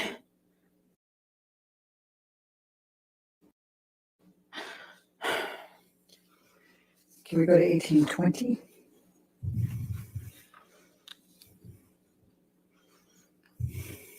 Do you recognize what's depicted here? The area. Yes, that's to the left would be where the wall-mounted phone was. Right to the left of that. To the right of that is the little L-shaped bar that I was telling you about, where I was trapped. And when you say to the left of the wall, I'm sorry. is it off the picture or on the picture? So if you're looking at this picture, imagine up and to the left at person height, site height. So like and I don't know if it was antique, but it kind of looked old-fashioned, like an old-fashioned heavy. It looked heavy. I didn't pick up the receiver, but it looked heavy when I was watching it break. It looked like these like really heavy glass. Excuse me.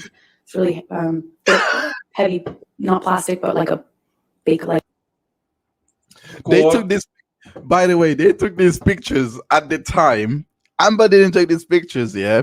The house manager for Australia took the pictures because it was Disney that was paying for the house because it was filming Pirates 5. So the house manager was taking these pictures. Most likely, I believe this. There is nothing to prove otherwise, but I believe they took these pictures for insurance purposes, and you would believe that if they had a wall-mounted phone that was in the house that's now disappeared, broken into pieces, that they would take a picture of where it was and show, like, just to show that is missing, right? Anyone that's worked in insurance, like anything like that, anyone that's worked with that, you have to deal with things like this. If there's anything out of place, missing, etc., you take the beef. Forget that. If you've rented a property, and you're moving into a property, whatever is in that property at that moment in time, you take a picture of it. You know what I mean? Like you just take a picture of the house the way it is, so that when you move out, you can prove that you didn't damage anything, right? Common sense will tell you this, but the fact that she says that there is no longer that conveniently this wall-mounted phone is behind the picture, you can't see, like, but they didn't take a picture. That's what she's saying. They didn't take a picture of this phone. This phone did not exist. This phone did not exist at all. At all. The only phone that existed is the one that they do have a picture of.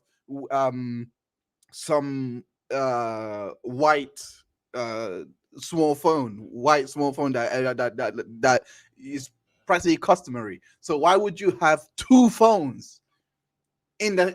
It's just, when I look, it's so ridiculous. It's so ridiculous. It's I can't believe she actually followed through with the testimony. Like, it's so ridiculous that you just have to apply common sense for a second and just think, like, these guys wouldn't take a picture of at least to reflect that the wall-mounted phone is not there. Like, but it was there because they would have the before picture as well to prove that it was there. Come on, man. Oh, it's just, sorry. Like there was something heavy material on it. That's my best guess. So that would have been to the left, and then to the right would have been the very end of the bar that you just saw a picture of. All right, let's go to 1821, defendants. And do you recognize what's depicted in this photo? Yes, that's the bar that I was just talking about. Okay. Now, I see a phone on the right side. Is that the phone you were talking about? No, that's not. This is a wall-mounted phone. That's just a landline. And you see straight ahead at the very, if you look straight ahead at the picture, on the top part of that, it appears to be some broken glass. Do you recall, what do you recall of that? I recall more than just this window being broken. This is one of the windows that he broke when he was throwing things at me. My body was standing in front of that little kitchen sink you see at the end of the picture. I suppose that's some of the glass I felt, though, on the backs of my arms, like when the window shattered. Okay, let's go to 1822.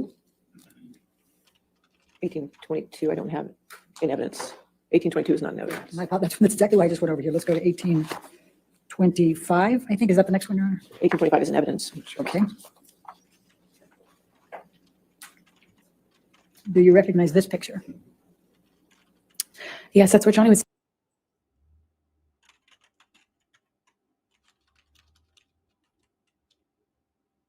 standing when I found him the last morning. That morning, it might have been like midday. When I say morning, it was after I woke up. It was certainly not early morning. And he was standing at that desk, behind the desk, with the Manson blaring. When I found him and told him that I was going to call 911 if he didn't call Jerry. If you look in this picture, there appears to be a lampshade down below. Do you recognize that lampshade down below the table? That's one of the lampshades Johnny wrote threats or messages to me on. Okay. Then let's go to 1827.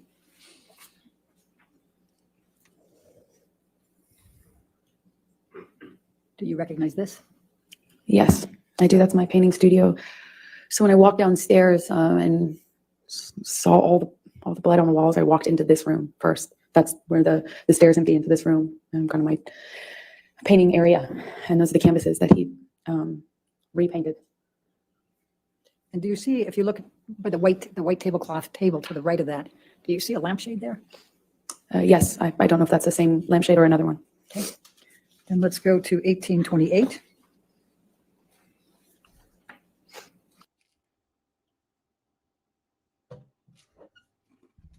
And do you recognize what's in that one?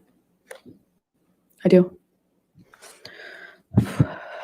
Those are were my paintings. That I don't know when he did that, if it was before or after the writing on the walls, but he just ruined them. So I just want to make sure. So the painting canvas that's dark colored, there's two of them there. Well, there's 2 or 3, and then there's a smaller one in the center, and that was his daughter. I was trying to paint a portrait of, and that was untouched. Okay, and then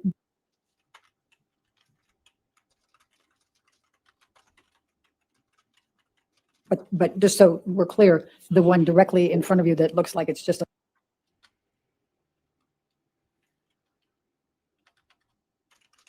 a lot of dark colors, was that dark colors before, or? I am Objection, Your Honor. Leading. I said, was that dark colors before? I'll sustain the objection. What, if any, change was there on that canvas? I'm a terrible painter, but I'm not that bad. That was not my painting. It was the start of a portrait, and he changed it dramatically. And then to the right side, on the other side of, more to the right than the one you already testified to, is that what that picture looked like before, or is that? Objection, leading. What, if any, changes were there to that picture? Well, the 3 canvases were portraits, so they looked similar to the one that's in the center that I was doing of his daughter. Okay. And the white that's below, what, if any, changes were there to that? The white canvas that you see there? It just looks like the painting was.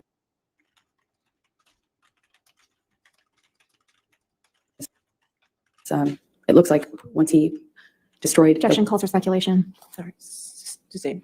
Was there anyone else in the house besides Mr. Depp and you? Not that I know of, no, and no one was around. Okay.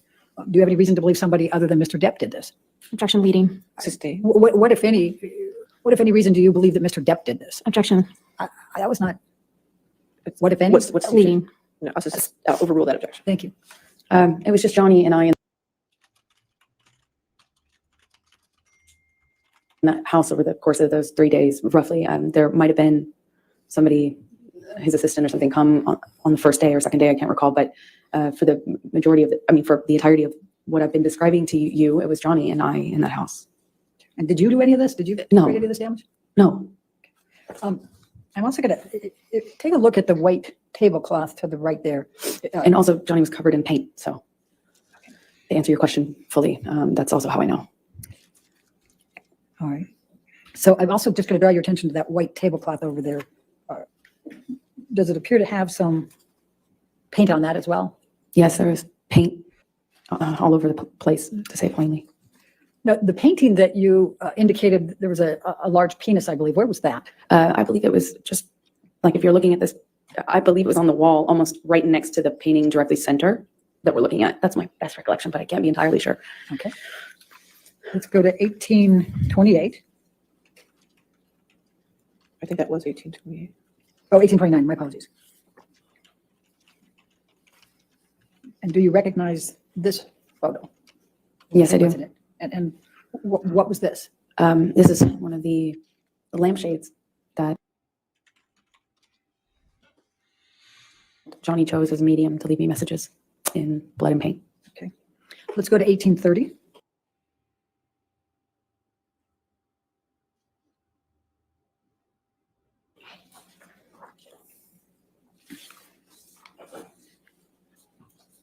Do you recognize this? Yes, that's one of the bathroom mirrors. Okay. And if you could just look to the left, and I'm going to go ahead and circle it over here. You see red and black there. Would you agree? Yes. Okay. And there were some questions that were asked earlier about that red. What, if anything, did you write on this mirror? I didn't write anything on the mirrors. I was as confused as anyone in hearing that testimony. And based on looking at this area that I have circled, is the black on top or underneath the red? Objection, Your Honor. Calls for speculation leading. Outstanding objection. All right, it's probably a good time to take a break. Why don't we go ahead Okay. and take our afternoon break, ladies and gentlemen. Let's go ahead and have our break. Do not discuss the testimony with anybody, and don't do any outside research. We'll come back here. All right.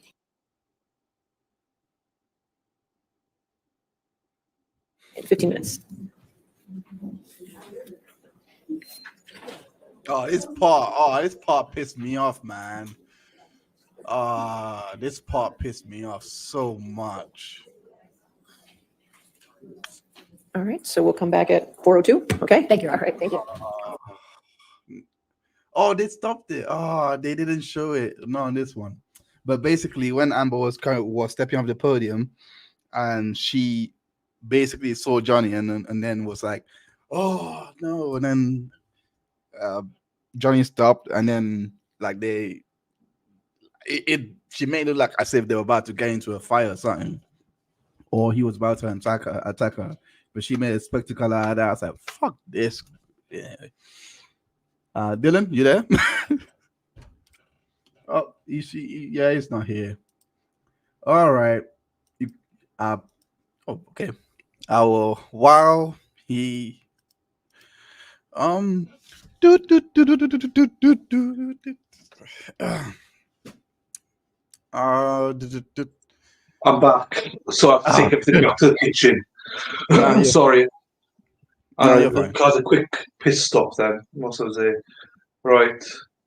Let's get it on here. Oh, they're in there. Well, it doesn't wait much to do.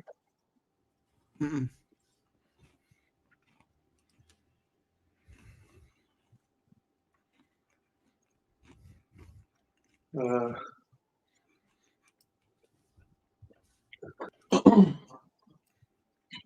I'll just see your message. No, I don't think so.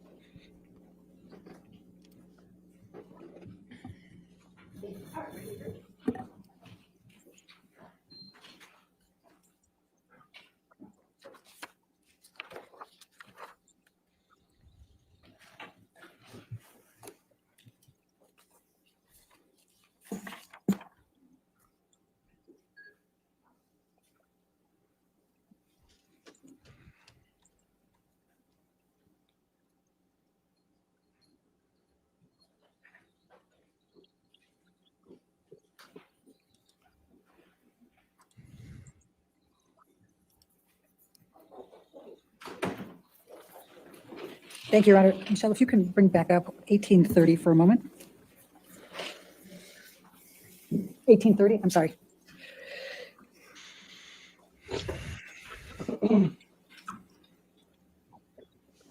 Remember, we were talking about this right before the break. It still has my highlight. Which color is underneath the other? Objection. Calls for speculation. Based on your perception, which color is I'll underneath? sustain the objection. All right, let's do this. Let's bring up defendant's 375, which is already into evidence.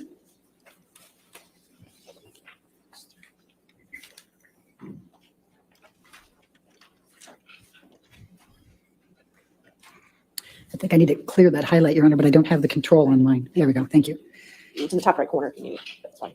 Thank you. Oh, there it is. My menu was hidden. Amber, I'm going to ask you to take a look at this. Is the picture that we saw earlier. And do you see the area that's written in red here? Yes. Okay. What, if anything, did you have to do with the writing of that red? Nothing.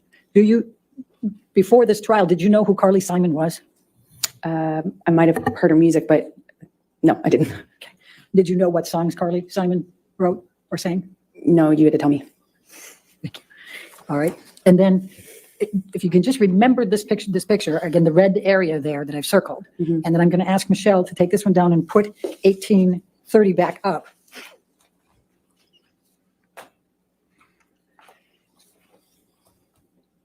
And I'm going to ask you to take a look at this. What, if anything, did you do to this mirror with respect to the black or the red?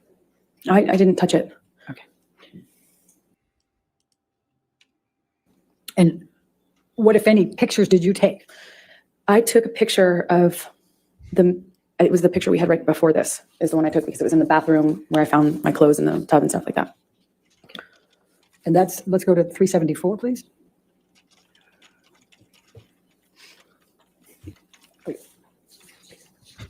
That's already in evidence.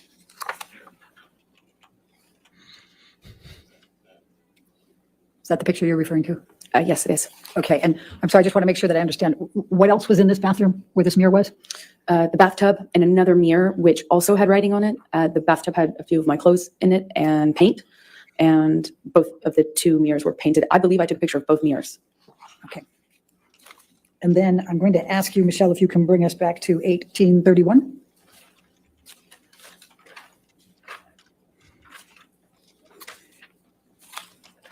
And did you take this picture? No. Okay. And do you see in the mirror there, can you see the bathtub in the back there? Yes, I can. All right. Was that the bathtub that you're referring to? Yes, it is. And that had your clothes in it? Objection leading. I'm sorry. What, if anything, did it have in the bathtub? A few of my clothes with paint on them. You can see them. I think that's what I see in the corner of the mirror. Okay. And then let's go to 377 for a moment. That was in evidence already. And do you recall seeing this picture earlier? I do. Okay. And now let's go to 1829, please.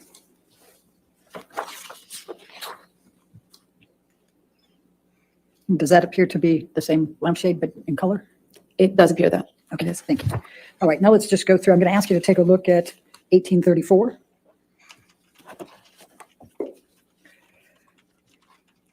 And what does this depict that you can recall? And that is the TV that Johnny threw the cup of coffee at. Okay. And let's go to 1835.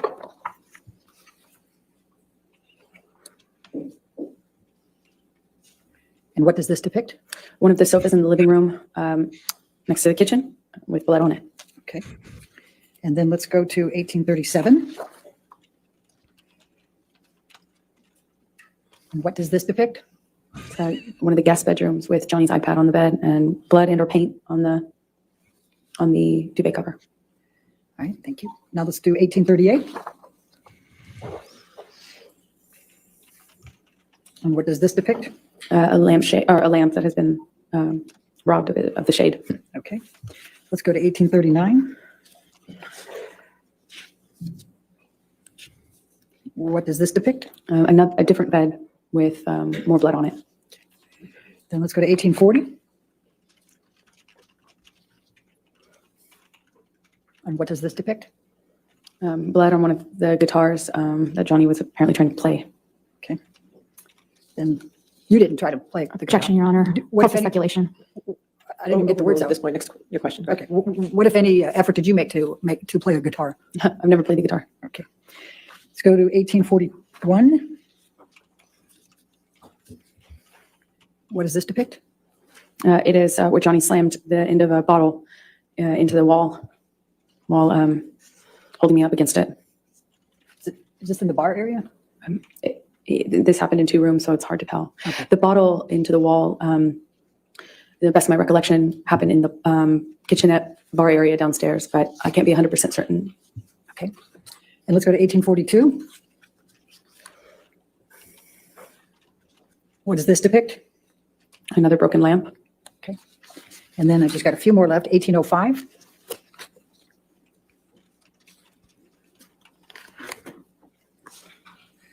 And what does this depict? Wine spill.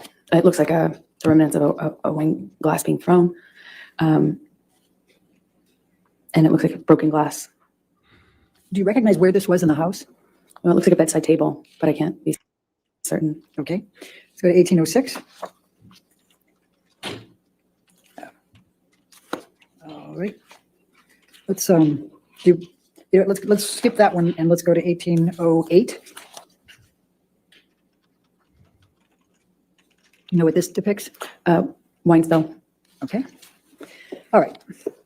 Now you started to testify about, well, before we go there, in these pictures, would you say they accurately depict the damage that you saw that third morning? No. What else, why, how are they not accurately depicting? Well, if you can believe it, this is it seems significantly cleaned up. There was much more damage, specifically broken glass.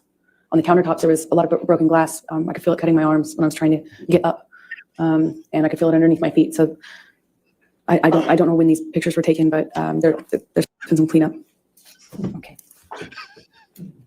Now, you indicated that that Johnny had turned on your iPhone and recorded. Is that correct? Yes. Did there come a time that you discovered a recording on your iPhone from Australia? Yes, much later. There was this 5-hour-long recording, and naturally I didn't know what that could possibly be, because even though Johnny and I recorded each other often as part of our, struggles to figure out our relationship, this one was, 5 hours was unusual, and that's when I discovered that there had been this recording of the end of that Australia incident, if you will.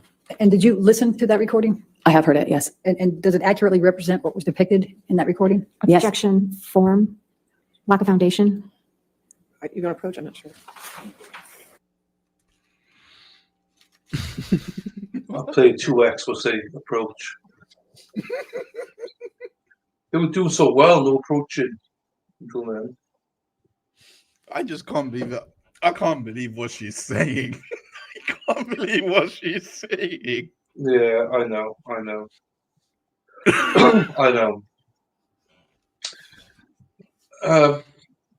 Like, I knew he was going to be bad. I didn't think it was going to be this bad. But there's more to come, which makes it even worse. Do you mean, I'm seeing stuff in chat about her storming off. I'm like, what the fuck? If she storms off, what do you mean? So I'm like, oh, Christ. Mr. Hodges, can you give me the number of the exhibit number? So I can 378. Thank you. Thank you, Your Honor. Thank you. Okay. Now, you testified that you made arrangements to return home. Can you describe, let's take you to the point you left the Australia house to go to the airport and were accompanied by Ben King. Could you tell the jury what transpired during that period of time? So I left Australia shortly after that. My understanding was Johnny was in the hospital for his finger, and Ben King was going to accompany me. And on the way to the airport, Johnny calls me, and we were just crying on the phone. He was crying. Hi, Perry. He asked if it was, if he had killed it, meaning the relationship, it was, I don't remember the exact words that he used, but it was kind of asking me in that way, is it done? Is this over? Did we kill it? Did I kill it? That sort of thing. I don't don't remember what I was saying to him, but we hung up as I went into the airport. I had a mix of feelings. Nothing really was making perfect sense to me, for sure. And I flew back with Ben. I don't really remember speaking to Ben on the flight. Do you, when Mr. Depp was, what you testified on what Mr. Depp said to you on the phone ride, were you on the phone with anyone else or was it just Mr. Depp you were on the phone with? I only remember speaking to Johnny, and I remember sitting in the backseat of the SUV that had driven me, and we were outside of the entrance where you walk into the airport, and I even then felt torn about leaving. I obviously didn't want to stay, but I was in such shock and Objection, Your Honor, non-responsive. I don't know how that's non. Go for the tracks. Okay. Please tell us how you felt at that point and what Mr. Depp was saying to you. I remember. Objection, Your Honor, asked and answered. She was in the middle of responding to it, Your Honor, and Your Honor said, It was a different question, but I'll sustain that objection if you're going to ask a question. Okay. How did you feel at that time? I felt destroyed. Like my heart was broken. I didn't know what to do. I thought maybe if I left him in Australia, I thought maybe something would happen to him. I thought he might die or kill himself, because it certainly seems like the trajectory he was on. He told me he had put a cigarette out on his face before, the Friday before, and combined with all the, when I was in the bedroom and he was in the hospital, and I was packing my bags and stuff, I found all these empty bags, Coke bags, dime bags with white residue on them. In them. They were in books, in the bedside table. There were so many that I wondered how I didn't see it before, even though I had, just gotten there. So I was worried he would die, and I was worried that we couldn't come back from what happened. I was worried that there was just no way to turn this around. There was no going back, but shock. So you flew out of that airport. Did you have a stop anywhere before you went back to LA? Objection, relevance. In a minute, I'll show you. Yes, we did. We stopped in an airport. I think it was, we stopped at the Sydney airport from Brisbane, I believe. And did you have to change gates there? Yes, we had a short flight to get to Sydney, and then in Sydney, I walked with Ben through the airport to get the next plane, and we passed the newsstand. And I just remember I passed this newsstand, and there was a book on one of the book stands outside of the store, and it had this puzzle piece on it. And Johnny and I used to use that as a term of endearment, a puzzle piece,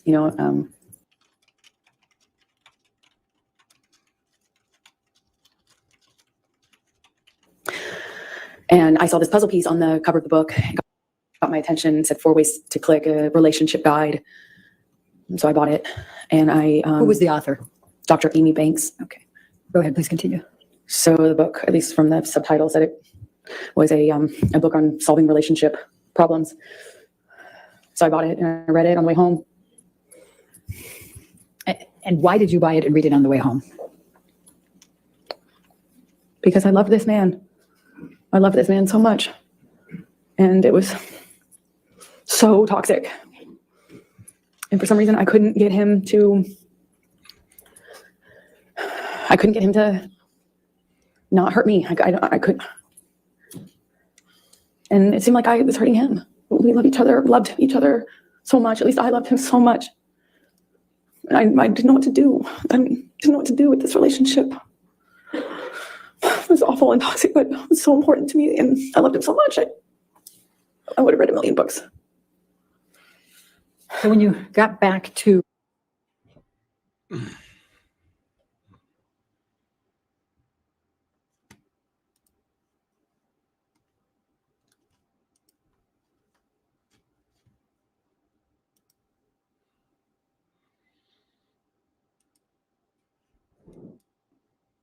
Is it muted? No. I can't hear it. Is it just me? There anymore. But at this Oh, you moment, are. he had already ripped my heart out. It's like I've just been through what after having been through what I Hey, Chaz. went through in Australia. Just weeks prior, I see this. It was like,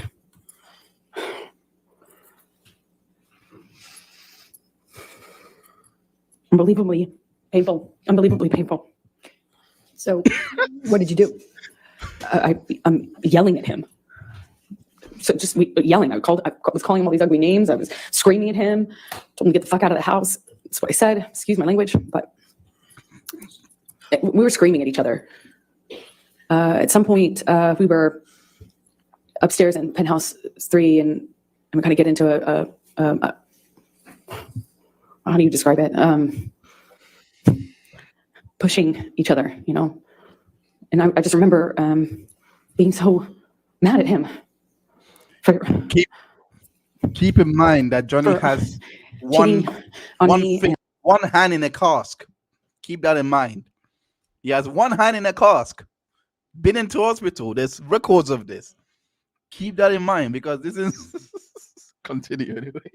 And doing so in this way, like right after the wedding, and then right after my wedding, go to see him, and then Australia happens, and it just felt like everything came crashing down, and I was so hurt.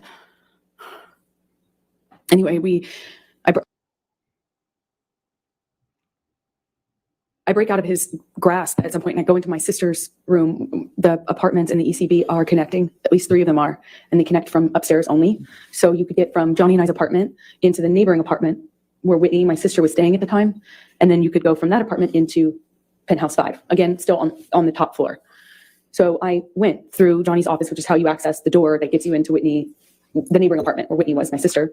And I went in there and woke her up crying, screaming, saying, what am I going to do? Objection, Your Honor, hearsay. Sorry, I was sustained. I don't know. That was not for to prove the truth of the matter. I'll sustain the event. Okay, so you went to Whitney's. Don't tell the jury what you said to her, but what happened next? Johnny comes into penthouse 4 and grabs me. I don't know why. I don't know what he was doing. But at one moment, I'm aware that my sister's somewhere nearby, and I thought about that. I just remember thinking about that, and he, I remember getting kind of free from Johnny, and he left, or he walked out of the room. When you say free from Johnny, what, if any, connection did you have? The physical connection before that? Well, I mean, I'm, trying to stand up for myself, and Johnny would, at that stage in our relationship, he would just throw me, shove me, hit me in the face. I mean, it was just like, all I could do is just try to fight back, or try to not get more hurt than not doing anything would have certainly left me. I don't really recall specifics. I remember at one point he had his uncasted hand in my hair, and I was looking at the carpet. I don't know what happened immediately after that, but I remember he left. He was out of the room for a while. I don't know how we got into. I think I heard him in P5. Again, this is the neighboring apartment of that. So there's P4 in between, and P5 is the corner. And that apartment was empty, basically. And so I used it, the top bedrooms, the bedrooms on the top floor as my closet, and I had all these clothing racks and shoe racks and stuff like that in there. And then it had another level, the mezzanine, which is it hung over the rest of the bottom floor. And I use that as my office. And the bottom floor is, of course, the living room with just some sparsely decorated, just some big couches and a low table. And I I hear him in penthouse 5. And the lower level also is another painting studio, painting area of mine. So I go in there because I hear him, and he's screaming, but I don't know why. I don't know who he's. My understanding was he was screaming at me, but I wasn't in that apartment. I could hear him, and when I heard him, I came into penthouse 5, and I had to go down the stairs, and I went down the stairs to the mezzanine level where my office was, and I could see him and a security guard and Debbie, the nurse, and he was sitting on the sofa. When I first walked into the room, he kind of stood up, was drinking Red Bull and screaming at me. And Debbie came up the stairs because I'm screaming back at him. She came up the stairs, I think. And while she came up, I'm supposed to kind of comfort me. And while I was up on the mezzanine floor, Whitney came down, and he threw the Red Bull can up at me, certainly, but it kind of either hit or narrowly missed Debbie. And I said I called him a pussy, and said something about, I'm screaming at him angrily. I at least called him that's what you call your abuser. I don't know what else I said, but I was screaming at him because he threw this can at me and everything else that had happened. And when I did that, he bolted up the stairs. And, he He was up the first flight of stairs. Again, I'm on the mezzanine, which is in between two flights of stairs. He bolted up the steps. And I don't know how he managed to get his hand in my hair so fast, but he had his hand on the back of my head, my hair, and kind of was yanking me down and hit me in the face with this cast he had.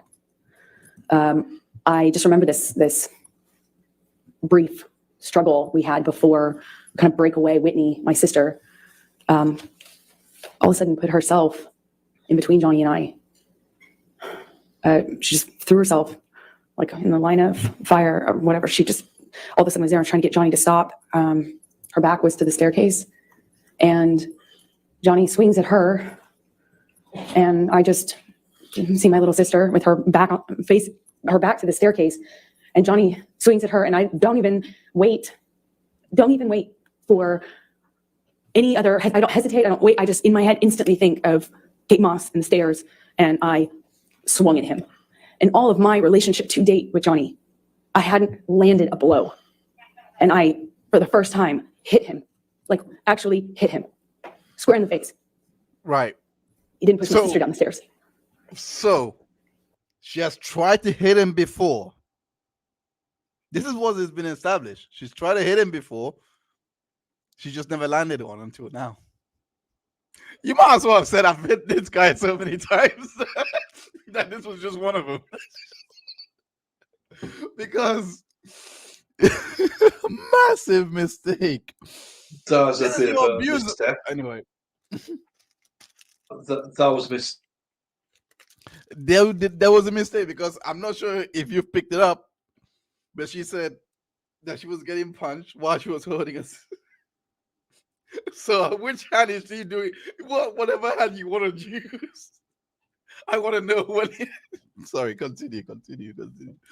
Oh Lord, I just And all my time of being in that relationship to that point, hadn't even landed one on Johnny. Tried to fight back, threw my arms, flailed my arms, hit whenever I could to try to block blows myself, but never landed anything. And Johnny kind of looked stunned and then laughed at me and then lunged at me again. And before I know it, security stepped in between us and pulled Johnny away. And I went upstairs with my sister, and we locked the door, and I could just hear all this commotion happening in Penthouse 5. I could hear him raging, destroying my things. I could hear it. And at some point I saw it the next day. Tell the jury what you saw the next day. All these all my clothing racks were toppled over, shoe racks toppled over, thrown down the stairs.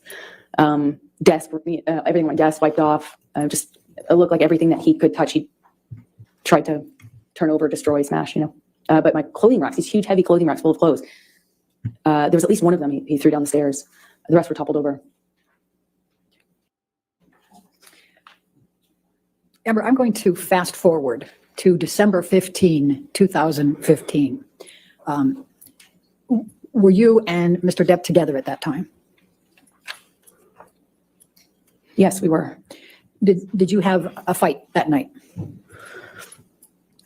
December 15th. Yes, we did, but I don't recall. I don't recall what started the argument. We had periods leading up to that were really beautiful and really good, and then periods that weren't. Well, let's talk about the December 15, 2015. What do you recall of your fight that night with Mr. Depp? I remember him chasing me in the kitchen. I remember throwing something in his direction to slow down his momentum. I remember him screaming. I remember him getting on top of me at some point, toppling me. Mostly at that moment downstairs, he was hitting me in my face. Again, this is another example of when I wish so much I could tell you an exact sequence, but I can't. It's flashes. So I'll tell you what I do remember. I remember at some point trying to flee upstairs, and we had he got a hold of me and I got free, and I managed to get all the way up the stairs almost. I was on the last flight, and we'd had some interaction where I think I said something to him on the stairs. It might have been broken up, and I think I said something on the stairs, and I just remember how quickly he shot back up those stairs and grabbed me by the back of my head, and slammed his hand on my head, and I went down on the stairs, and he overtook me. I remember him so well. I remember his boots and the sound they made. I remember him grabbing my hair, my head, and kind of dragging me up the stairs the rest of the way. He dragged me into the room that those stairs open into. It's like a salon foyer area. And we had this argument that kind of, was a shoving match that I was losing. By the second or third shove, he sent me toppling over this chaise lounge, like a little low-lying sofa seat. And I hit my head on the brick wall. There was an exposed brick wall.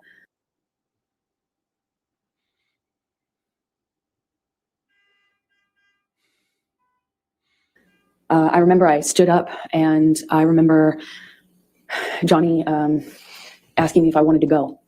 And he did that thing where he's like challenging me. He said it in that way, challenging me to stand up and get back up. And when I did, he said, "Oh, you really want to go now, tough guy?" Shut me back down. "Oh, you really want to go, huh? Oh, you're so tough." I stood back up again. This time he hits me in the face. I stand back up and look him right in the eyes. And it was just a really still moment. I'll never forget it. Really still. I stood up and he said, "You want to go again, tough guy?" And I just looked right at him, just looked right at his face. And he balled up his fist, leaned back, and headbutted me square in the nose. Just right as I stood in front of him. I was a foot from him. Just slammed me right in the nose instantly, searing pain. This girl has It's one of the few memories I have in this long relationship that I actually remember the physical pain in that moment, just searing. And I remember thinking, you have your hands free. I had time to think. You have your hands free. You could have hit me with your hands. Why did you headbutt me? I told him that night I was going to leave him. I went through his office to go into the other room where I kept all my stuff. We had another struggle. He overtook me. I was trying to hit him off me. I was trying to get him to trying to get his body off of me, and he was just pummeling me. I don't know how else to describe what I was. I went down to the floor. I remember being on top of me, and he's screaming and swinging at me while I was on the floor. Hi, Monica. Hello, my lovely. He had me by the hair and dragged me the rest of the way from the office into the neighboring room, the neighboring apartment. I remember the door that connected these two rooms had a metal grate, not a grate, but a metal I actually didn't think bottom, metal floor that separated it. It's a big, heavy bank door. And I remember he was dragging me, and I removed my hands from my head and kind of tried to grab onto the metal door to prevent him from dragging me into the room. But I couldn't stop him. He dragged me all the way from that carpet. I was trying to get free of his grasp. I was trying to stop him from pulling me. I remember feeling the carpet and the metal. And he drags me up to the bed, throws me down onto the bed, kind of wrestles me down onto the bed. And he kneels on my back with one leg. And I was trying to fight him off me because I was face down on the bed top. And he wrestled me down, kind of trying to hold me down with his knee on my back. And he's punching me with a close fist, punching me repeatedly. And I don't remember even feeling the pain. I just remember the sound of Johnny's voice. He got next to my ear and he was screaming over and over and over again. Each time it sounded louder and more desperate. "I fucking hate you. I fucking hate you. I fucking hate you." Over and over. "Fucking hate you." And then pounding the back of my head, pounding it with his fist. And I don't even remember feeling pain. I just could hear myself scream until I couldn't hear myself anymore. I could just hear him say that he was going to kill me. And that he sounded like an animal in pain when he was saying that he fucking hated me. He sounded like he was almost crying or something, and his voice was different. He sounded different. He sounded like he was in agony. It was high pitched and loud. And I don't know how many times he just hit me over and over and over again. And I got really still. And it felt in my body like quiet. And I thought, this is how I die. He's going to kill me now. And I'm not. He's going to kill me, and he won't even have realized it. I couldn't breathe. I remember trying to scream, and I couldn't scream. I was suffocating in this pillow top with him holding me down, punching me over and over. And I don't have any memory after that until I woke up. When you woke up, was there anyone there?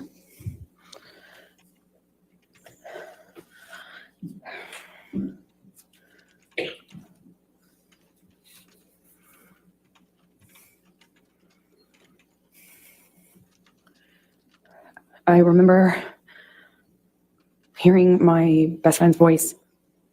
I felt like it came, felt like it was like on a speakerphone, like it came from everywhere. I just heard her voice in a weird way. It felt like it was coming from two directions. And I realized that I was sitting on the edge of the bed, on the carpet of the floor against the broken frame of the bed. And there was a low-lying bed with a really thick wooden frame. And it was broken from his boot trying to get a purchase on it while he was. Objection, Your Honor, calls for speculation. I could feel it. Overruled. Thank you. Please continue. I was there for it. And while he was on top of me, I could feel that. I could feel him trying to get balance. I could feel him slipping. I could hear it. I don't know how I got off the bed.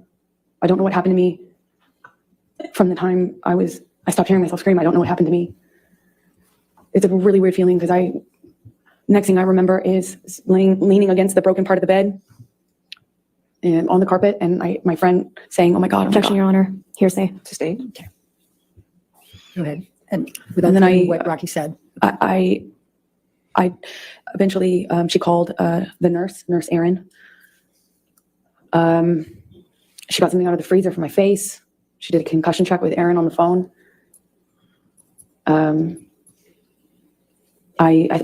thought I probably had a concussion, and certainly thought I had a broken nose. There was blood everywhere, blood all over those pillows. My head was bleeding from the ripped out hair, chunks of hair on the floor all over the place, actually. It was just all over the apartment. He Please put after a pin leaving me, had written on the fact that she countertops. said blood on the pillows. Just put a pin on that. We just put a pin on the fact that she said there was blood on the pillows. Continue. In Sharpies. Michelle, I'm going to ask you to bring up Defendant's Exhibit 510.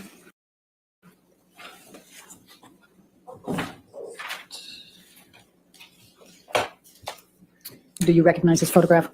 Yes, I do. And does it accurately depict the scene portrayed? Yes, that's the next day, I think. Your Honor, I'm going to move the admission of Defendant's Exhibit 510. No objection. All right, 510 evidence. You can publish it, please. Thank you. And could you describe to the jury what that is? And chunks of my hair that Johnny ripped out while dragging me and punching me. Thank you. Michelle, could you bring up 513, please? Defendant's 513.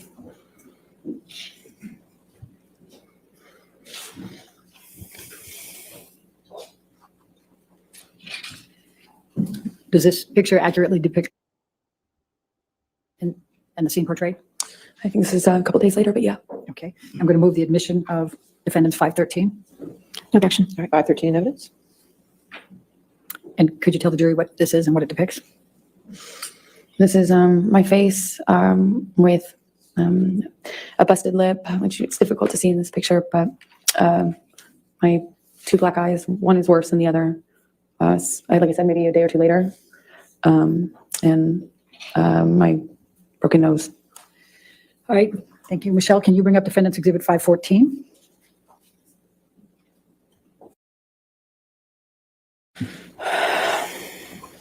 Does this accurately portray the scene depicted? Yes, that's my face sometime after. Your Honor, I'm going to move the admission of Defendant's 514. All No objection. 514 evidence. You can publish.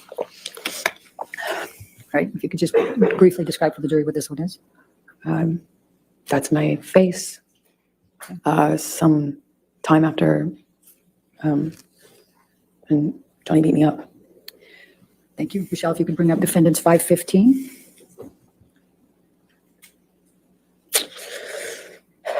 Does this accurately portray the scene depicted? Yes. Going to move the admission of Exhibit 516. No objection. 515 or 516? 516, I'm sorry if I misspoke. You said 515 Oh. before. It's 515. 515. No objection to 515? Okay, No, Your Honor. 515 in evidence. You can publish. And what does this depict, Amber? Could you tell the jury? This is my face, sometime after. All right. Let's look at defendants 516, please.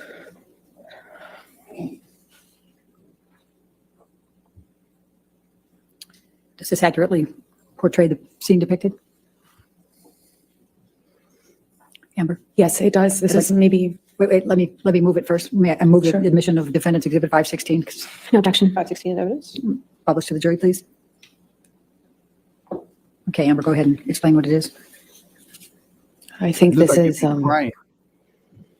maybe that night or the next night after Johnny left me on the bed. Johnny's Go to just like, 517.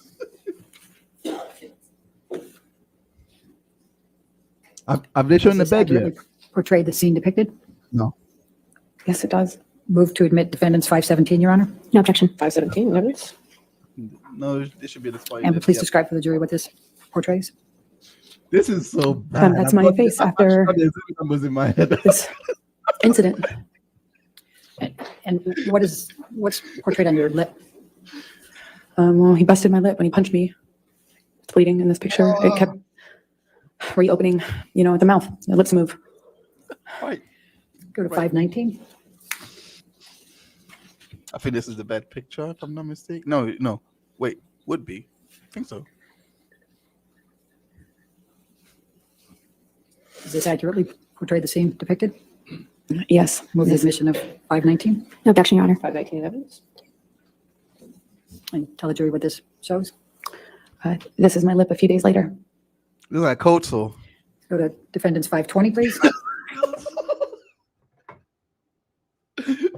No, continue. Oh, no, wrong one. No. No, I'm asking, what's wrong with that? Looks like I don't- she's saying that this is taken the next day. So she's trying to say that that's a bruised lip the next day. And I'm like, if you've been punched and your lip is cut open, that doesn't look like how. No, it'd be purple. Yeah, not only purple, at least there will be a cut, like actually Yes. showing, like she just literally described it. I'm sorry, man. I'm sorry.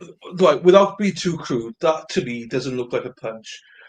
That is more realistic, right? That he's put his cock near her mouth, slammed it on her lip, and that's all it is. Oh, That's more you really realistic. went there. You really That's went more there. realistic. That's more realistic. That's not a punch. I agree with you. It just doesn't. No way. Absolutely no way. I don't get it. That's just like, nah. I Gave it a blowy, and they caught, and I said, oh shit, that hurt. And that's it. But anyway, that's crude. I'm sorry to the ladies. Sorry, ladies in the chat. There's not many of you in the chat, so it's fine. It's all good. Most of the dirty same as us, so it's fine. Later. Go to defendants 520, please.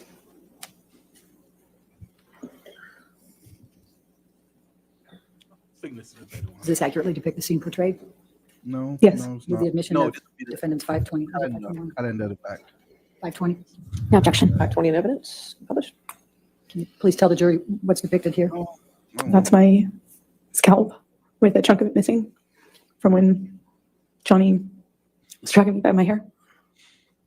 Go to defendants 521, please.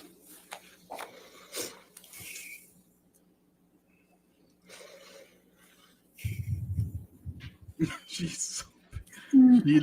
I'll give it to her. She does look very pissed. I don't think that's the same. Let's I take that one don't down. Let's know. go to 522. But I don't know if she's pissed at Johnny because he actually did this, or because she knows the evidence is bad, and he's making her prove her case. I don't know which one it is, but I can tell she's pissed. Does this accurately portray the scene depicted? Well, it's a few days later. Okay. Move the admission of 522, please. No objection. 522 in evidence. And what shows there? My face is healing. Okay. Let's go to 523.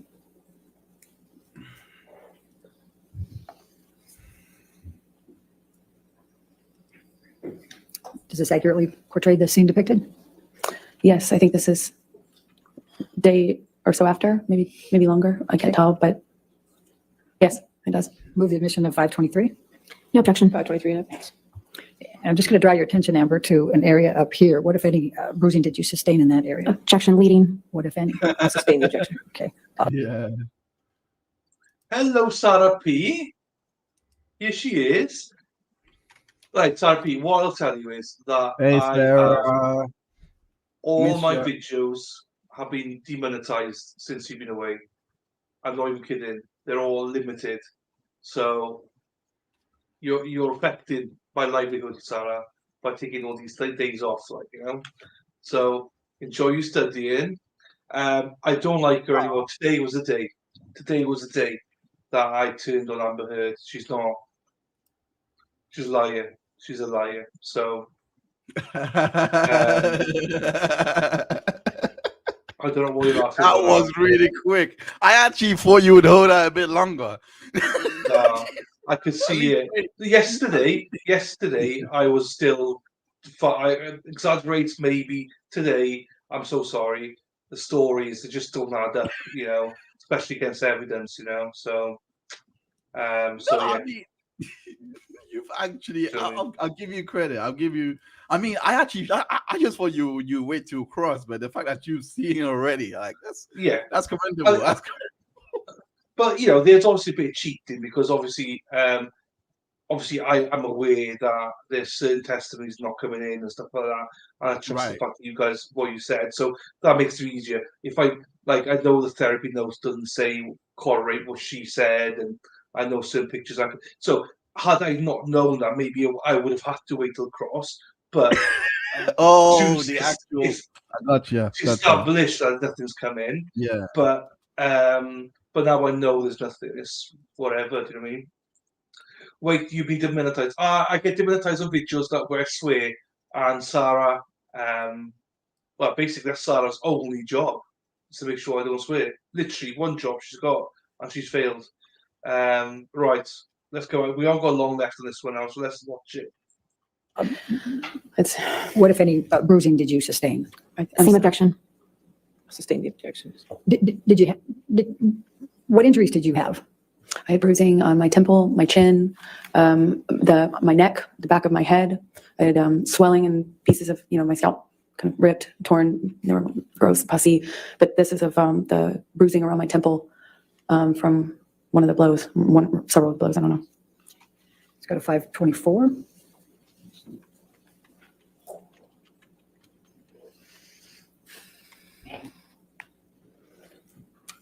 Does this accurately portray the scene shown? Yes. Move the admission of 524. No objection. 524 in evidence. And what does this show? It's, I had a pretty. Can I touch the screen? Yes, yes, ma'am, you can. Yes. And I had a pretty gross bruise right there in my head, on my temple.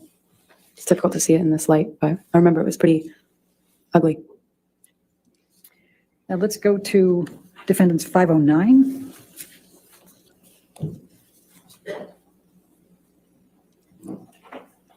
Does this accurately portray the scene depicted?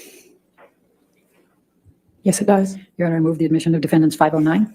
No objection. All right, 509. Will you please tell the jury what this is? That's the bed that Johnny broke while on top of me. Remember, she said there was blood in the Let's go to pillows, right? Defendants 511, please. Let's see what the next exhibit is. Let's see. Does this accurately portray the scene depicted? Yes. Move the admission of defendants 511. No objection. All right, 511 in evidence. What do you see in this picture, Amber? Just more Why destruction would you not from a show part of the the blood on fight the that happened in pillow? the bedroom. How do you go through this whole Not the thing bedroom that I and was not in. have a picture of the blood on the pillows? Just talking about. It was the main bedroom. There I'm had been a sorry. That part of the is fight that happened in there bad. too. Let's go to defendants 512, please.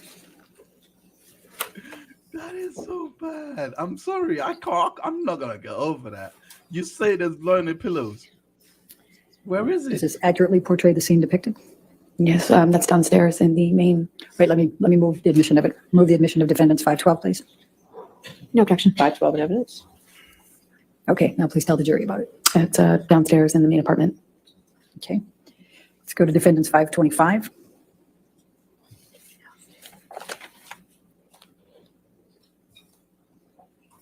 And does this accurately depict the scene portrayed?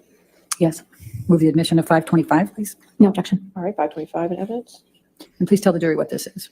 This is Johnny's graffitiing on our kitchen counter that he left up on his way out, I suppose. All right. And I think defendants 526 is already in evidence. Could you just bring that Yes, up? 526 is in evidence. All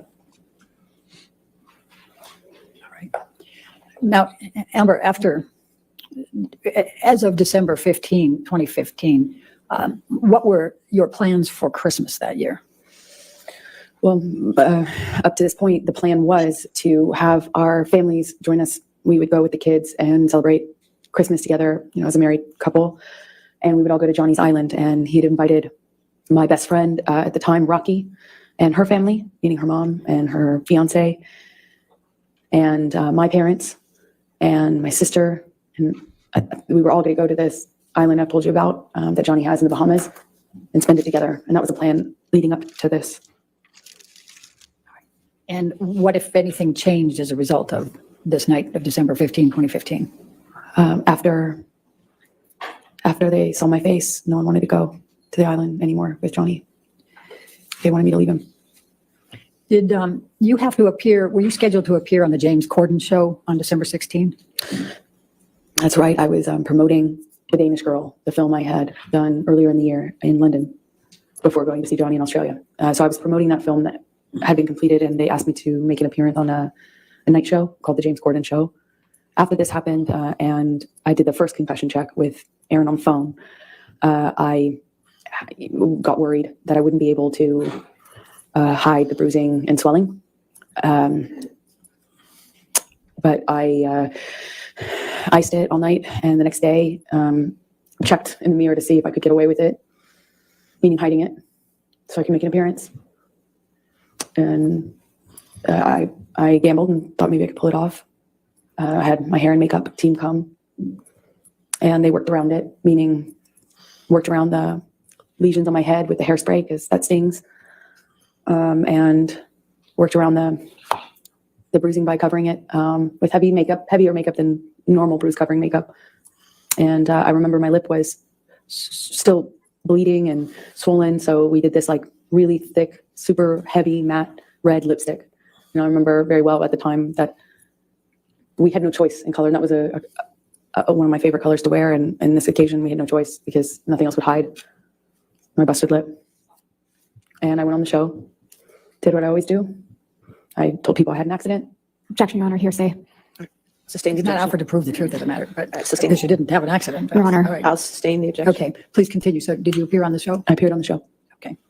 And did there come a time that you changed your mind and went to the Bahamas with Mr. Depp for Christmas? Eventually. 2015. Eventually, I did. And Oh, you what went changed there your mind, with whom? Amber? I went Why with would you Johnny's go to kids. the bar? And Like, this guy just abused you. So what I what was, changed your mind? Obviously I didn't see Johnny after this because he didn't face the damage he caused in my experience. He was never around for the cleanups. And so he wasn't around for a few days. And I eventually heard from him, and he said he wanted to talk. And then he understood that it couldn't go back, like almost as if he understood that I wouldn't forgive him. Made it easier somehow to talk to him. I didn't feel so bad about myself in that case because, how could I put up with this, right? But with the understanding that we were done, I could, allow for us to have one last conversation, I suppose. But I just, it's like, I was heartbroken by the idea that I would spend my first Christmas as a married couple with his kids and everything on the island. I was heartbroken at the idea of missing that. And, it's the best I can describe it is it's like for every hit, every instance of violence, every time I was choked, every single one of these instances. Tell us how you felt and what you were thinking in this process of whether to go to have Christmas with Mr. Depp and his children. No, I guess I was trying to explain Go ahead. that, just after you think each one of these is, it's almost like for each one of these things that happens, you lose the will or resolve to leave. It's like every single heavy coin you put in this piggy bank is like an investment into the future you're going to get to, and then before you know it, you're just carrying around this weighted ball. This piggy bank's too heavy. You can't leave, for every single time I went back or allowed him back after this sort of thing would happen, I lost a piece of myself, a piece of my self-confidence, my trust in myself to leave and move on. I lost the fortifications, I lost myself, and it was somehow easier to stay. I didn't want to stay in the violence or in this.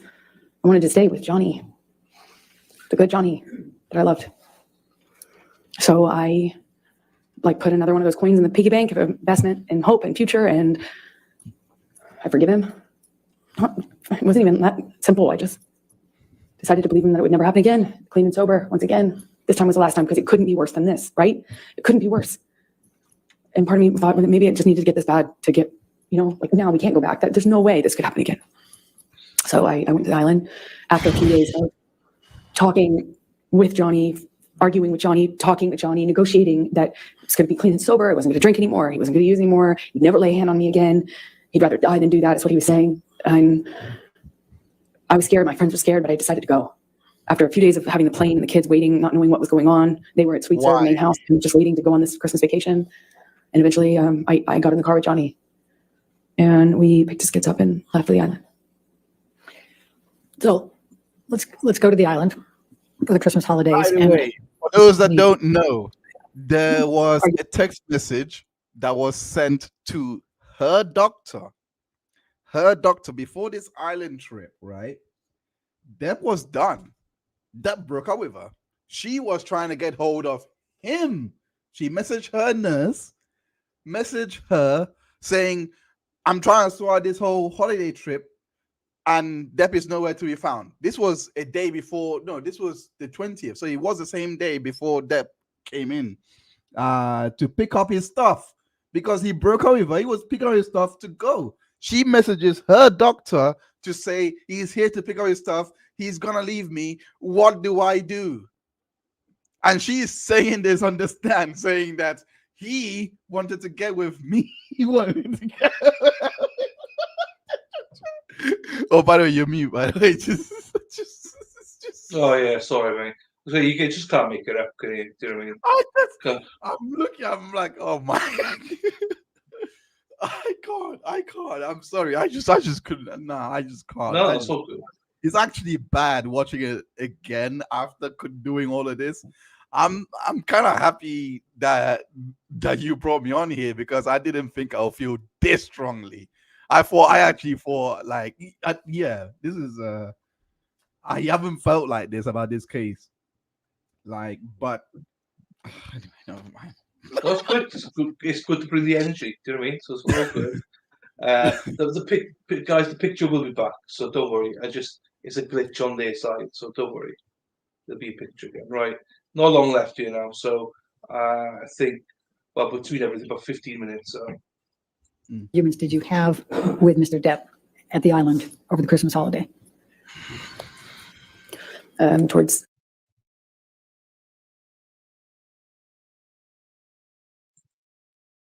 Oh, crap.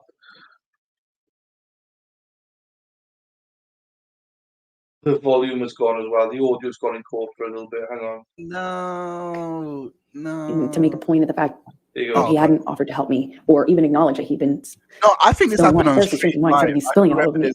I It did. actually do remember this when this actually happened. Yeah, this up, and it's the same. I was thinking my audio wasn't working this morning, and the first minute and a half, there's no audio. So I was like, oh my God, what's wrong with it? And it's because there's no audio with the court. So it took me a little bit of time to figure that one out. So And 30 spilling it because he's nodding off is what I assume. So I kind of say this in a pointed way at Jack, thanking him for offering. And I get up, go to the closet, take off the pants that have just been in front of his kids again. If I ever embarrass him, and he just shoved me in embarrassed. If I ever embarrass you, if you ever embarrass me again in front of my kids, I'll fucking kill you. And I don't recall who told Jack to leave, or I don't really recall having an awareness of where he was at this point, but I leave the closet, go into the bathroom, which is right next to it. And he comes barreling into the bathroom behind me. Before he does that, I said something snarky to him, and fucking never talk to me like that again, or I hate you, or something in response, I hate you? just something. Okay. So that I felt like I wasn't just being a punching bag. And I kind of like get over to the bathroom, but I didn't even have the door shut before he was in the bathroom with me. And I don't know if he used my body to shut the door, or if he just shut it. But again, brings me up against the wall. But this time he just grabbed my vagina. Like,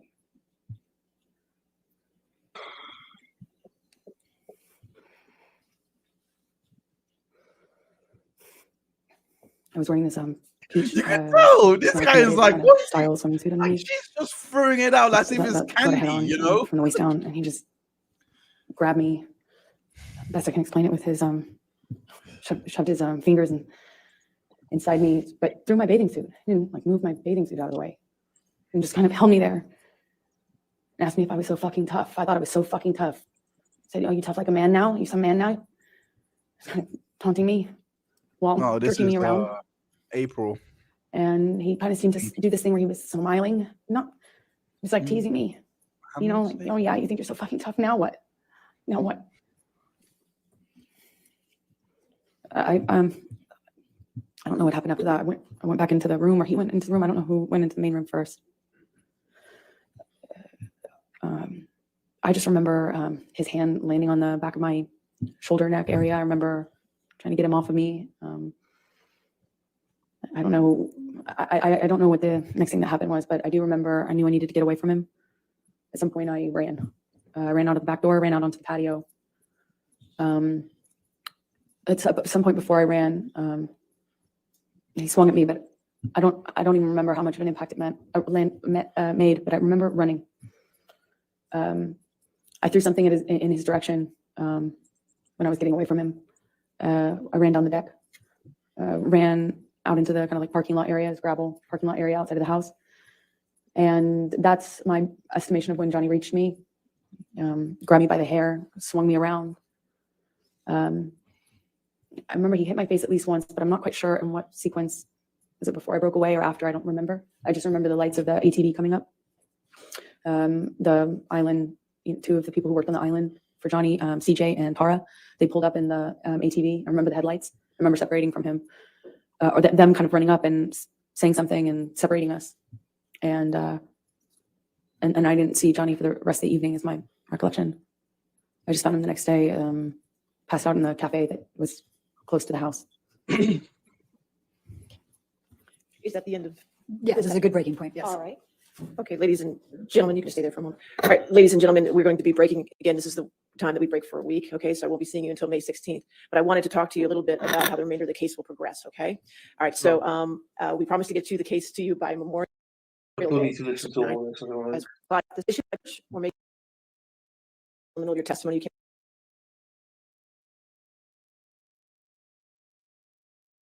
And just a reminder, as we said from the very beginning, once time is up, once your time is up, your time is up. If it's in the middle of a witness, I'm going to stop you.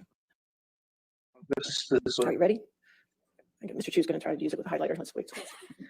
That's There we why go. we're here. There we go. That's right. There we go. All right. So plaintiff has used 35 hours and 6 minutes. Defendants have used 36 hours and 31 minutes, which means the plaintiff has 26 hours and 9 minutes left, and the defendant has 24 hours and 44 minutes left. Okay. And just a reminder, as we said from the very beginning, once time is up, once your time is up, your time is up. If it's in the middle of a witness, I'm going to stop you. Okay. So make sure, the 9 to 5 schedule when we start back on May 16th will give us a little buffer, but not much. So I will be keeping everyone on task for those last 2 weeks. So keep that in mind as well. Enjoy the next week. I don't anticipate I will hear from you for this next week. If there's an emergency, I understand that, but just remember what my definition of an emergency is. Okay. We all remember that. All right, great. So other than that, does anybody have anything else for me? Sammy says 24. If you add 36 hours and 31 minutes and 24 hours and 44 minutes, you get what?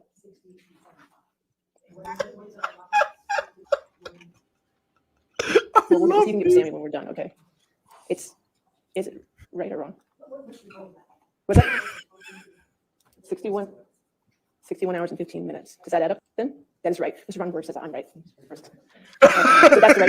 Sammy did it 3 times over, so I thought that was right. You made him very nervous.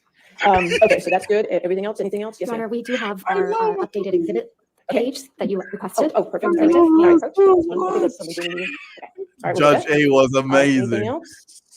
We're good. All right, we'll see you Monday, May 16th, 9 a.m. Right? Right. Okay. Well, that was interesting. How do you feel, Dylan? Yeah, Going through it's- all of that. I mean, look, it's been a long trial to date. Do you know what I mean? So Right. going through all of this, so it's always been like, what the hell? What the hell? Everyone said, wait for it, wait for it. It's not. How can I say? It's more than I thought it would be in a sense of the lies. In my Okay. opinion, I didn't think there would be this many lies, or well, I should say like maybe exaggerations is what I should say. Right. Hiya, Yeah. Chrissy. Stop by seems messing with Dr. Dimples. Always messy. Always messy. I want to go to Texas so- for a reason. I want to go to Texas. So look, we discussed this earlier on.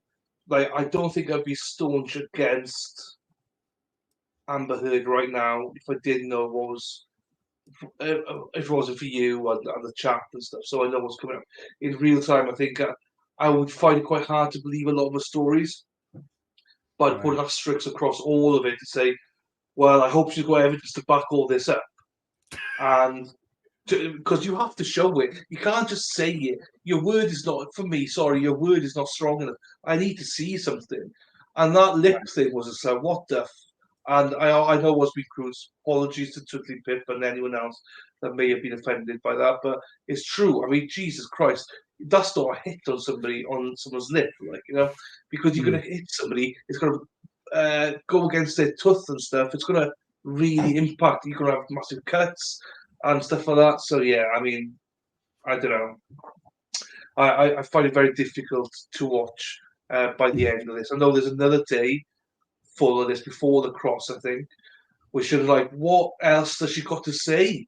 I don't know what else she's got to say. I mean, It gets seems honestly that one gets satisfying. I mean, for a direct, I think this one was the best direct. You see what I mean, but I think it gets satisfying after.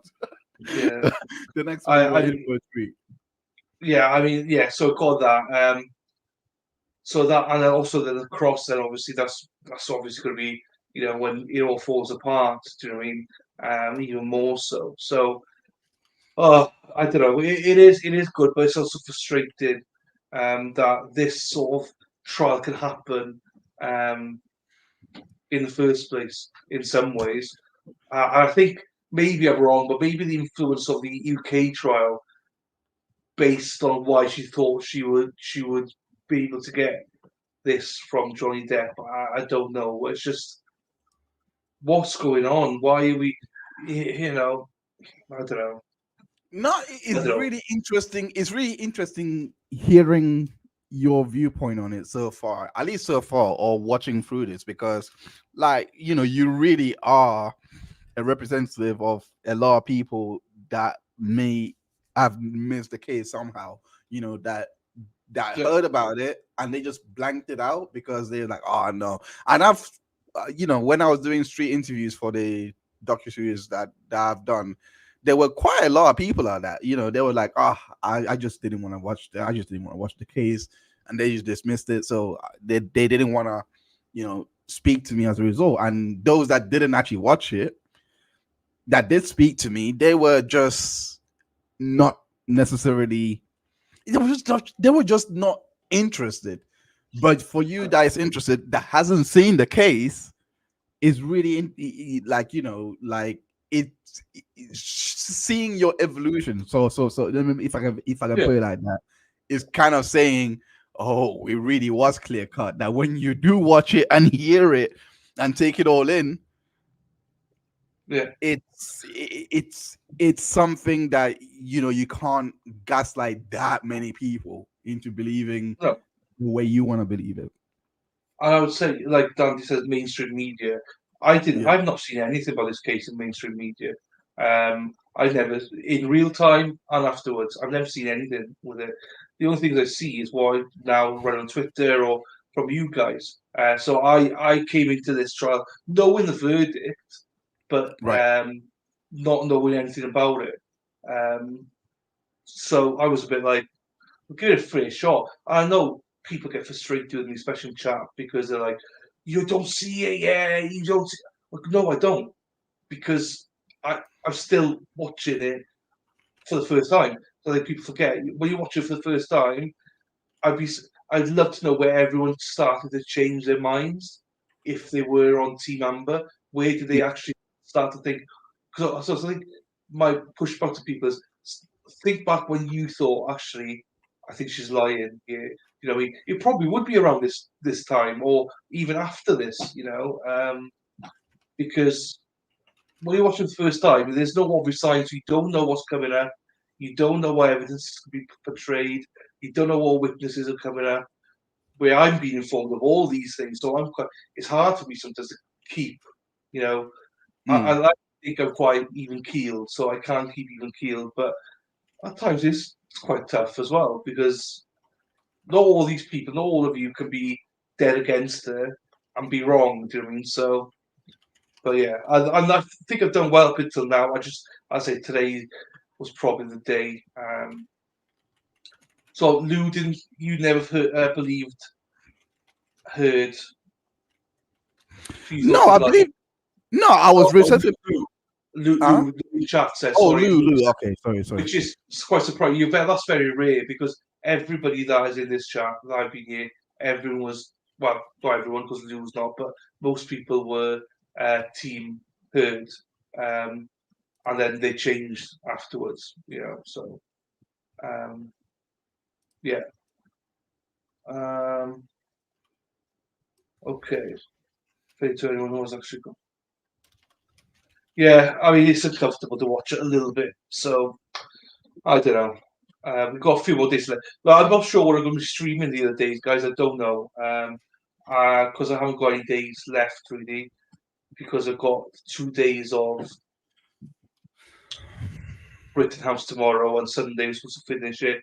Monday I have to take a day off Monday, guys. I've not had a day off properly yet, so my Christmas is that one day off, which I need, I think, to rejuvenate myself. So yeah, I just been just so people know, Kariga trials back on Tuesday as well, and just so you guys who are members know, I have to take them down by Monday. I can't Wait, leave the what? recordings up. There's a trial I'm covering that it's a live trial, and I'm the only YouTuber covering it. But I have to do it. So basically, I can stream it live, and I have to take then recordings down. So what I've been doing is taking them down, giving them to members only. Just to try and push boundaries. But now they're like, no, 0 recordings allowed after the fact. So each day. So I think it's because there's like cartel involved, there's biker gangs involved in this trial. It's quite a big trial in terms of how dangerous it can be because it's 3 murders. Sorry, 4 murders, 3 defendants. It's Mm. quite a complex trial. So where I was that I left it for members only, but now I can't do that anymore. So as of Monday, I'll take it down. But what I'll do is push the bounds even more, leave it up like 8 hours after the fact. I pretend I've slept in or something. So yeah, I'll cover that with you guys again. I would be careful. I don't know. I actually don't know the laws around this one, but No, don't that's go. why. Don't go for it. Try 3 to 5, but Yeah, I just leave it up for a little bit longer. That's all. yeah. Because I've been complying with the court quite well here. It's just people have complained a little bit, but which I get, fine, whatever. So I'm complying with what they want as much as I can. But I don't see what the harm is to leave it up for a little bit longer because I would actually be on the safe side. I would communicate with them and just ask, can I at least keep it up for 4 hours for at least replay, and then take it down and see what they say. they say no. They So will fine say to it. no. Yeah, but it's just fine, and they could come back and say so. No, it's fine. I mean, look, I think it's a great case. I think it's a genuinely really really good trial. The problem is people are watching it and they have to pause it to either go and do something or answer a phone call or they're working. So if I stop it, bang on when I stop it, then they lose out. They don't watch it all. So that's why I don't mind keeping it up for a couple of hours. If they come back and tell me no, I'm like no, but I don't think a few hours makes any kind of difference, in my opinion, anyway. So Mm. until someone says differently, because they shouldn't, but whatever, we'll see. I get the whole thing about leaving it up for weeks afterwards, but SRP knows me too well. He goes, "You see, Yeah, you beg forgiveness, not for permission." I know. yeah. I just don't want you to be held in contempt. That's all. Because I don't know. I don't know how it is in the States. I do know it, but then again, you have to be in court to actually be held in Yeah. contempt. So that's different. I don't know. I don't know. But I have everything. I've got all the permissions. I got all the permissions to do it. okay, perfect, Literally, perfect, I've jumped perfect, through all the hoops. They just want me to take the perfect. recordings down, which I do, Right, which I will right, from right, now on. right, But they right. didn't. They have not specified that I need to put it down right there and then. By the way, But no. It's a so gray I'm area. going through. Exploit that Uh, gray. Exploit yeah, it. No. yeah. I actually thought you were. No. No. I The know way what you you've thought. explained No, no. it. Yeah, I have yeah. definitely got I was permission thinking to do worst it. case scenario, but no. But No, you've explained it well. No, I no. mean, I can Yeah, read it and go, actually, yeah, they mean to stop it right now. I get what they're trying to say, but they yeah. haven't specified that. So they can still I know what specify you that mean. to me. But I'm also not going to take the piss out of it. I am going to take it down quite sharpish afterwards. Right. Just because a bit of common sense, So, yeah. So, technicalities, yes. I know, I saw Ozzy's tweets. I was very good. I saw his tweet. Right.